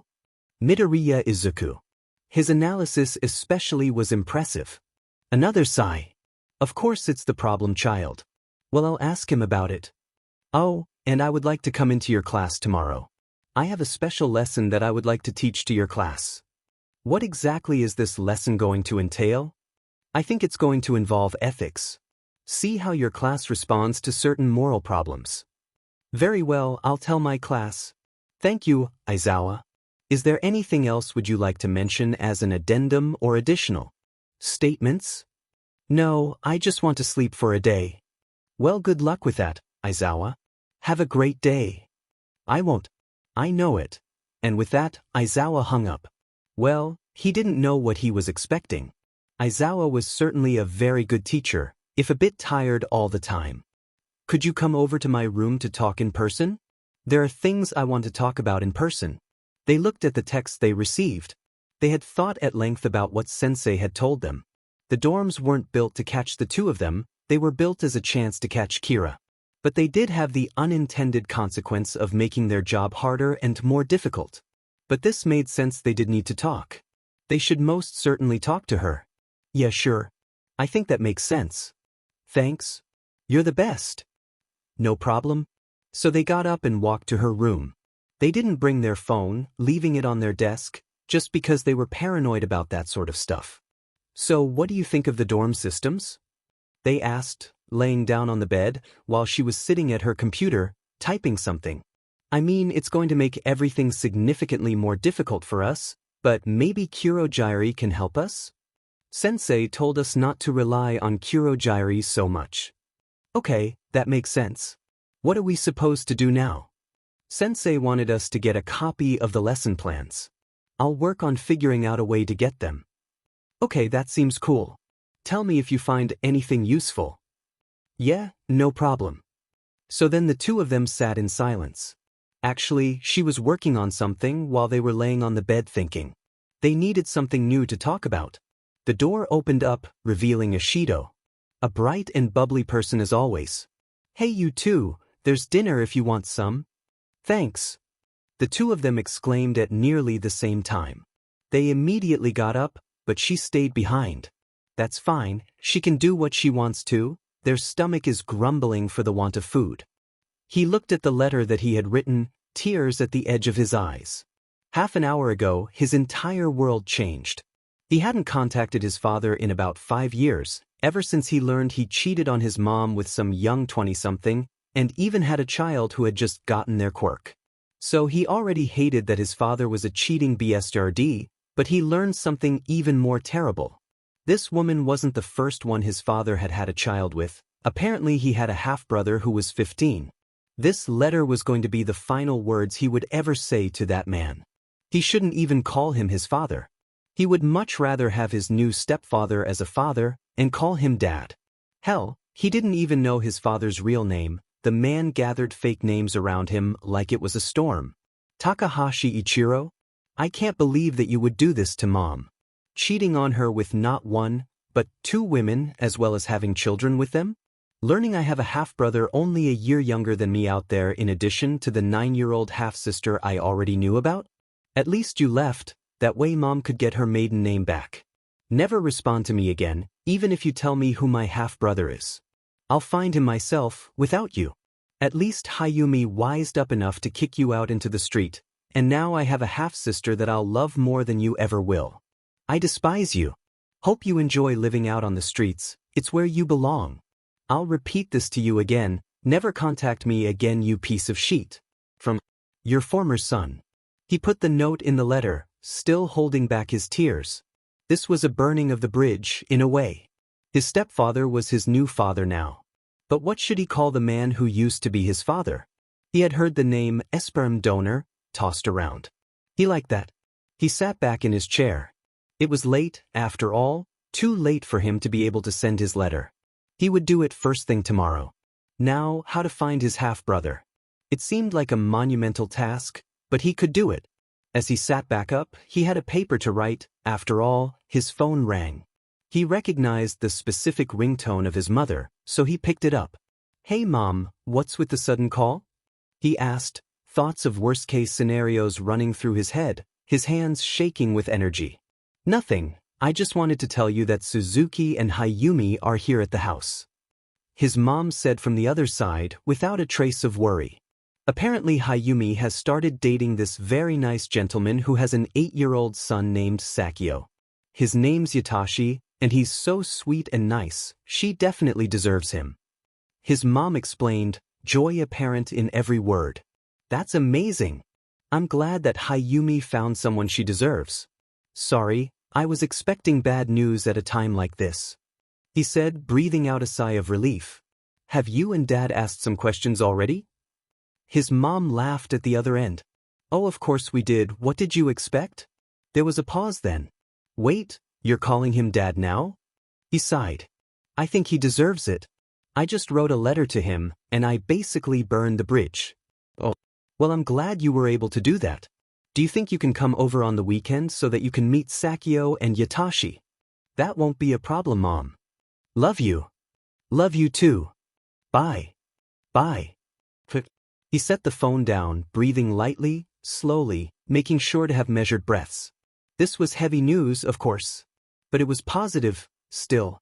This was a good omen, maybe, that he would be able to find his half-brother. Cooking was one of Izuku's favorite things to do.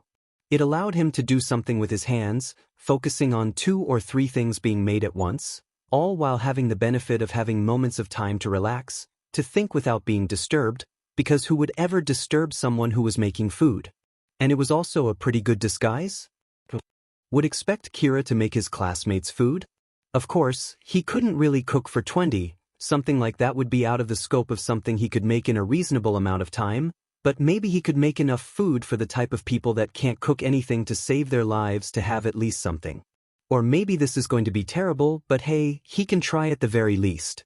People like yakisoba, right? It's something that's fairly simple, but it can be satisfying. There was a recipe that he had found about 6 months ago that was pretty good. His mom had liked it, so that was as good of a mark as any in his book. So how many people does he make for? How about doubling the recipe? That would be pretty simple. So he scrounged around the kitchen, looking for the required materials for the recipe he had found. An onion, 2 carrots, a bunch of shiitake mushrooms and green onions. Cool, so he has the vegetables. Now what in the way of meat is there? After rooting around, he did find some pork. That would be good enough. And while there were the necessary noodles, there wasn't any yakisoba sauce. A shame, but he did know how to make his own. And one look through the cabinets and fridge of the kitchen, he managed to find what he needed. He had made this enough times, when his mom had been working really late, that he didn't need to pay much attention to the process of what he was doing. So that meant that he could think about his next moves. More importantly, how was he going to find T? T certainly was extremely skilled at the work he had done, especially with taking down the dozens of organizations that All for One established during his time as a supervillain beyond comparison. Apparently, however, he had taken interest in the Kira case. But All for One is still out there according to a note that Stain provided. Maybe over the weekend, he could meet up with Stain for real so that he can ask about All for One. Or maybe he can ask All Might. There's multiple paths to get to the same outcome. Maybe he'll ask All Might first, then Stain later on. That way he can get a more complete picture of the state of All for One, if he's still around. Since it's about the time that most people would be having dinner, he saw Ashido come running down the stairs. "Hey Midoriya, what are you making?" she asked, sitting down at one of the stools in the kitchen. "Just some yakisoba. I'm making enough for a few lucky folks to have some," he said as he was adding the noodles to the pan he was making it in. "Ooh, could you save a dish for me?" she asked. "Sure, I can definitely do that," he said. While he may not be a direct suspect at this point, he was still under observation. "What about it, T? Would Kira cook dinner for his classmates? What do you think of that?" "Thanks Midoriya, you're the best. Anyways, what did you think of Eraserhead Sensei's first class?" "Well, like what Eraserhead Sensei said, UA is known for a different education system, and being a hero is a complicated and demanding job." He paused for a bit, before lowering his voice. "Have you seen the statistics?" She seemed confused. "What do you mean statistics?" "Only 84% of heroes make it to the age of 50 alive and still able to do their job. There's a laundry list of injuries that have put a hero out of a job." That seemed to make her think. "I never heard any of that," she finally said. "It's not something that is usually mentioned in discussions of being a hero. I just want to make sure you know the risks," he said. There was way more he wanted to say, but T, or someone that was part of the investigation, was most certainly watching. "Thanks Midoriya." Ashido had ran off when he was almost done, making the finishing touches, muttering something about drama senses going off. He had no idea what she was talking about, but hey, he promised that he would save her a dish. So he rummaged around in the cabinets until he found some Tupperware. He tossed enough of the yakisoba for a meal into the container and put it in the fridge, after he had taken out a marker and written, "For Ashido Mina," on it. He helped himself to a serving of his yakisoba, moved the rest to a pot and put it on the keep warm section of the stove. And it was none too soon. About a minute after he started eating his food, he saw Bakugo storming down into the kitchen. "Deku, what the hell did you make?" "Some yakisoba. It's probably not as spicy as you usually like, but you can have some if you want." "I ain't having none of your shitty food, Deku. I'm gonna make my own DMN food." "Suit yourself, Bakugo." As Bakugo was getting his food ready for whatever he was making, a few people popped in, and Izuku made sure to lead them to the food that he had made in advance. It only lasted for 3 more people, but that's fine. He had made sure to make his food earlier, so he can avoid the dinner rush. And more importantly, he can see a general assessment of how people were able to cook. Maybe they could organize some sort of schedule, except he's terrible at scheduling, so it's probably not going to be him that makes the schedule. Ashido showed up in the middle of about 5 or 6 people making food with a variety of skill levels. "Your food's in the fridge, Ashido." "Thank you, Mido," she said as she went into the fridge to grab it. As he got up, putting his dishes in the dishwasher, Tokoyami approached him. He knew that Tokoyami had been one of the ones that had grabbed one of his meals. "Hey Midoriya, thank you for the meal. It was good." "It's no problem, Tokoyami. It had been a long day for him, and he just needed some rest. There was going to be a long day of classes in the future most likely, and he still needed to find fake heroes and wanted criminals. He couldn't slack off now." T looked over the reports they had received, a new cup of tea beside them, still steaming as it had just been poured. There was no new information on Kira, despite 12 more villains having died in the past 2 weeks. This was the most frustrating case he had ever worked on. They knew that Kira was currently, or had once lived in, Mizudafu or the area around it. They suspected that Kira was young, radicalized by Stain's ideology, and could potentially be a student at a hero school. In other words, not enough information. Kira can kill anyone in the world with just a name and a face, but finding the names and faces, now that's definitely something he could take care of. How does Kira find the information that he uses? For the wanted criminals, it's obvious how. There's countless websites all over the internet, including official news sites with thousands of viewers. But for some of the more underground villains, as well as the heroes that Kira killed, that sort of information wasn't the type of information most people can find. It's possible, of course, but doing some digging, most anything could be found, and many of those heroes were minor enough that the Hero Commission didn't cover it up. He knew the Hero Commission was covering up the crimes of various heroes, but that would be an issue once he's sure all for one has been executed, any residual organizations mopped up, and other major villain organizations stomped out.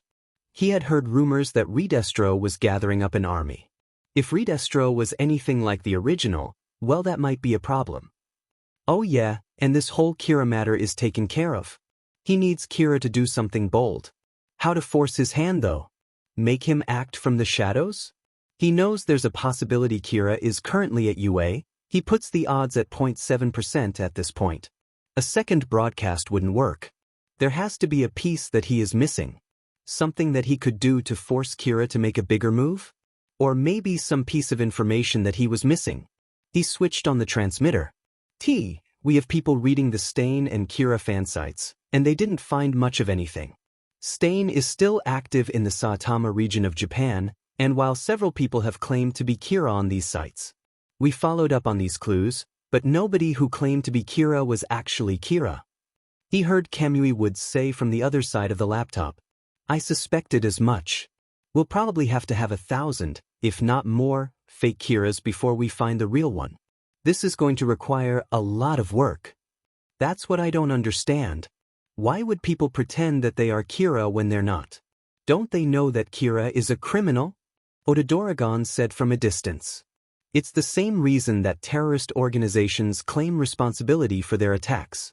Because it generates recognition and publicity. The people that claim to be Kira don't have much going for them. To claim to be Kira, it means that they can get attention. Oh, I get it now. She replies. But what if one of them is the real Kira? That's why I still interrogate each and every person that we find that claimed to be Kira. And I actually did find a few people who had committed minor crimes, such as burglary, vandalism, or something like that. Yet he had seen that many of the people that had fake claimed to be Kira had tagged buildings with various symbols that represent Kira, as well as other minor crimes, like trespassing. But the most surprising thing they found was 3 days ago, during the interview of Ikedzuki Teo, one of the people who said they were Kira on a forum called bladesofkira.net. His memory easily recalled the report. Report filed by Detective Tsukachi Naomasa. Detective Tsukachi, DT, your name is Ikedzuki Teo, correct? Ikedzuki Teo, IT, yes, true. DT, you are 19 years old, correct? T, yes, true. DT, you live in Hiroshima? T, yes, true. DT, alright, let's get to business. Do you have an account on the forum website bladesofkira.net? IT, well, I do, but it's not like it's illegal or anything. DT, okay then. Were you a moderator on the site I asked previously? IT, yeah, so what? They thought I was good for the job. DT, did you claim to be Kira on said website? No, I never said that. False. DT, have you tagged buildings with Kira symbology? False. DT, have you done anything to support Kira? IT, I mean, I posted info about heroes that I found on the forum, and I'm like 80% sure that Kira reads the website. DT, have you committed any crimes to further the cause of Kira or Stain? IT, of course not. All I do is moderate a Kira forum, that's it. False. DT, you do know what my quirk is, right? IT, no, what's your quirk? DT, my quirk allows me to determine if someone is lying. I suggest telling the truth from now on. IT, oh sheet. DT, so, have you committed any crimes to further the crimes of Kira? IT. The report continued on, eventually revealing that Iketsuki Teo had killed 6 villains and a hero. That last part was worrying. Iketsuki Teo was by all measures a normal 19-year-old. Sure, he had some martial arts training and apparently had done quite a bit of individual quirk training, but Shadow Nimbus was a pro hero who had 3 years of training at Ketsubustu and was the number 343 pro hero. Sure, Shadow Nimbus had a bad matchup when it came to Iketsuki's quirk, but still, it was worrying that a moderately trained civilian could take out a pro hero. He should reach out to hero schools and have them upgrade their training. Shigaraki might be a villain, but he was a villain with a weird sort of style. Their first official meeting had been in the ruins of a Chinese city, but this place was different entirely. There was a castle to his left, half buried in the rolling grassy hills and low bushes all around them. There were scattered pieces of the castle spread pretty far out, rough pieces of whitened stone bricks scattered around the hills. There was a tower in the distance, ruined as well, but still looking tall even in this state. Pieces of wall were still connected to the tower. The sun hung low in the sky, but the dew on the grass told him that wherever this was in the world, it was morning. He then turned to his left. There was a massive factory there, sitting in the middle of nowhere, clearly abandoned even from a half-mile away. The roof had fallen in from what he could see, and there was a tree growing in the middle. There was a road that led to it that looked pretty worn down. In the middle of the two was Shigaraki, who had laid himself across a stone piece that was further away than all the rest, seemingly uncaring about the rough stone he was laying on, hands resting on the stone surface, with only his pinky finger on each hand raised. "You've got a flair for the dramatic, don't you, Shigaraki?"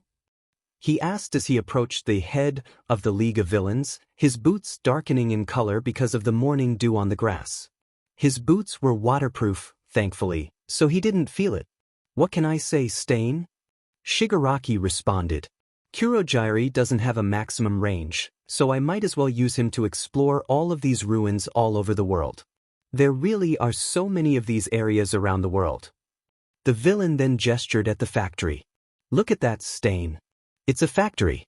But the factory has been abandoned, and nature reclaimed it. This whole society is unnatural, a false stability that people die every day to maintain. People walk around, feeling safe, assured that heroes will protect them.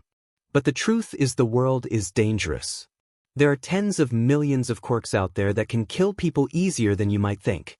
People ignore this fact, keep to themselves, don't pay attention to the fact they could die at a moment's notice. That's what I am going to do. Peel back the guild and reveal the truth. What do you think about this, Stain?"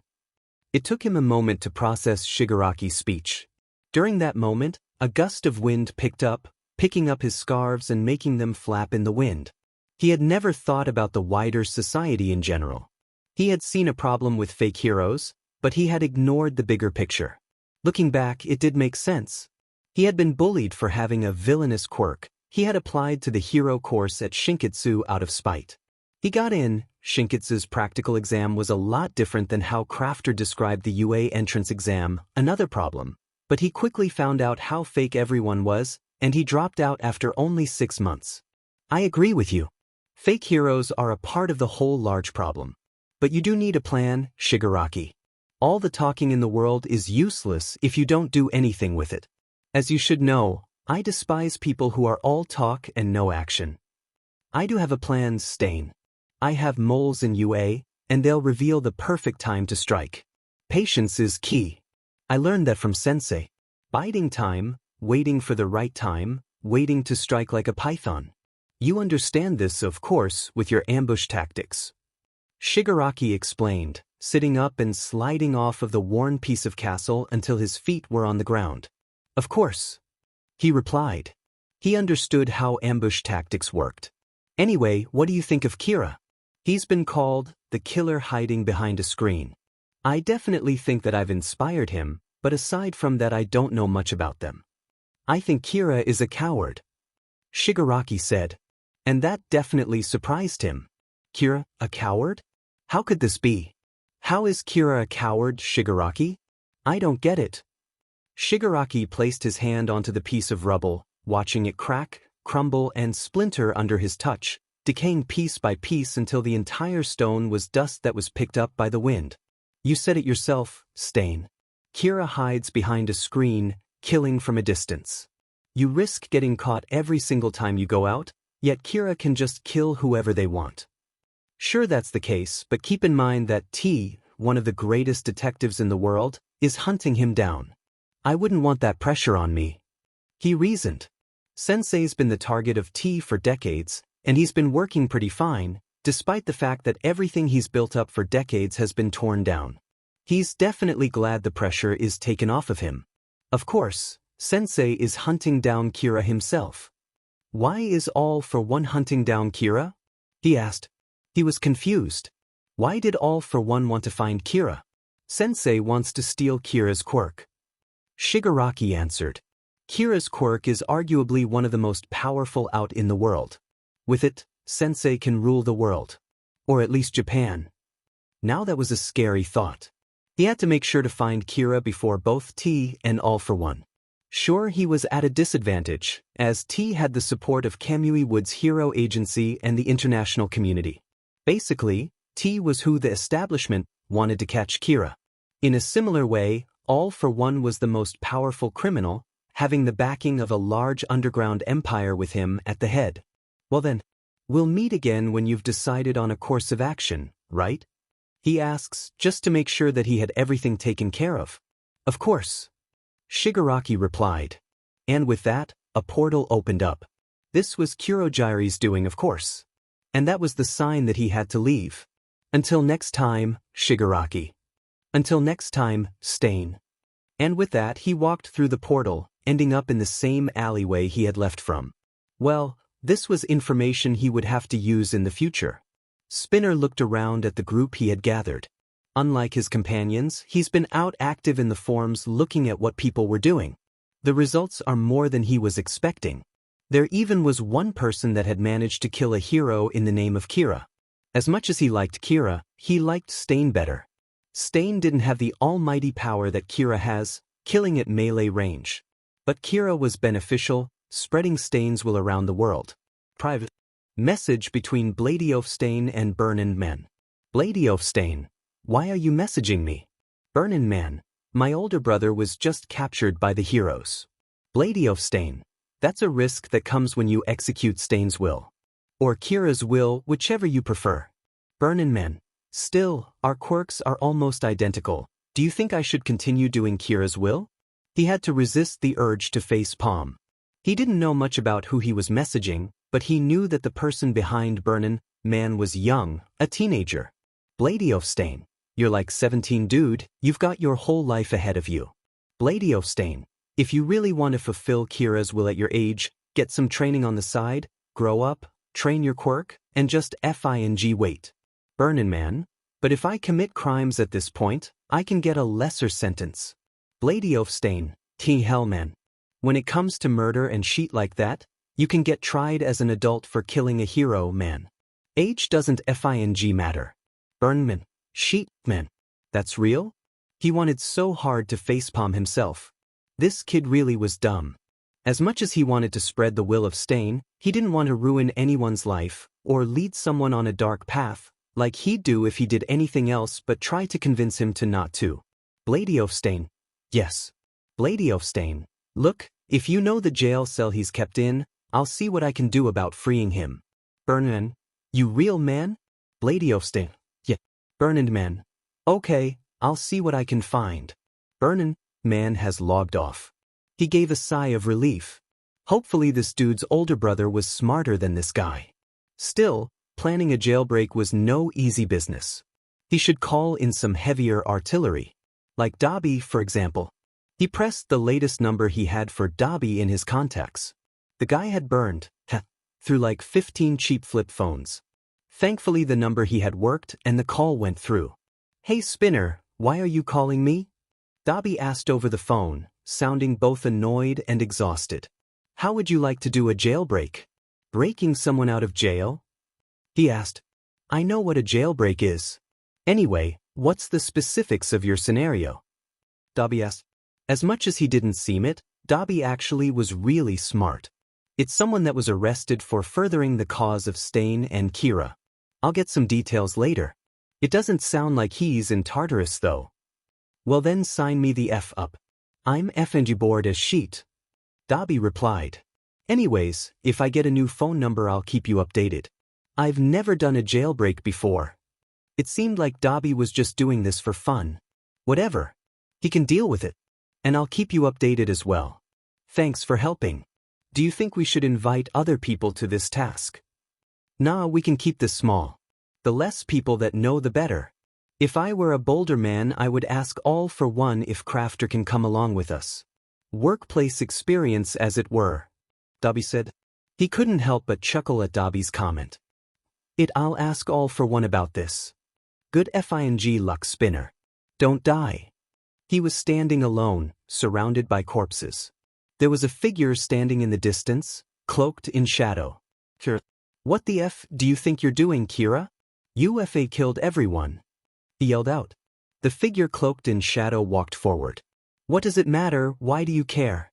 You became a hero to defeat criminals, to defeat me, not to save civilians. Here's your chance to defeat me. I won't use my killing power. It doesn't matter, you still won't win. F you, Kira. He yelled out, explosions dancing on his palms. He launched himself at the form of Kira, getting ever closer, using his quirk to create light, trying to illuminate the darkened form of Kira. But it was no use, Kira was as dark as they had ever been. If anything, they looked even darker. Now that's what I was talking about, Bakugo. Violence begets violence. And now I'll show you what that really means.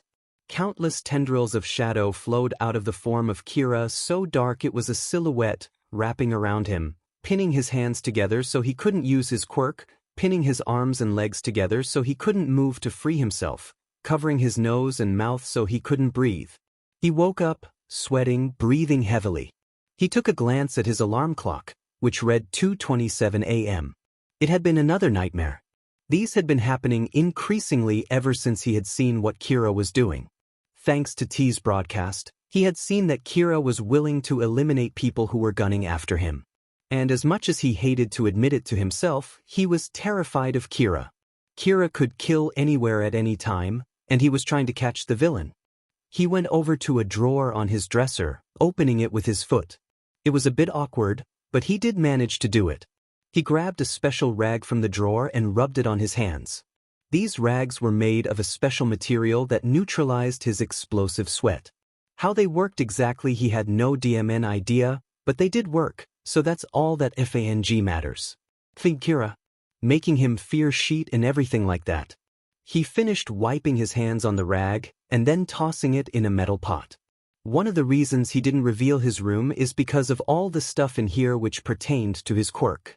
The second reason was it's his FING room and none of these DMN extras, and Deku, needed to see it. He went over to the small half-bathroom that was attached to his dorm, filling up a cup with water and drinking it. He took a few long breaths. Think about this logically, Katsuki. Kira has to have some limitations, otherwise Kira wouldn't continue hunting down villains.